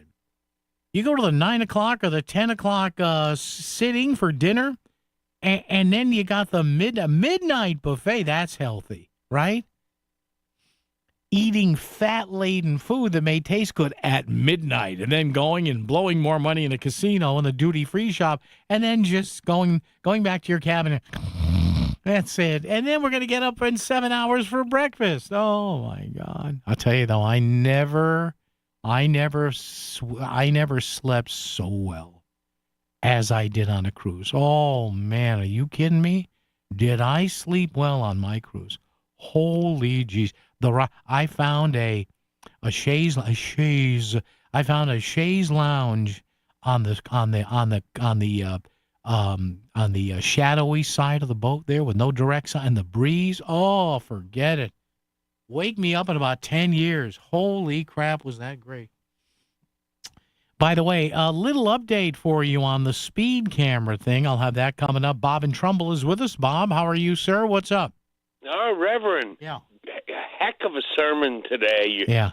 I hope the congregants got out of it what I got. Bob, to me, it's just common sense. That's all. I just radiate common sense. That's all. Yes, I agree. Yeah. I have a comment on the sermon and then a question for you. So let me get them both.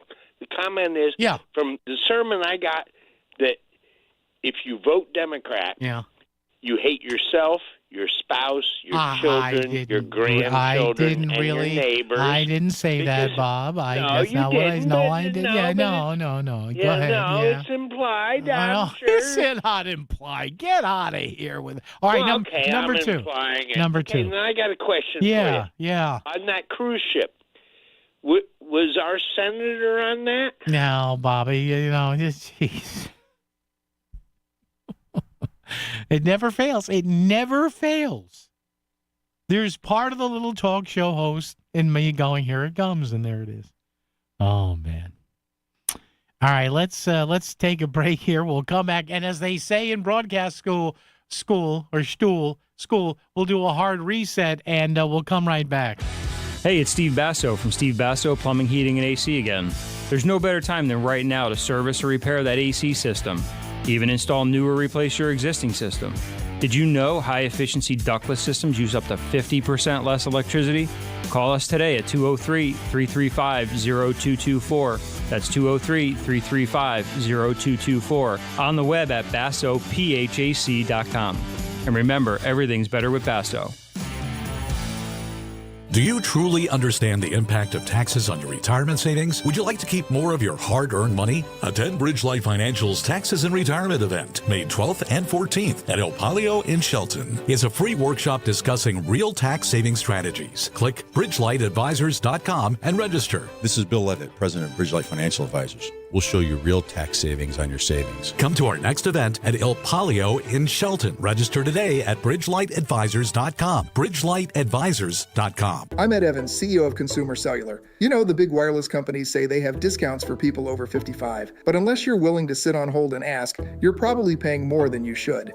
At Consumer Cellular, there's nothing to hunt down. We're built for people 50 plus with plans starting at just $20. And our 100% US-based customer service actually answers the phone. Call 1-888-FREEDOM or visit consumercellular.com today and get your second month free for a limited time. Taxes, fees, and other third-party charges will apply. See website for additional details. I know that hiring can be challenging. You need someone to match your role perfectly. Well, now you can meet them fast on ZipRecruiter. Build your team, build it sooner. Meet your match on ZipRecruiter. Just head to ZipRecruiter.com/free right now to try it for free. That's ZipRecruiter.com/free. Meet your match on ZipRecruiter. Try it free. WICC Smart MLS Right Now Traffic. 95 northbound over an hour, Greenwich through Fairfield, Parkway northbound. Heavy congestion in Greenwich, Westport, and in Fairfield. Out of New Haven, 95 south, jamming through Long Wharf, 84 eastbound. Plenty of company through Danbury and Newtown. Traffic report powered by the Connecticut Lottery. Now play your favorite draw games at ctilottery.org. Odds vary by game. Must be 18 or older to purchase. Help is available for problem gambling. Call 888-789-7777 or visit ccpg.org. Mitch Krause with WICC Traffic. Partly cloudy this evening and overnight in the mid-50s. Rain will arrive by late morning or midday tomorrow with a high in the mid-60s. Thursday, leftover early showers with a high in the low 60s. I'm meteorologist Paul Fiorek on WICC. On your home laptop or your work desktop, put voiceofct.com in your bookmarks. It's Connecticut Today with Paul Pacelli on WICC 695.9, the voice of Connecticut. All right, little update here on the speed cameras. Now, remember, we said earlier this state was going to go beyond, at least it was reported, that the state was going to go beyond just construction zones and put those portable speed cameras at regular highway stretches. They have portable cameras. They're not going to be hard-mounted cameras. They're on SUVs from the state. Well, it turns out, and this was reported yesterday, I wasn't able to get to it, says here in a staff report from the Connecticut News Junkie, language for new highway speed cameras has been nixed. That is gone. That is 86th for James Comey, if he's listening, from a Connecticut transportation bill. So the General Assembly, they probably caught blowback on this.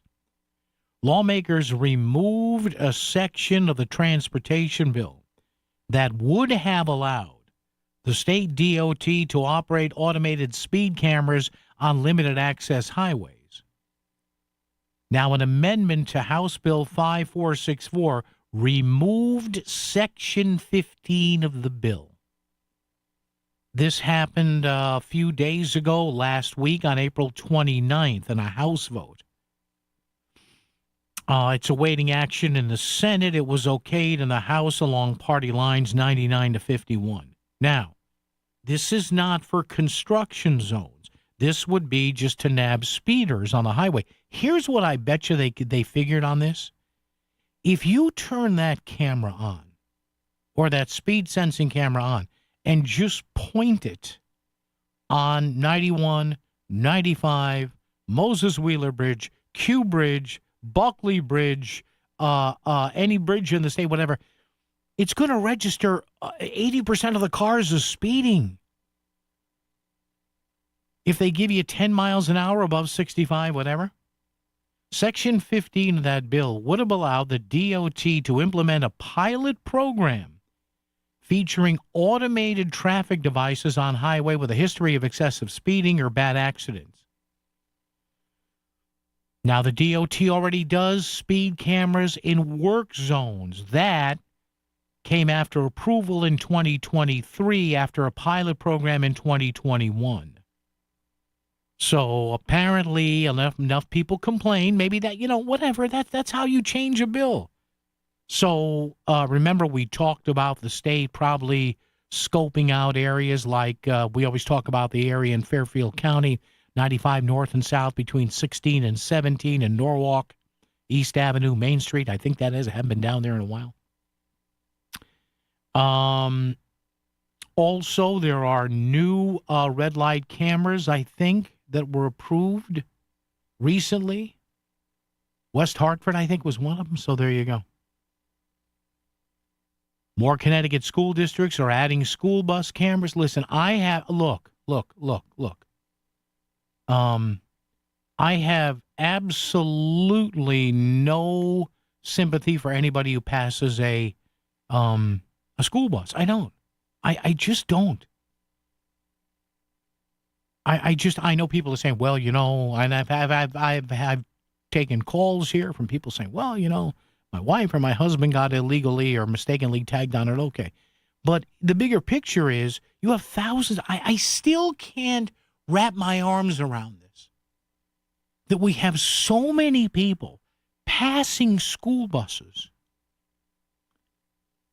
that now all these districts have to order these expensive camera systems for each bus. Well, it's just a money grab. Well, I have an idea. If you're passing a school bus that has its red blinkers on and has the stop sign out or the blocking arm out, yes, some of your money should be taken. And the fact that in Bridgeport, what was it, a year and a half ago, 2 years ago, 9,000 people did it in the first semester of the Bridgeport school year. How is that? How is that even possible? 203-333-9422, 333-WICC. Aaron Stewart's campaign. I want that to end on this because it is, she does bring up some interesting things here, but at this point in the campaign, hey, it's rough and tumble politics.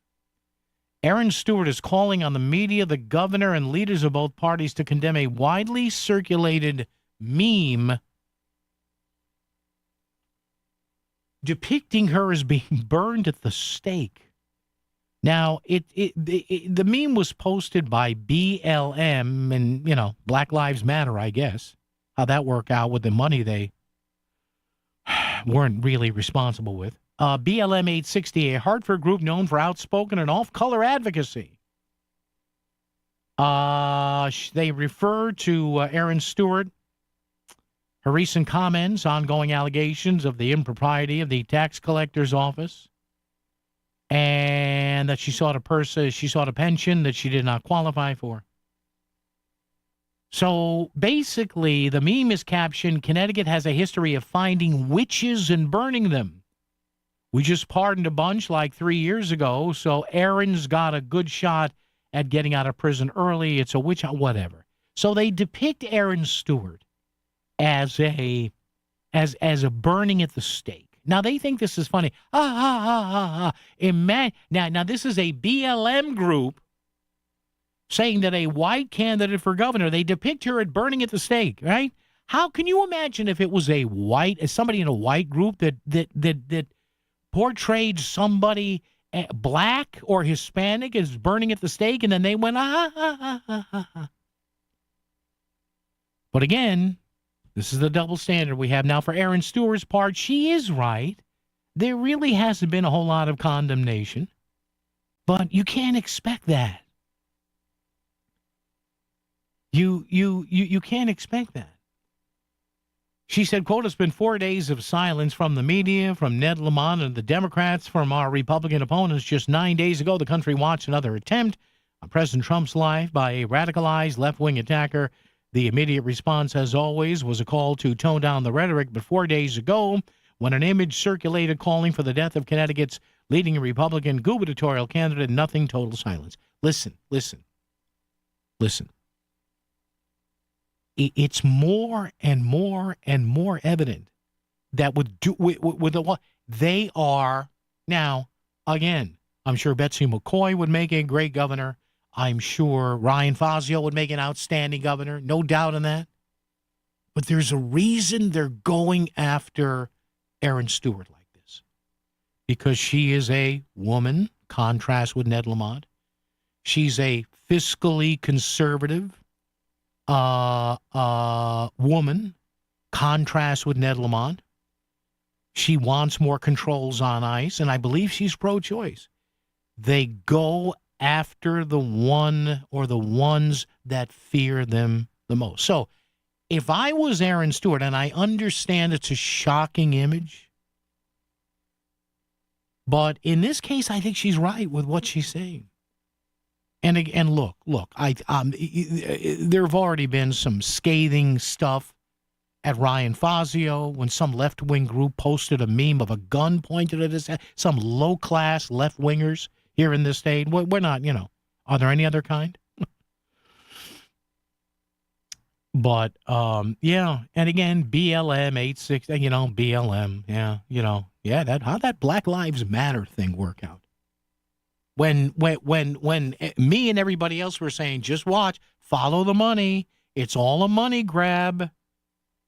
And now on a national scale and local scale, you're saying, well, there you go. So does Aaron Stewart have the right to be really upset? Yeah, she does. Does she have the right to say her party isn't saying enough? Yeah, I guess she does. But she should take maybe solace in this. And if I were her, I would say, come after me. Come on, bring it. What are you doing this to me for? Oh, do I scare you? Do I worry you? She should look at them and say, well, that's good. By the way, how's all that BLM money nobody can find? WICC Smart MLS Right Now Traffic. 95 northbound over an hour, Greenwich through Fairfield, Parkway northbound. Heavy congestion in Greenwich, Westport, and in Fairfield. Out of New Haven, 95 south, jamming through Long Wharf, 84 eastbound. Plenty of company through Danbury and Newtown. Traffic report powered by the Connecticut Lottery. Now play your favorite draw games at ctilottery.org. Odds vary by game. Must be 18 or older to purchase. Help is available for problem gambling. Call 888-789-7777 or visit ccpg.org. Mitch Krause with WICC Traffic. For this evening and tonight, partly cloudy in the mid-50s. Rain will arrive by late morning or midday tomorrow with a high in the mid-60s. Thursday, leftover early showers with a high in the low 60s. I'm meteorologist Paul Piorek on WICC. Looking for Michelin tires at the guaranteed lowest price? Get to Town Fair Tire. Michelin's innovative technologies are designed for durability and performance over any of the toughest road conditions, so you can trust you're getting the highest quality tires. And Town Fair's been a name you can trust since 1967. Now with over 120 locations and still growing, because nobody beats a Town Fair Tire deal. Nobody. Name brands at discount prices. Town Fair Tire. Some people reach a line and stop. Some hit a wall and turn around. Then there are the ones who cross the line, climb the wall, face obstacles, and turn them to their advantage. That's where we come in. We're the next rodeo. We design bold marketing that drives real growth. A creative partner for businesses ready to push forward beyond what's expected. The Next Rodeo. Learn more at thenextrodeo.com. Back to the news and talk. Thanks to Smart MLS. Smart sellers ask, is my home on Smart MLS? The voice of Connecticut. WICC's 695.9. It's Connecticut Today with Paul Pacelli. All right, not really enough time to get another caller in here. But again, the email is always up and underway. Paul, P-A-U-L, Paul at voiceofct.com. That's Paul at voiceofct.com. Thanks to our guest today, Republican State Senate member Paul Ciccarella, representing portions of East Haven, North Haven, Wallingford, Northford, and Durham. Big debate coming up tonight in the state Senate of what they call the Glock switch bill, barring the sale of a certain model of Glock handgun because it's easily modifiable. Is that a word? I guess modifiable here. Well, you know, hey, the criminals will, if you block this gun, the criminals will figure something else out. A lot of people now have those. You don't need a machine shop anymore. You don't need some unscrupulous gunsmith to take a couple of $100 and do this for you. There are 3D printers. So we'll see how that shakes out, all that and more. All right, folks, CBS News, top of the hour. Great replays from Lisa Wexler and/or Melissa Sheketoff. And then coming up at 7, it's our buddy Lars Larson. Eric Erickson at 10 on the overnight Red Eye Radio at 1 a.m. to 5. And we'll do it tomorrow morning at 5 o'clock with Melissa, 10 a.m. with Lisa Wexler. The download at noon. I'm back at 2. And Chris Williams, thank you. WICC AM Bridgeport, WICC FM Southport, WEBE HD2 Westport, WPLR HD2 New Haven, locally owned by Connoisseur Media.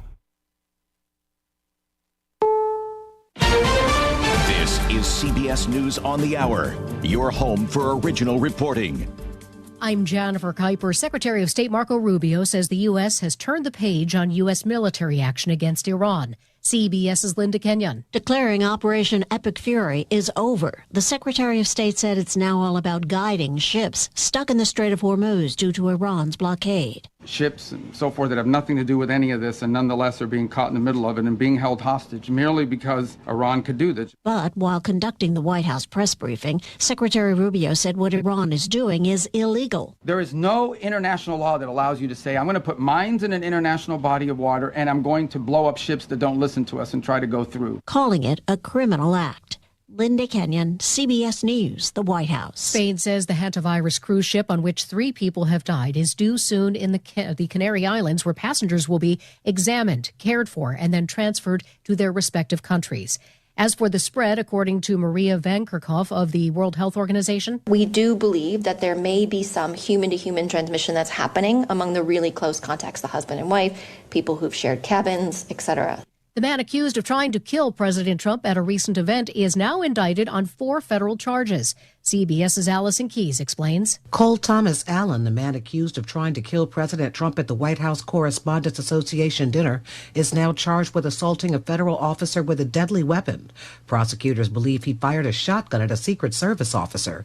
He was already charged with attempting to assassinate the president and 2 additional firearms counts. The governors of Tennessee and Alabama make a push for redistricting. CBS's Shauna Mizell in Montgomery says of those opposed to the effort in Alabama, they say that this is going to be voter disenfranchisement, and not any voters, but specifically black voters here in the state of Alabama, which makes up about 20% of voters here. They say that they deserve and earned 2 seats to represent those voters in Congress.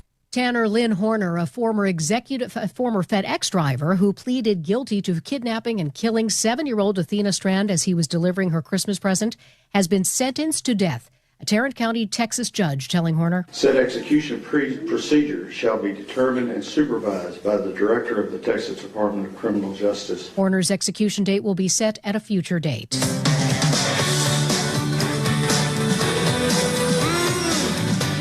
The Rolling Stones announce a new album called Foreign Tongues. It will drop on July 10th and feature the late Charlie Watts as well as Steve Winwood and Paul McCartney. It is their follow-up to 2023's Hackney Diamonds. Jennifer Kuiper, CBS News. Go to the ends of the earth, half a world away. Reach for the stars. If I take time to think, they might go get Brad. On CBS, Sunday morning. Straight Talk Wireless presents Pickup Truck Wisdom. Trust is earned. That's why I've stuck with Straight Talk. Same price since 2009 on Verizon's 5G network. Cause shoot, anyone can make a promise. Keeping it for years, that means something. Now plans starting at $25 a month with 4 lines. Find us at straighttalk.com and Walmart. Straight Talk Wireless. Straightforward. Always. Same price claim applies only to the base monthly price of our $45 plan from October 2009 to present. Hey, Joy. Oh, you are glowing. Oh, hey. More like Mira joyed that Miralax helped me go. I was so backed up. Tried mega coffees, prune juice, everything. Then Miralax. And hello, gentle relief without the harsh side effects. Ooh, how does it work? It works naturally with the water in your body for constipation relief. Find Miralax today at your local retailer. Use as directed for occasional constipation. Favorite moment from Melissa in the morning on WICC 600 and 95.9, the voice of Connecticut. We are welcoming back to the show Chelsea Infinity Gonzalez, who is the Public Policy and Advocacy Director at the ACLU of Connecticut. And as we reported, Senate Bill 397, which really tackles privacy, accountability, immigrant protections in our state, it actually had a full bill signing ceremony by the governor after both chambers passed it. And the ACLU applauding that decision. In particular, the last time I had Chelsea on the show, we didn't know if this was going to pass or not, but now it has. And so I wanted to kind of come back around and talk to Chelsea about one part of this bill in particular, which has to do with license plate readers. So Chelsea, welcome back to the show and thank you for your time. How are you? Thank you so much. I'm doing very well. Good morning. Yeah, I'm glad to have you here. So Senate Bill 397, an act concerning democracy and government accountability. And this covers a lot. It covers ICE operations in our state. It really looks at privacy safeguards. In particular, something you and I talked about the last time you were on the show was the license plate readers. And so I wanted to talk about how this bill, now law, will effectively work. So before we get there, Chelsea, talk about from the ACLU standpoint why you feel like this bill is particularly important for Connecticut regarding license plate readers. Yeah, thank you so much for asking that question. So this is the version that passed. It's a really clear set of statewide rules for how license plate reader technology can be used, and it does a few different things. It preserves core law enforcement uses, so it essentially police can still use the tool as they currently do now, right, to find things like stolen cars, locate missing people, support active criminal investigations when they have reasonable suspicion. It allows them to still use this for legitimate public safety reasons. What it also does is it sets a 21-day limit on how long data can be stored or retained. It allows it to be kept longer if it's tied to a real case or a warrant or even a prosecution, which is also something that I think is going to be ultimately helpful. It's a nice balance. And then it also adds some accountability. So when the system is used for an investigation, there has to be a documented reason and a connection to a case. And it additionally puts some guardrails on how the data ultimately can be used and shared, which is another really great thing, right? It can't be used to track people based on things like your identity or lawful activity. And if it's shared with other agencies, including out-of-state agencies, they have to agree to follow Connecticut's rules, right? So overall, it does keep the tool, but it makes sure that it's used in a focused and responsible and consistent way. And ultimately, it does cover a lot of things, as you said. It's a big multi-part bill. And part of that is because this technology has also really grown really fast across Connecticut, and there hasn't been one clear statewide standard. So one thing that, from our perspective, this law does really well is it brings consistency, and it makes sure that every department is operating under the same rules so that officers know what's allowed and the public knows that there are clear boundaries. And it does, as I named, keep this tool available for real public safety uses like investigations and, finding missing people and executing warrants. And so on, but it also makes sure that there are some limits in place and clear rules around things like data storage and sharing. So we think it is truly a nice balance. It helps to maintain trust, and that ultimately is going to be critical for effective policing in the long run. So, Chelsea, did I hear you correctly that states, other states, not Connecticut, states outside of us who want to use our technology have to agree to our rules? How do we do that? We can't tell states what to do. So I think part of it is, it's a totally fair question. The bill is actually pretty straightforward in that regard. So if another agency wants to access Connecticut's data, specifically if it is a border state, right, they would have to formally request it, and they would have to agree. Typically in writing, they would have to certify that they are going to, follow our rules in the sense that, this bill was passed. You have to comply with this bill if you want to access this data. And that means also, for example, not using it to target certain people based on identities that they hold or lawful activity that they're practicing in. And if they don't agree to those terms, ultimately they don't get access in the first place. So it's really about setting the conditions on access, similarly to how agencies already share information through, agreements or MOUs or task forces or things like that. So it does actually allow cooperation, but it makes sure that that data is handled responsibly once it does leave the state. And if it is a different kind of out-of-state agency, it isn't necessarily a border state, then that bar gets raised a little bit. And so there are things like, if you would need a warrant, a judicial warrant, if you want to access that, information, if it's not something that is being used to further a multi-jurisdictional task force purpose. So there's a lot of little elements that are part of the bill when it comes to sharing with other agencies or other entities. It's not ultimately about controlling other states, but just really setting conditions for using our data. Like with any other data sharing agreement, those are sort of the expectations and accountability that are built in. So just so I have an understanding, Chelsea, if I'm in Massachusetts, I'm a Massachusetts police officer. We've got a multi-state search. We're looking for a stolen vehicle, kidnapping, what have you. How does that process now change with the license plate readers? If Massachusetts wants to contact a Connecticut municipality and say, hey, have you found this license plate attached to this car? It has to do with this. Is that still pretty seamless, or do they have to go through kind of a lengthier process with that formal request? It's something that would still be seamless. The bill absolutely still allows that kind of cooperation. If you're a Massachusetts officer, you're working a real case like a kidnapping or stolen vehicle, that's something that you can, you can still request access to Connecticut data or work through existing partnerships and task force. The only difference is that, you actually have to agree to use the data for legitimate public safety purposes. And part of that is, right, following the rules that we have set out as part of this bill. So in really urgent situations, it's not that anything is necessarily being slowed down or blocked. It's really just making sure that, we agree to use the data appropriately once we have that access. Storing it. So this law now means after how many days would the footage go away?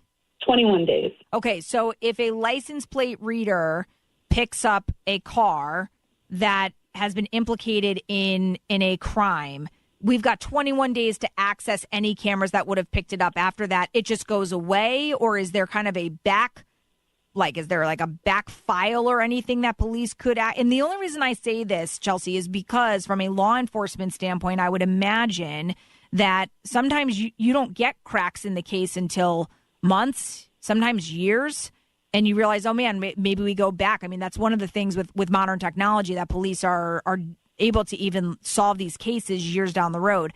So is there any kind of a backup system or anything, or it's gone? It didn't exist after 21 days? So part of that is the 21 days is really the default for general data. So that is really data that isn't connected to a case.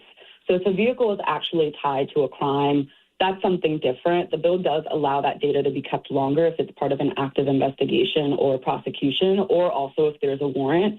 So police aren't necessarily losing evidence that they need after 21 days, right? Anything connected to a real case can absolutely be retained. The limit is really about not storing everyone else's data indefinitely, especially when it's not tied to any sort of public safety need. That is something ultimately that we worked really hard to build into the bill, that balance.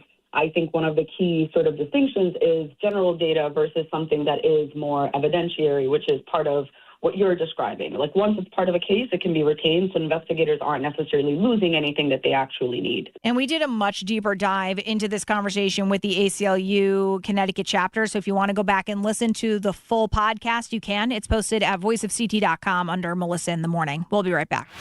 You wanted a new and improved way to experience voiceofct.com, and now you have it. We've totally revamped our website, and it looks better on your smartphone than ever before. Voiceofct.com. You can still stream all of your favorite WICC local talk shows, listen to podcasts, find out about local events, sign up for our email newsletter, and it's easier to use than ever. It's the best way to stay informed in Fairfield County. Just bookmark us, voiceofct.com. At the YMCA, finding your why starts by making an impact together, touching lives for the better. It can be the gift of time or treasure, supporting a community through talent without measure. Here, compassion fuels commitment, finding fulfillment through enrichment, serving and improving. What a way to live, and what a gift it is to give. Find your why and get involved today at ymca.org. for a better us. When I was younger, I may have did some stupid things, even committed some crimes, but I'm not a criminal. I work for youth advocate programs, I was Tamani's advocate, helping him stay out of jail, stay in the neighborhood, and get a job. As a little kid, I experienced trauma and I acted out. Made some mistakes, but I'm not a mistake. As Jalen's YAP advocate, I'm always here for her. YAP is a community-based alternative to youth incarceration and neighborhood violence. Youth advocate programs. Learn how at yapinc.org. We asked parents who adopted teens to share their journey.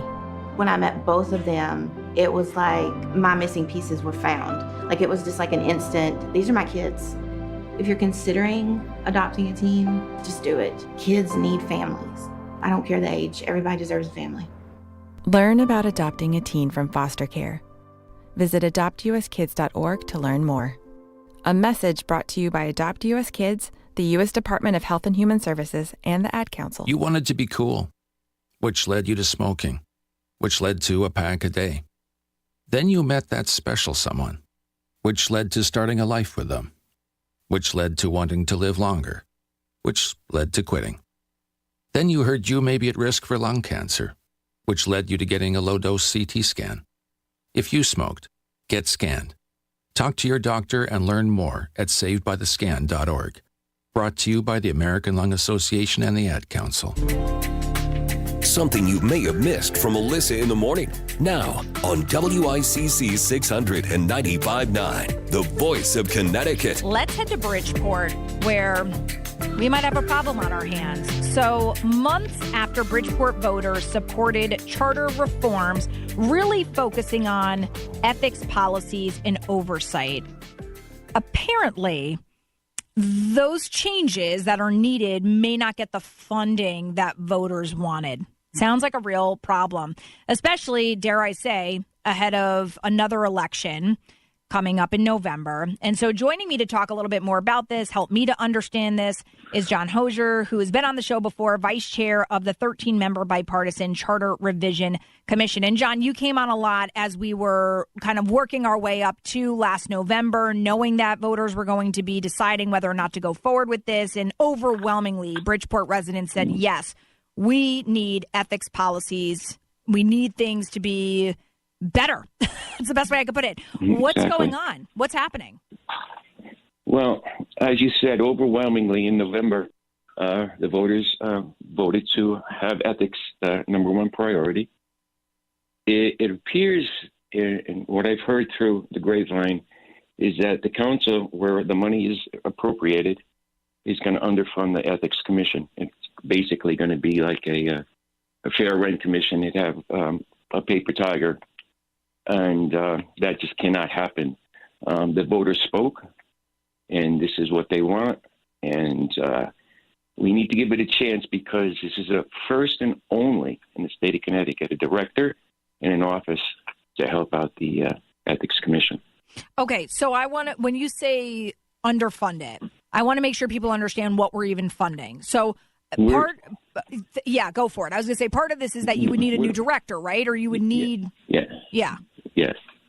What Galen Murray, councilman from the 130th, did a wonderful job working with civil service to come up with an outline of what we need as a director, and the cost is between $120,000 to $180,000. So, rumor has it that the council is looking to fund that position at maybe $60,000. But if you want the best, you need to fund it as a professional position. And that's what we're looking to do. And I feel like Bridgeport's earned that title of needing the best of the best when it comes to ethics. Yeah. We need to get rid of the soft corruption, and having somebody sitting in that office on a daily basis, I think, is going to move in the right direction.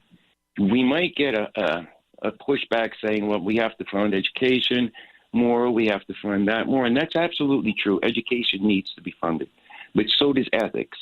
For around $180,000 in a $622 million budget, that's a drop in the bucket to move in the right direction. Couple things. I have a couple problems with this, John. So first thing is, if we weren't going to fund it fully, why even give voters that option? Why even do that?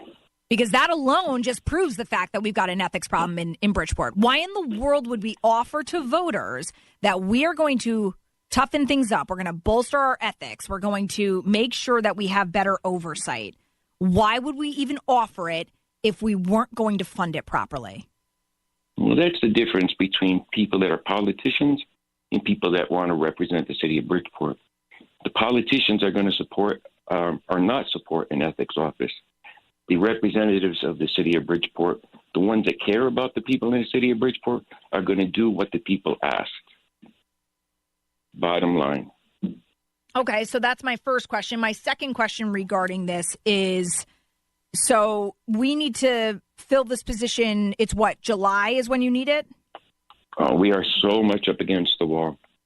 On Thursday, the council and miscellaneous is going to be hopefully approving 3 new commissioners, 3 women that are very dynamic.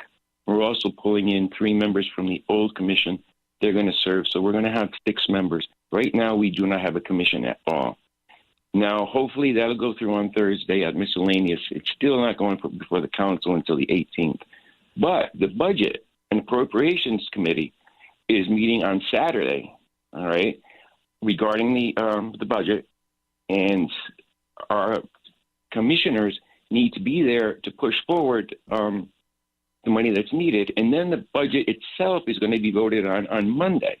So we're talking funding a brand new position. We're literally up against the wall.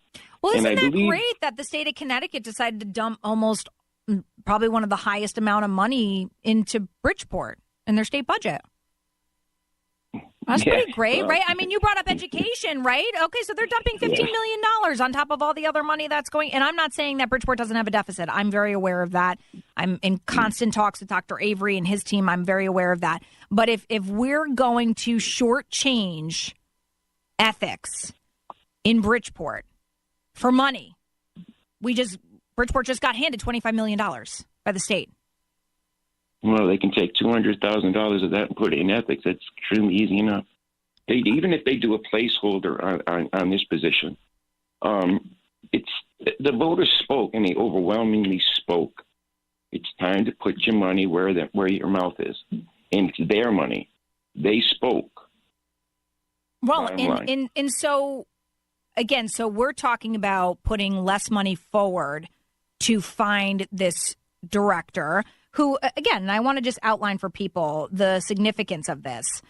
So a paid director will update Bridgeport's ethics code and help carry out its advisory and investigative duties. This is surrounding ethics. I would imagine that includes elections. Yes. If any complaints are brought forward, it would include elections, and then proper authorities would be contacted, so on and so forth. It's really an attempt to get rid of the soft corruption that exists in the city. Yeah, I feel like, John, if you ask any town or city besides Bridgeport in Connecticut, and this is an educated guess on my part, they're going to say no brainer you invest in an ethics council, if you will, or an actual director who, by the way, has no ties to Bridgeport would be ideal. Somebody who has no ties to a past or even present administration. I mean, to me, you pay top dollar to have Bridgeport get cleaned up.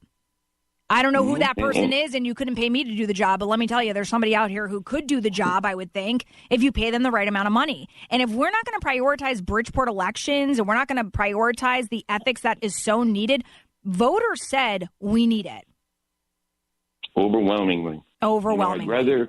I'd rather pay $200,000 for an office than to have to pay the thousands and thousands of dollars to fight the corruption that happens in the city of Bridgeport and the lawsuits that happen.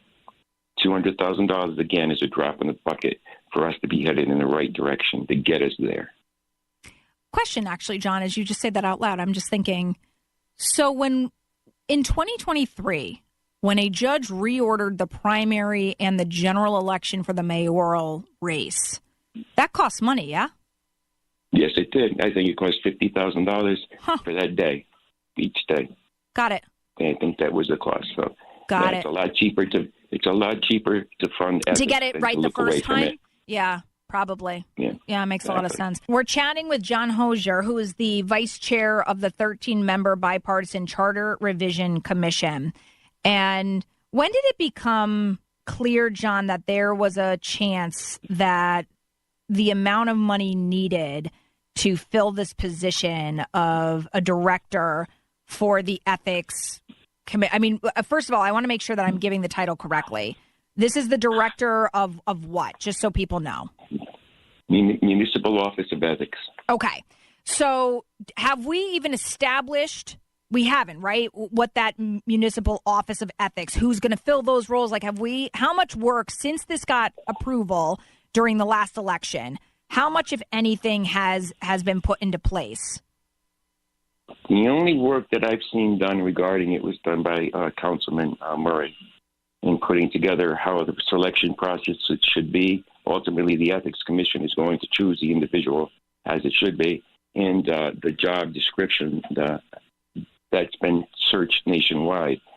That's the only individual that has put any effort into this other inside government. And they've known about this Ethics Commission since the day after it was approved, overwhelmingly approved by the voters. Yep, last November.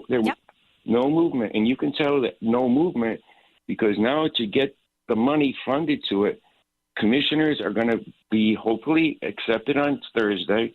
They have to meet with the Budget and Appropriations Committee on Saturday for a budget that gets passed on Monday. Now, I don't think some members on that council have the guts to fund that office.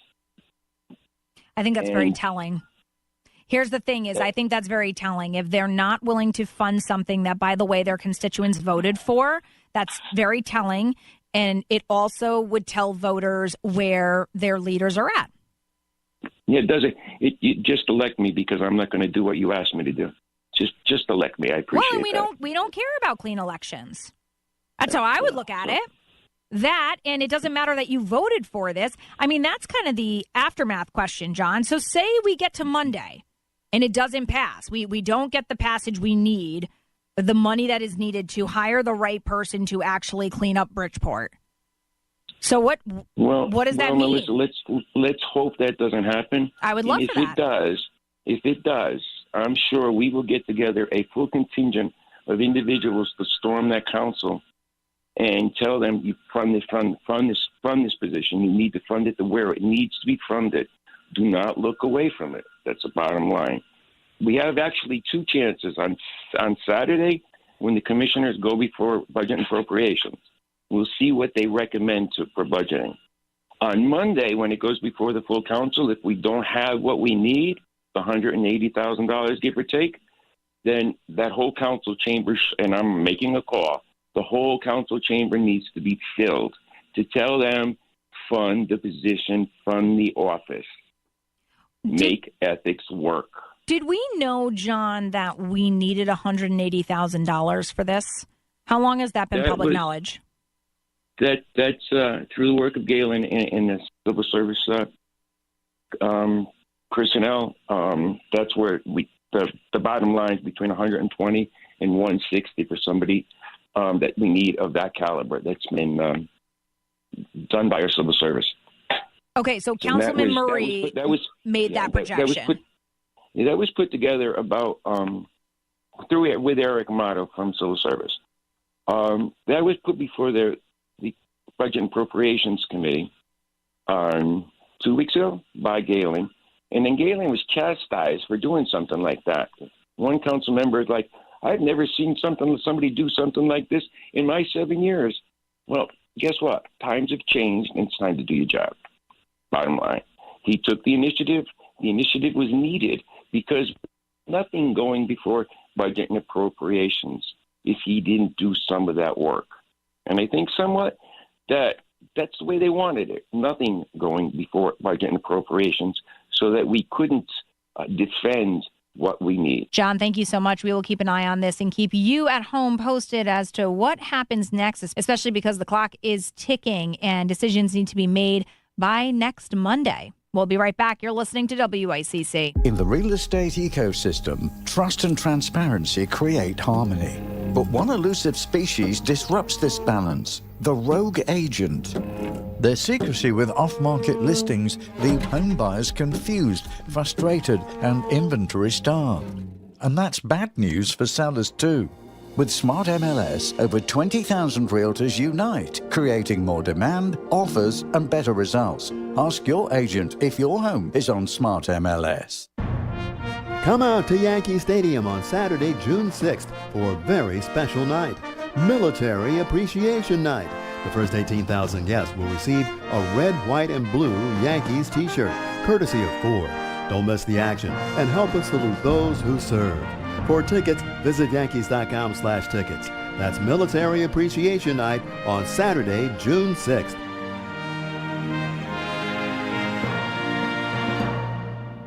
Texting enrolls you in a recurring automated marketing text messages. Consent not required to purchase. Message and data rates may apply. The team's looking good this season. I think so. Man, I miss playing football. Ever since I turned 40, I just can't find that fire I used to have. Think it could be lower testosterone? What do you mean? I was feeling the same way. After 40, the body has less testosterone, and men lose their edge. That's why I take Nugenix Total T2. That's the testosterone booster, right? Yes, but Total T2 is their brand new formula that skyrockets nitric oxide levels in as little as 3 hours. Since I started taking it, I've been lifting like when we played for Coach Carter. My energy is way up, and it even spiced up things between me and the missus. Are they still giving out complimentary bottles? Yep, just send a text. Text SPARK to 215-215 for your complimentary bottle of Nugenix Total T2, the next generation testosterone booster. Text now and we'll include a bottle of Nugenix Thermo X, our newest, most powerful fat burner ever, absolutely free. Text SPARK to 215-215. That's SPARK to 215-215. These statements have not been evaluated by the FDA. This product is not intended to diagnose, treat, cure, or prevent any disease. Looking for quality dental care close to home?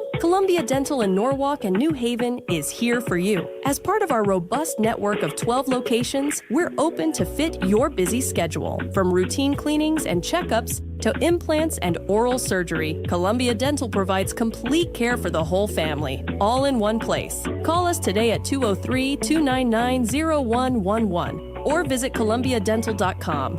That's columbiadental.com. Your smile, our priority. Never met a dent we couldn't smooth out. At Sono Collision, we turn your oopsie-daisy into amazing with our top-notch repair. No more crying over crumpled fenders. We'll erase your car's memory of that pesky light pole.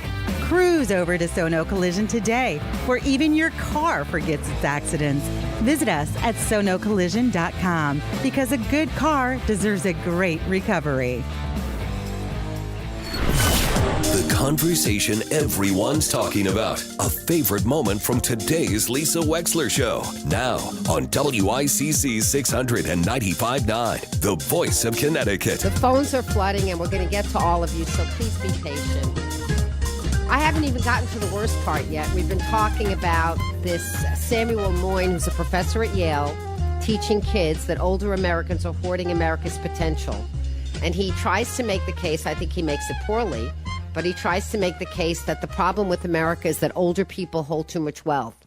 He doesn't go into the patience and the fact that a lot of us worked really hard. I mean, it's indisputable that baby boomers probably worked longer and harder than any other generation, except for the greatest generation in front of us. But compared to the ones younger than us, the younger ones than us, even Gen Xers will acknowledge nobody worked as hard in their lifetime as the baby boomers and our parents and our grandparents. Certainly today's millennials and younger, they're all into work-life balance. We were like, work-life balance? Like, what is that? Like, what is that, work-life balance? You're kidding me, right? I got to work. So a totally different attitude. And so with that attitude and a goal and the luck and the abundance that was created through creativity and diligence and good policies, older Americans end up owning homes that are worth a lot more than they were when they paid for it, having stock portfolios that have grown over 50, 60 years because of the abundance and the wonderfulness of capitalism that has created this kind of wealth. And this guy, Samuel Moyn, resents it. And he says it is not ageist to impose policies to transfer jobs, houses, and wealth down the generational chain. He wants to do it indirectly and directly. This is what he wants to do.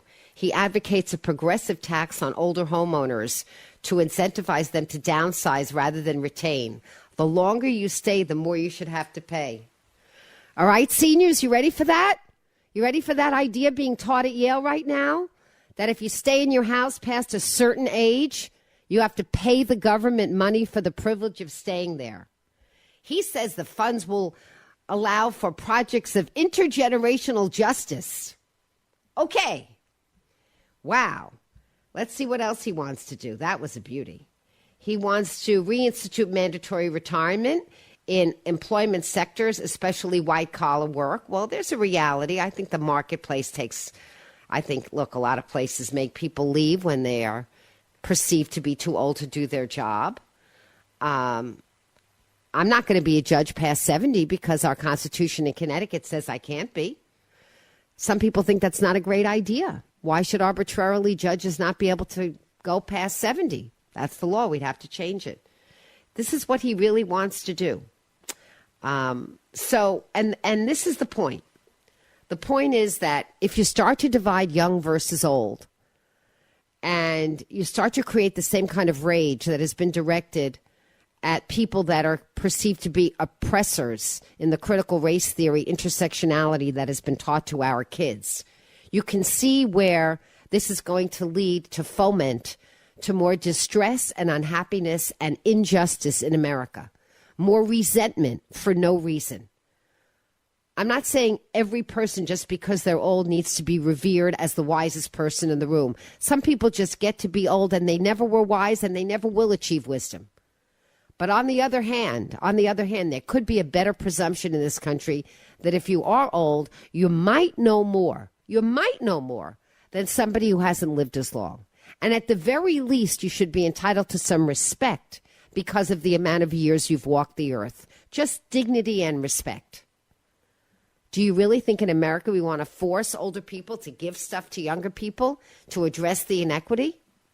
All right, now I want to hear what you have to say because this could be the next big thing, unfortunately. 203-333-9422. All right, let's go first. We'll go first to John from Shelton. Hi, John. Thank you for holding. What's on your mind today? No problem. No problem, Your Honor. You are on fire and keep it up. Well, thank you. But please call me Lisa. Please. Yeah, I give respect where respect is deserved. Just a real quick thing. Son of Irish immigrants, worked their butts off. I worked my butt off for 38 years in law enforcement, and this guy wants to take it away? Yes. He feels you don't deserve it. He feels you need to give it to younger people. You're hoarding the nation's wealth. Yeah, well, tell them get a job, man. There's plenty of jobs out there. We have 3% unemployment. That's right. Get a job. And by the way, stop talking about work-life balance. Like, just do your job. Right. Right, exact. Show up. That's what I always said. Just show up. Just show up. Anyway, I got a lot more to say, but I'll let you go. I know you John. got a lot of callers. I but, do. Respect you. Stay on fire, man. Thanks. Thank you, John. Let's go to Phyllis from Fairfield. Hi, Phyllis. What do you think about all this? Hi. First, I want to tell you that you shouldn't let go of this story. Stay with it. This is unbelievable. I'm having a lot of work done around my house. I could hardly hear your broadcast, but I picked up the things that were important. This professor should be put on a stage. We should all confront him. I mean, for someone to come up with an idea like this, where is he living? I mean, really, what kind of a man thinks something like this? It's beyond my thinking. You know, I thought everything that I've heard in this world so far, I'm in my 80s, and I thought, well, I've heard it all, but this takes the cake. You know what, Phyllis? And let me tell you the other piece of this that I haven't discussed yet on air that's really at the core of, I think, why I'm so upset. We are already coming to a point where we've already reported to you in Canada where euthanasia is now almost a default mechanism for older people. Right, yes. And we have a robust right to die debate in this country, as we should, because there are people who really believe that, you know, if they're in their right mind, they should be able to do something with a terminal illness. But it's a robust debate with a lot of people worried that we're going to hasten people off the stage. If we start to have our young people think that older people are hoarding America's potential, how much sooner and quicker do you think it's going to be for those young people to think they don't really need all that care? Get them out. Exactly. Right? I'll tell you something. Yeah, I'll tell you something now. When I was in my upper 70s, late 70s, I already saw a change in attitude of people towards older people. Now, I was always very athletic, young at heart. I still am, I feel. And yet when I would go into a professional office, a doctor, a dentist, whatever, I could put my finger on it, how I've left certain doctors because of that attitude. Yes. They really, really put us in a different class. It's just unbelievable. But what this professor is touching on is unbelievable. I mean, I just couldn't believe what I was hearing now. I just, hoarding. Unbelievable. All right, You're hoarding America's potential, Phyllis. You got to get off the stage and give it away while you're alive. He doesn't want to wait for you to give it away, and you will. Do it while you're alive. Get it taxed because you're living in your house too long. That's what he wants to do. Unbelievable. We've struggled to live in this house. Of course. We've had myself, I've had 2 jobs. My husband is still working. He's 87 at this point. God. So, oh my God. Yeah, right. And we're still going. And so there are lots of us out there that are still going, and we're okay with it. And for my him father to still come up works with every day, and he's 96. Every day he works. Works for 4 hours a day, every day. Yep. God bless them. God bless them. Really, that's what he has to do. You have to keep going like that. But for this professor to come and put his foot into the middle of all this I'd love to have him on teach stage, it. really. And teach it. And teaching, no less. I mean, it was like, I can't believe, right? Thanks, so much Phyllis. for Yale, right? Yeah. So much that's for Yale. Right. So much for Yale. All right, let's go to Ariette from Northport, Long Island. Hello. Oh, good morning. I must say your radio show stopped me in my tracks. I apologize. I never heard from your show before, but I had to stay on. It is outrageous. I am also in my 80s, like your previous caller. And what I would ask all these so-called younger people, how many of them, and I would love a number, I would like a census, have used their parents or their grandparents, considering there is no child care in this country, how many of them have used their services? That's a good point. And obviously did not appreciate it. Well, the truth is we all depend on each other, and that's the point. My goodness. We have to be a family. This is the worst kind of pitting people against each other based on their age. Think about what it could do to families and society. It's the worst kind of an ideology, and it's disgusting that Yale is allowing it to be taught. It's appalling. It is appalling. It is absolutely awful. And there has to be some kind of a pushback against this kind of teaching. I thank you for doing this show. I did not know of this article, but I am writing to Yale. This is awful. Yes, his name is Samuel Moyn, M-O-Y-N, and he wrote an op-ed in the New York Times called Older Americans Are Hoarding America's Potential. And at last, when I saw it, had 2,300 comments. So there are a lot of people who were very provoked by it.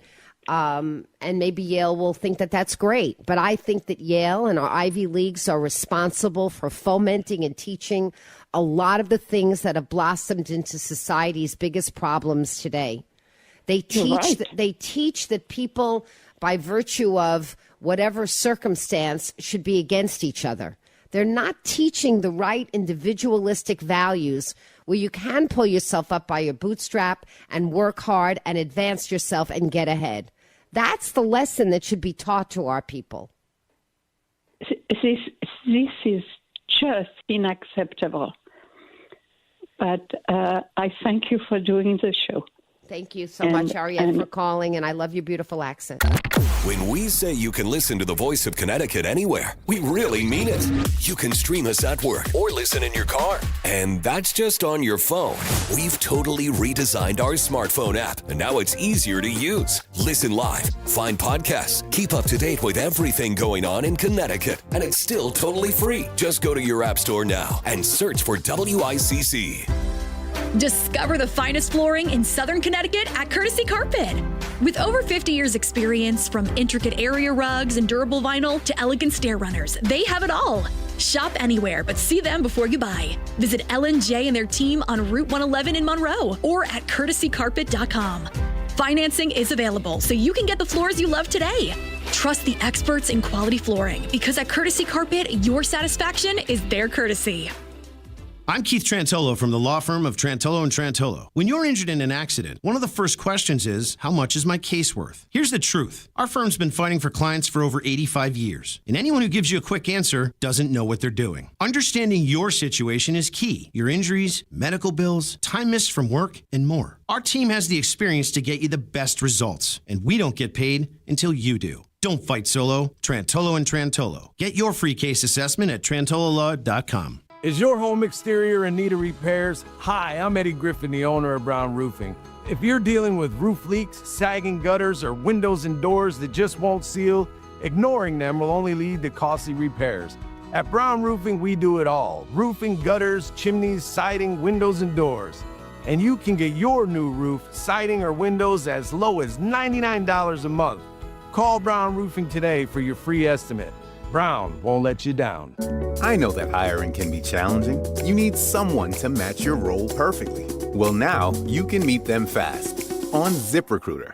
Build your team, build it sooner.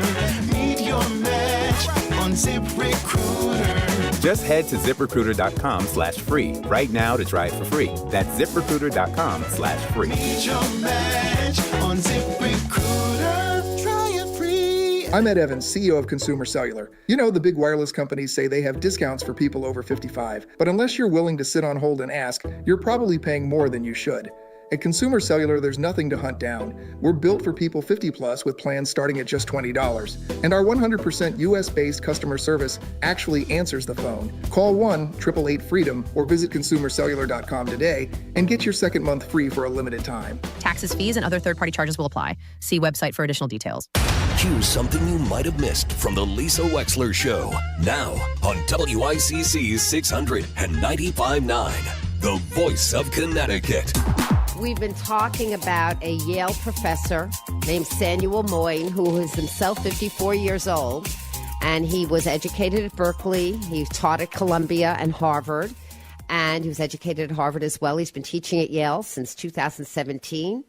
And he wrote an op-ed about older Americans hoarding America's creativity, potential, and wealth. And he wants to suggest that if you're older, you give it back. Not in your will, but while you're alive. We have a lot of people who want to weigh in on this, and I'm going to go to as many as I can possibly get on air.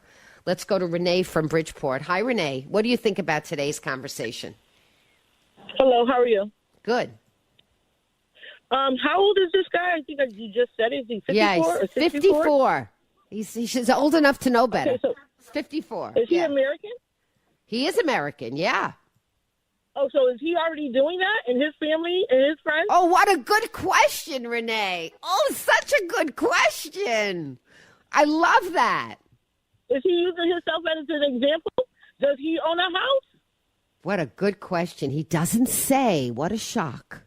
He doesn't say. Yes, we should show up at his class and say, are you doing that? Let's love see. this. Who are you giving that to? Some love of these this, young people in here need a house. Who wants my house? How about that? I love it. Renee, best call of the day. Thank you. Fantastic. Thank you. All right, let's go to Joan from Seymour. Hi, Joan. Great call, Renee. Hello. Hi, Joan. Hi, Lisa. I'm laughing at that last caller. I was going to ask you the same question, but I am horrified by what he said. I am 78 years old. I'm on a pension. I'm on Social Security, and every month I have to sit and budget where my money goes. Oh, I know. Now, Yale professor, yeah, he may be making a good amount of money, but still, I'd like to right now punch him in the nose. No violence now, Joe. No violence. No violence. My family never took a handout. We worked for everything that we got, and so did I. I worked for 36 years in the telecommunication business, and now I'm on a pension and I'm retired. But it's tough. You bet. Here in Seymour, our taxes might be going up again, and every 6 months, that's $4,000 out of my money that has to pay for my house, which, by the way, after 15 years, it's paid off. Thank you for that. That's amazing. Good for you. Good for you for paying off your mortgage. He thinks that you should take that equity, and because you're old, you should give it back to young people. No, earn it. Earn it like I did. Yeah. You're living too long, Joan. He's not happy with you. Get off the stage. I'm sorry. I'm not happy with him either. And I could say a lot more, but not on the phone, Lisa. Thanks, Joan. Thanks for the call. All right, let's go to Jay from Madison. Hi, Jay. Hi, Lisa. I'm a fat 81-year-old lazy woman sitting on a big pile of cash. And this guy better bring his food taster with him when he comes to Thanksgiving.